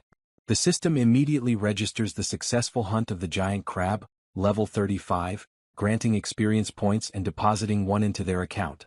Yet even after their victory, the path home resembles nothing less than a chaotic marketplace of sea monsters. Every kind of fish and crustacean-like abomination continues to attack mercilessly, without pause or mercy. June understands that without his support, the group would have faced countless situations that could have ended in tragedy. He accepts, with heavy resignation, that this place is simply too much to handle, even for Han's group. He reflects on how, despite everyone being awakened and armed, they still struggle just to advance a single kilometer. Now he must finally admit to himself that the chances of his family being alive are almost non-existent. The closer he gets to his home, the stronger the fear grows inside him. Still, even if there is just a 1% chance, he knows he cannot allow himself to lose faith. Using his ability, he surveys the surroundings and notices a ruined but familiar street. He reflects that just beyond the narrow alley lies his home. But suddenly, something unusual captures his attention: a tree. Through his communication skill, he commands the group to stop immediately. He knows this city well. It is the place where he was born and raised, and he is certain of what belongs here and what does not. Observing carefully, he realizes that there has never been a tree like that on the main road, and even if there had been, the city would never have left it standing there. This means that the tree appeared only after the world had fallen apart. Calling upon his ability once more, June draws everyone's attention to the anomaly. He asks if they too can see the massive tree ahead. The group confirms that they can. June then declares firmly that the tree is not what it seems, it is a monster. He directs them to prepare for an attack. At that very moment, something strange happens. A single, enormous eye opens upon the trunk of the tree. Before the group, the figure awakens, and everything around them begins to tremble as if the world itself recoils from its presence. The archer remained firm, her gaze fixed upward. A shot was released, flying toward the monster and piercing part of its trunk. Yet that was not enough to stop it. With each passing instant, it rose higher, lifting itself from the ground as though abandoning the very surface that once held it. Faced with that overwhelming threat, Han, gathering all his focus, hurled an iron bar against the tree, striking the target with perfect precision. But even then, the colossal creature endured, resisting the blows and continuing to advance, drawing ever closer. Its extraordinary resilience astonished Han, who could hardly believe what he was witnessing. Meanwhile, Moon teleported behind the tree and swiftly raised his weapon, unleashing a barrage of shots that struck the monster in rapid succession. At that same moment, the werbear woman charged forward, throwing herself into the fray against the creature in the midst of its relentless attacks. Her sharp claws tore into the wood, ripping away splinters and peeling its bark with raw violence. The tree, however, responded by summoning from its depths a living mass of trunks and roots, twisting and writhing as they surged toward the werbear. The branches coiled around her body, lifting her into the air and immobilizing her with a crushing force. Han and the others, horrified by the dreadful sight, cried out to her. But the tree held her fast, suspended high above them all, like a living trophy captured within its dominion. Without hesitation, it began to release branches sharpened like spears, twisting menacingly as they thrust toward the werbear. Overcome with despair, she let out a cry, her voice laden with anguish. At that instant, Moon appeared before her, placing himself as a shield in her defense. The werbear woman begged him to step back, pleading for him not to endanger himself. Yet he stood his ground, unwavering, prepared to face the piercing tip of the branch that drew ever nearer. But to his surprise the monster stopped. Its branches retracted, pulling back into the surface. On the other side, June too was taken aback by the tree's sudden withdrawal. The unexpected pause forced him to reflect on what could have provoked such a change. Through his ability of communication, June ordered Han to have Yanju retreat, while the others pressed forward against the creature. Han hesitated, questioning if it truly should be only Yanju who withdrew, but June confirmed without faltering. Thus Han relayed the command.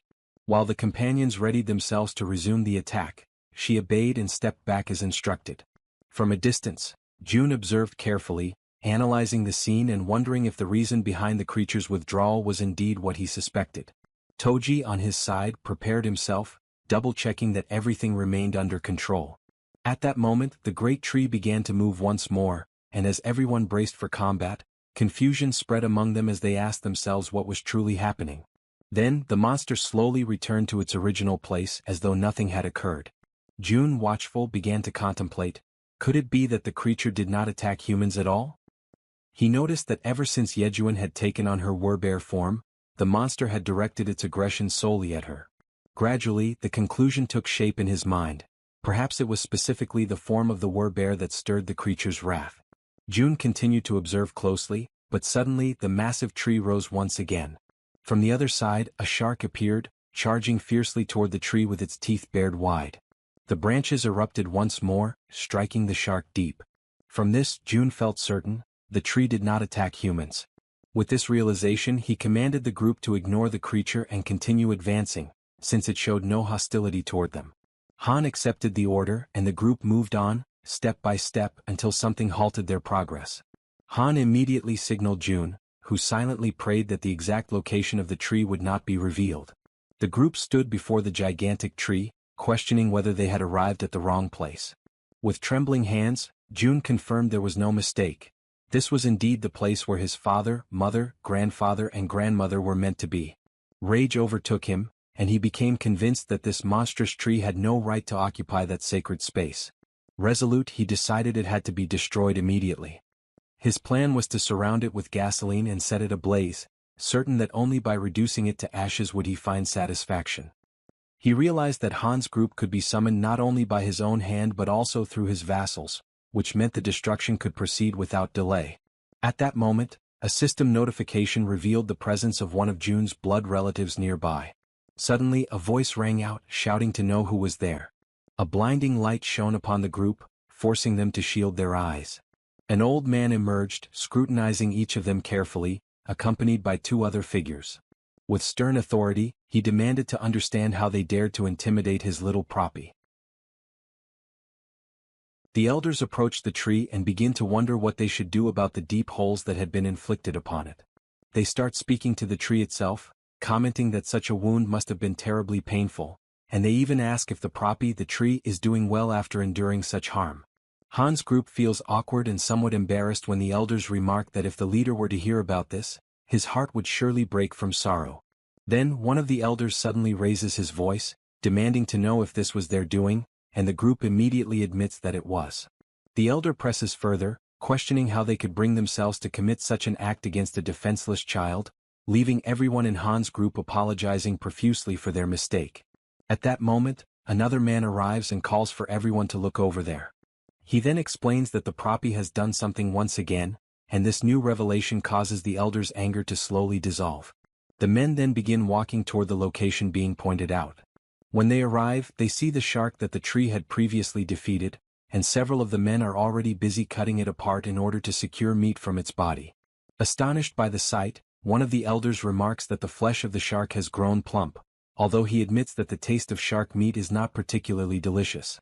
Immediately, another elder retorts that this is no time to be picky about food, stating bluntly that if someone does not like it, then they simply should not eat it. This pragmatic reaction surprises Han's group even more, leaving them somewhat speechless. From a distance, June quietly observes everything, and he feels as though his perception is sharpening, as if a veil has been lifted and everything suddenly makes sense. The existence of a monstrous tree that does not attack humans, combined with the enormous tree that continued to grow right where their home once stood, begins to form a clear picture in his mind. June recalls that ever since he was very young, their house had always been filled with plants. In the garden, the flowers would change beautifully with the seasons, and on the rooftop, several fruit trees would bear harvests at different times of the year. All of this had started after his grandfather retired, when he built a rooftop garden, and at times those very vegetables would appear on the dinner table, much to young June's delight. Piecing together these memories with the present reality, June concludes that the tree's refusal to harm humans and the giant tree occupying the place of their former house could not be a coincidence. He becomes convinced that these phenomena are the awakened abilities of someone, very likely powers on the same level as his own. An idea strikes him with sudden clarity. His grandfather must have finally awakened. In that moment, June feels an immense sense of relief, one he had not experienced in a long time, because under normal circumstances, everyone should already have been dead. After all, monsters roam freely through the streets, and in the skies above, other monsters move in organized groups, threatening humans from every direction. He cannot help but wonder how ordinary people have managed to survive in such an environment. Overwhelmed by this sudden realization, he begins to laugh, not with mockery but with pure relief. Yejin approaches him, concerned by his unexpected reaction, and asks if something is wrong. June turns to her, still smiling, and reassures her that nothing is wrong at all, emphasizing instead that everyone is safe. Yet even as he says this, he realizes that he still needs to confirm a few things. Back at the location of the tree, pieces of shark meat are scattered about while one of the men comments on how wonderful youth truly is. Han, who is in the process of cutting up sections of the shark, asks if the amount they have gathered will be enough. A mustached elder replies affirmatively and expresses gratitude for their efforts. At that point, June sends a telepathic message to Han, instructing him to ask the elders for the name of the village chief. Han turns to the mustached elder, politely asks for permission, and inquires about the chief's name. The elder immediately responds by asking if Han is an acquaintance of their leader, before revealing that their chief's name is Li Bangja. Upon hearing this, June affirms with certainty that he already knew, and explains that, indeed, Li Bangja is his grandfather. After some time, the group follows the mustached elder, who informs them that before they go to meet the chief, they should stop at a certain place. It is an area where everyone works together to prepare meals and distribute the meat from the fish. The presence of such an organized communal space leaves Han's group impressed and a little taken aback. Observing from a distance, June notices that the place is crowded, filled with a large number of people, around 100 in total. Giving the impression that the entire marketplace of the city had relocated to that place, the mustached man called over a bald-headed fellow who was busy slicing the meat from Old Park's catch. The bald man stopped cutting for a moment and remarked that he had heard a rumor saying that Poppy had pulled off something once again. The mustached man confirmed with a nod, replying that this was exactly what had happened, and that the shark had been so enormous that the young ones had been forced to step in and lend their strength to help. The mustached man then urged the bald fellow to cut quickly, explaining that he wanted to serve several plates of sashimi to the youngsters. Without wasting a moment, the bald man set to work with practiced efficiency, his hands moving with remarkable speed as he sliced and prepared the fish. Soon enough, he presented an exquisite platter of sashimi for Han's group, the glistening cuts of fresh fish arranged so beautifully that it immediately left everyone in awe, their mouths watering and their stomachs growling with anticipation. The archer, unable to hold back her curiosity, asked the bald man if they had chopsticks available. He replied that they had no need for chopsticks and could simply use their hands. Yet in that very instant, a set of chopsticks materialized in front of them, manifesting out of thin air. The bald man blinked in astonishment and, realizing what had just happened, offered his gratitude to June for this miraculous gesture. Every elder who witnessed the sudden appearance of the utensils was left with their jaws hanging, utterly dumbfounded, for none of them had ever laid eyes on anything remotely similar in their entire lives. The archer then began eating, and the moment the sashimi touched her tongue, her eyes widened in amazement. The taste was so exquisite, so overwhelmingly delicious, that she quickly realized she could not stop herself from eating more. Soon, everyone joined in, devouring the sashimi until their bellies were completely full, all the while remarking that it had been centuries since they had last tasted a dish as fine as sashimi. Watching from a distance, June observed this moment of peace and contentment shared by the group, and an idea suddenly struck him. With a thought, he caused bottles of soda to appear, neatly arranged to complement the meal. Once again both the bald man and the mustached man were caught completely off guard, their expressions filled with disbelief at the sight. Han, noticing their surprise, asked kindly if they would like to have some as well. Almost at that same moment, several packages of food and provisions began to materialize one after another, stacking neatly in the area as though delivered by invisible hands. The elders, unable to contain their amazement, asked if all of that was truly meant for them. Han confirmed with a smile that it was, explaining that June must have taken a liking to them and was offering these gifts as a gesture of goodwill.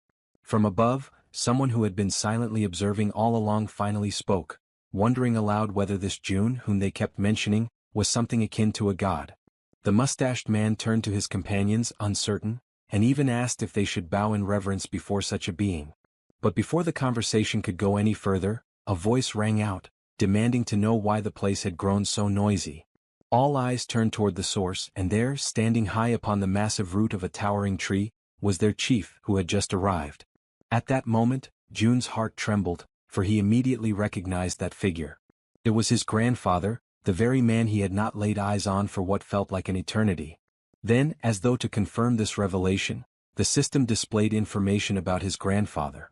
It revealed that he possessed a mythical passive ability known as Guardian of the World Tree. The very name alone radiated power and grandeur, leaving no doubt in June's mind that it was an ability of overwhelming strength, one that could easily be described as overpowered. The grandfather observed the group intently from high atop the tree. At that same moment, the system issued a notification declaring that the servants had discovered June's blood relative, thereby unlocking the power of his lineage. His name was revealed as Li Bang Yeol, level 55, bearing the titles of lineage, relative, druid, with a trust rating of 88, and the awakening ability known as Guardian of the Tree and of the World. From his elevated position, he continued to watch in silence until, all of a sudden, he leapt gracefully down from the branches. When his feet touched the ground, June immediately noticed that his grandfather appeared far healthier than before. He recalled vividly how frail and aged the old man had once been, weakened by the toll of his declining body and the struggles caused by his cerebral condition. Yet now, before his eyes, there was a renewed vigor and vitality that could only have come from the awakening of such a powerful ability. Through the skill of communication, June informed the group that the man standing before them was indeed his grandfather. He asked them to offer their greetings and show respect in his name. Han stepped forward without hesitation, bowing respectfully and recognizing the importance of this encounter. Standing at the grandfather's side, the mustached man began to explain, describing to him how the group possessed extraordinary abilities, even capable of bringing forth things out of nothingness. The elder was astonished by the sheer quantity of food and water gathered in one place, immediately attributing the source of all this abundance to them. Moved to the point of deep emotion, he expressed his gratitude for their presence, recalling the difficult times of the past when even water had been a constant struggle. Yet Han, maintaining honesty, clarified that these resources were not the work of their group. Startled, the chief demanded to know where all of it originated. Han then revealed that every bit of the abundance came directly from June himself, and that their group had come here at his request. The grandfather was shaken by the revelation, his eyes widening as he comprehended that the source of such miraculous creation was none other than his own grandson. Han further explained that his grandson now lived in the Siamayan apartments. Faced with this truth, the chief wasted no time. He summoned everyone present, calling them to follow him as he began to ascend the massive tree step by step, leading the way upward. Watching this unfold, June reflected that his entire family must be somewhere up above. A flood of emotions filled him at the thought that very soon he might finally be able to see them again. Yet deep within, he acknowledged that the moment for such a reunion had not yet arrived. Still, he believed firmly that once he completed the outpost, he would be able to use the gate of the Absolute Seal to return directly to his home. As these thoughts passed through his mind, he shifted his focus back to the system's window, recalling how, at the very moment he first encountered his grandfather, a new constructible item had been added. Soon after, the system confirmed this with a notification.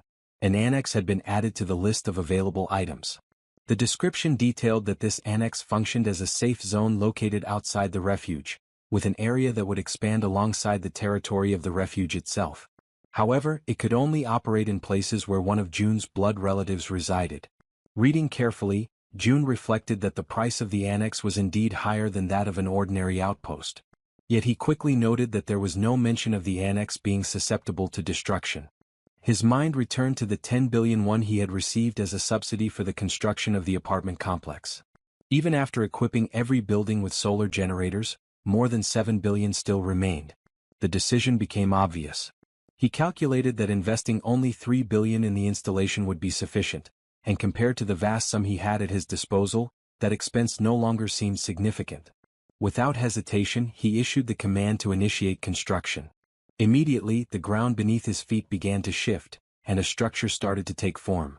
Watching the process with keen eyes, June wondered if the system was showing him a preview of what the annex would ultimately become, for its size and shape seemed to mirror almost exactly the space where he was now standing. He concluded that the annex's expansion must directly follow the growth of the territory itself.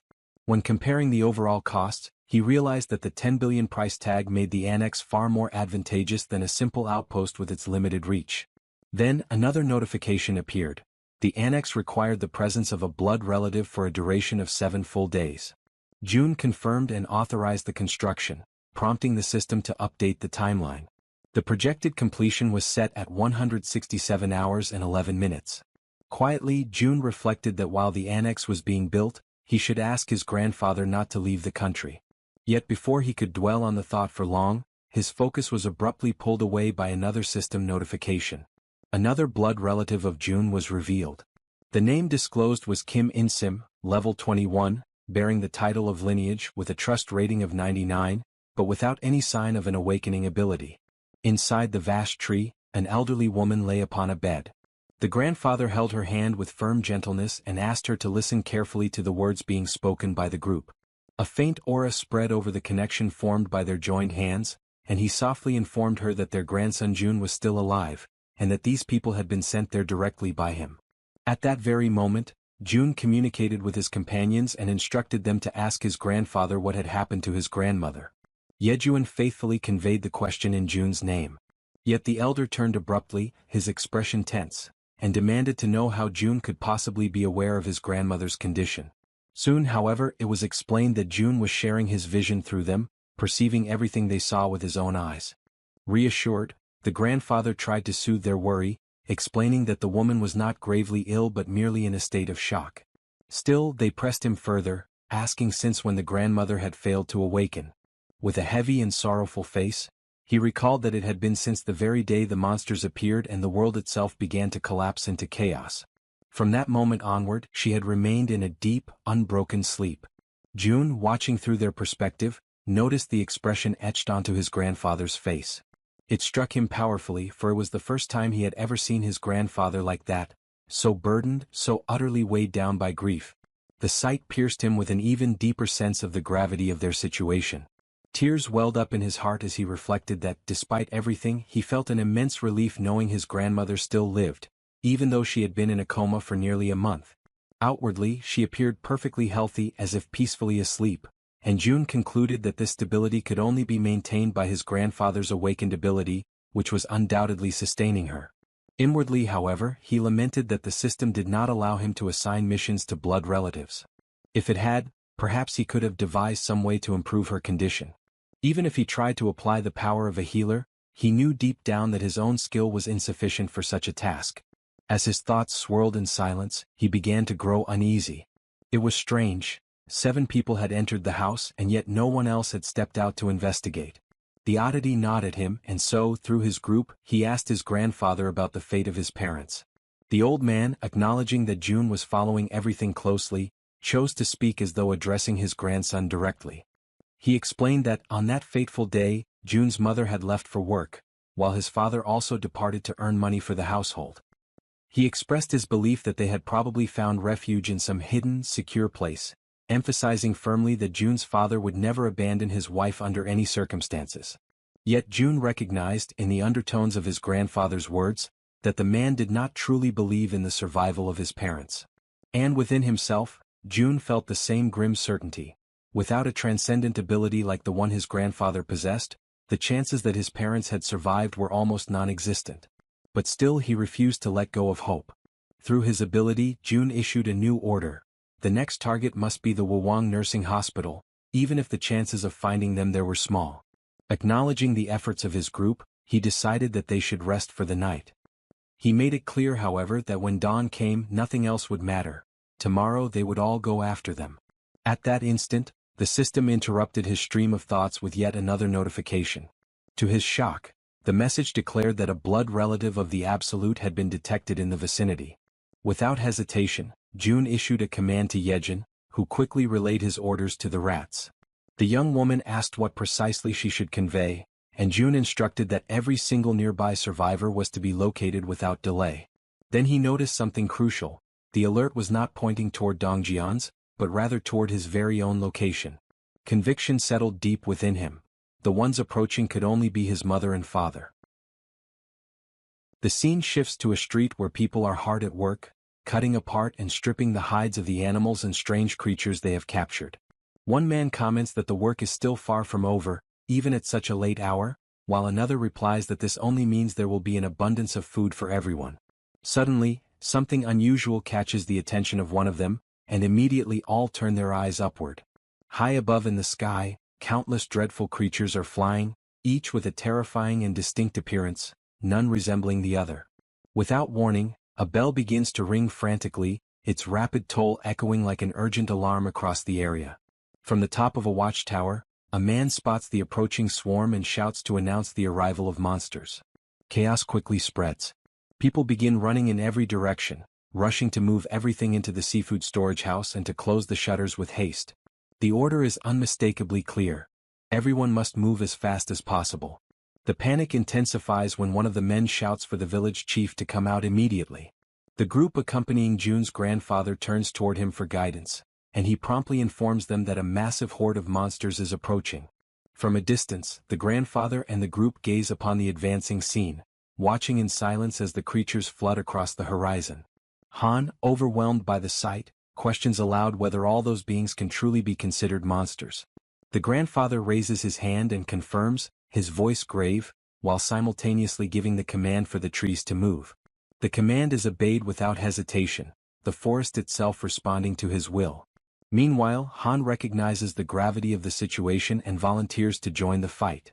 However, the grandfather firmly instructs them to stay back, explaining that the monsters are not targeting humans. He adds, with a grim tone, that everything suggests these creatures are actually fleeing from something far greater and far more dangerous than themselves. Yet he warns that even so, they will not pass without leaving destruction in their wake. A radiant green aura begins to envelop his body, spreading outward in waves of power.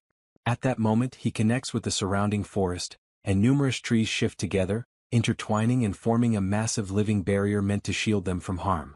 Inside the protective wall of trees, the group watches in astonishment as the winged creatures soar above them, passing over without striking.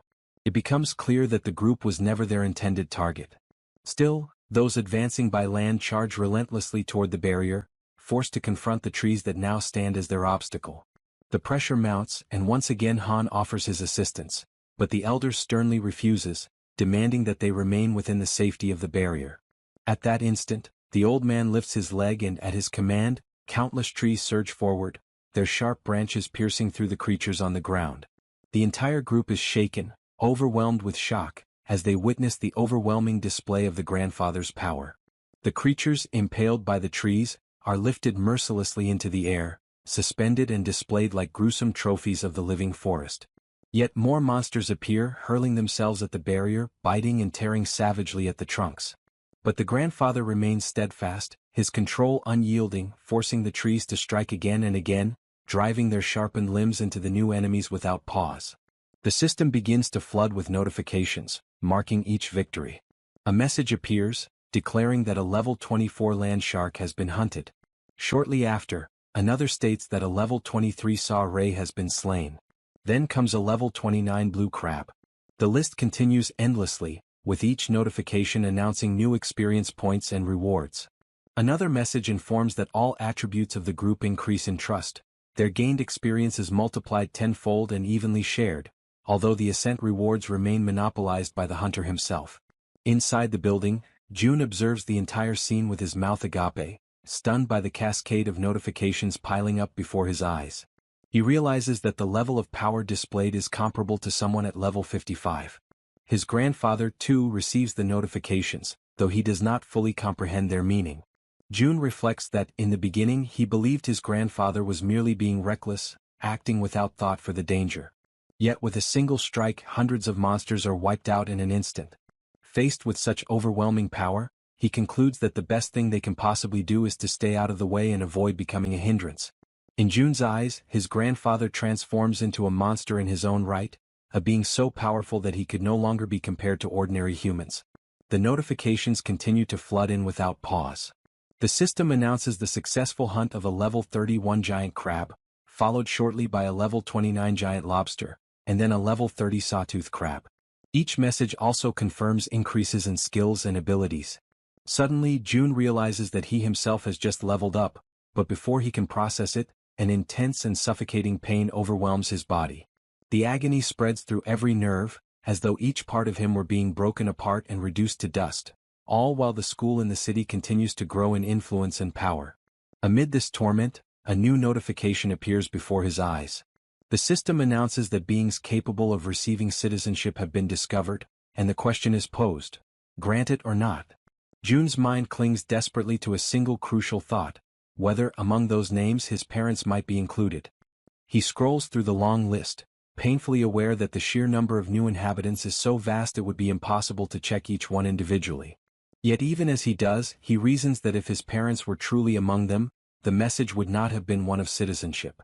Instead, it would have been a notification of alignment. This realization strikes him like a heavy weight. It means that his parents are outside the reach of those people now registered by the system. He also notices Yejin focusing with all her strength, pushing herself to the limit as she attempts to track down the location of his parents. And June convinces himself that the moment they are found, he will know instantly. Despite feeling his body torn apart from the inside, he affirms to himself that there is no time to rest, no room to pause. His mind then turns to the other side of the battlefield, questioning what is happening with his grandfather. Observing carefully, he senses that something is wrong, a subtle strangeness in the situation. He shares this unease with Han's group, who quickly question the old man. The grandfather realizes the difference. Before, the monsters would leave remains scattered across the ground, but now they vanish completely, not even bones left behind. Han explains that this change is due to June's influence. Ever since the system manifested, the corpses no longer remain after death. Intrigued, the grandfather acknowledges that even the mysterious glowing letters appearing in the air are also the work of his grandson. With the immediate threat apparently under control, the old man decides to go to the warehouse to bring out some of the people hiding there. He explains that if they intend to consume the flesh of the monsters, the creatures must be slaughtered in the proper way, ensuring the meat stays fresh and edible. The group agrees, but June internally is struck with surprise at this detail. Never before had he thought of monsters as a source of food, and for the first time he begins to truly consider the possibility.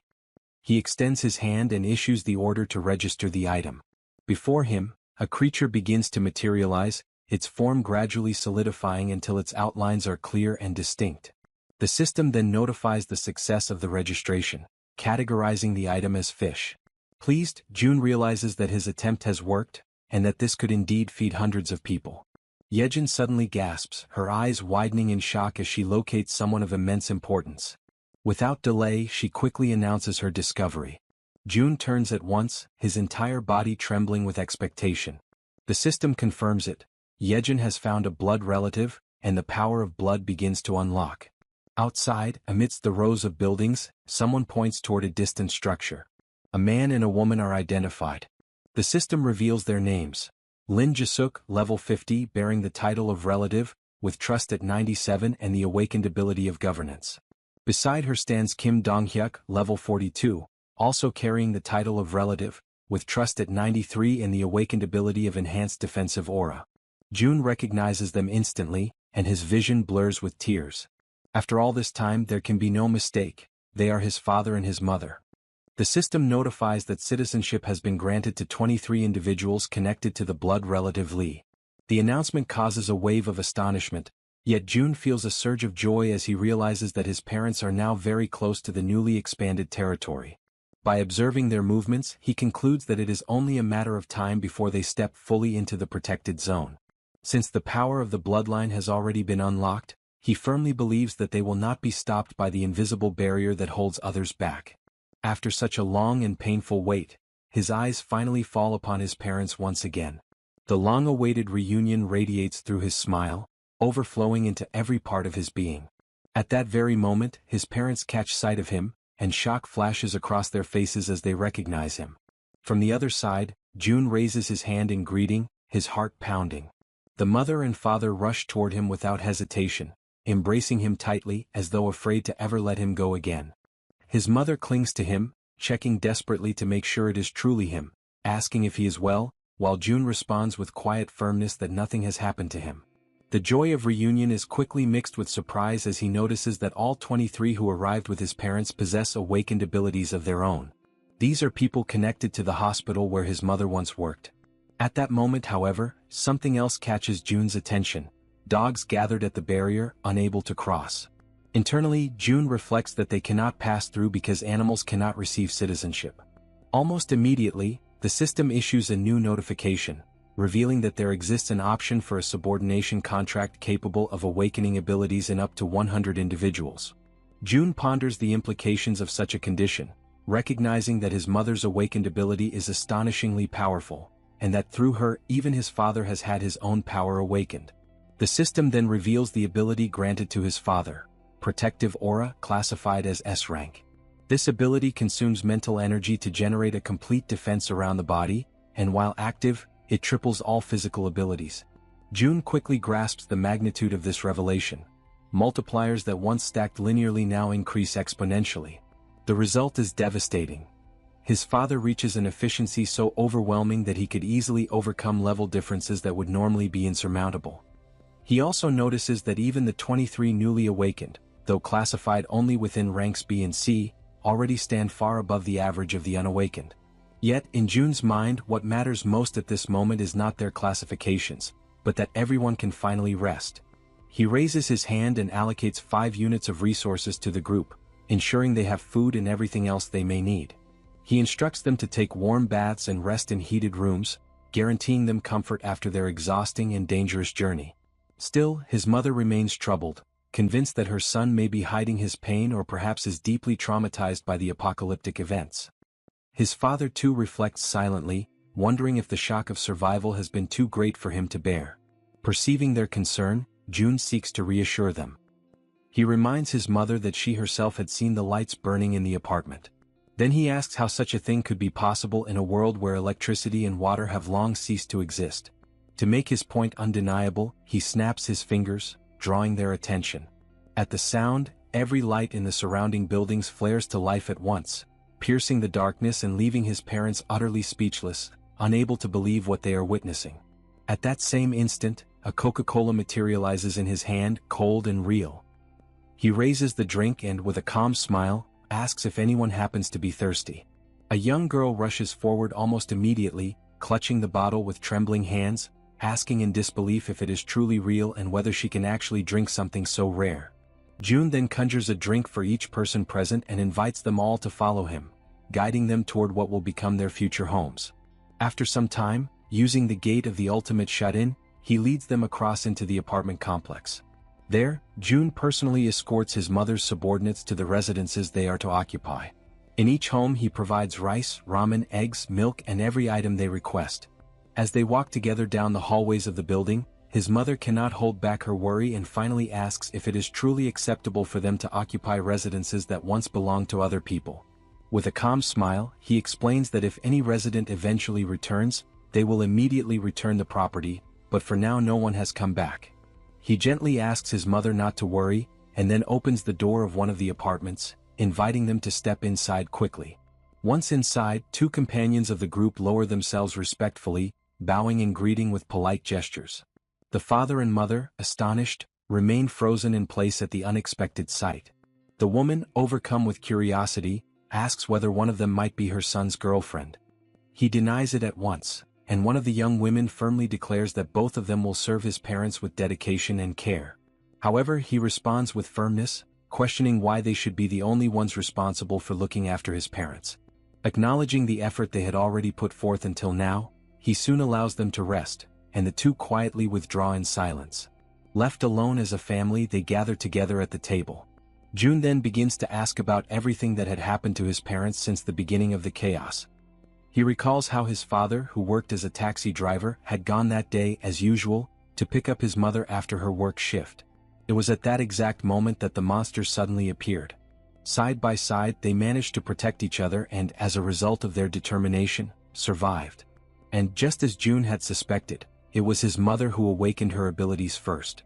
After listening attentively to their account, he shares his own journey in return, the skills he had acquired, the dangers he had faced, and the ways in which he had managed to survive up to that point. He also tells them about the condition of his grandmother and the constant care his grandfather had been devoting to her. Their stories weave together, filling the night with memories and emotions. Time flows by, midnight approaches, yet the warmth of the long-awaited family reunion transforms their home into the safe refuge they had been yearning for all along.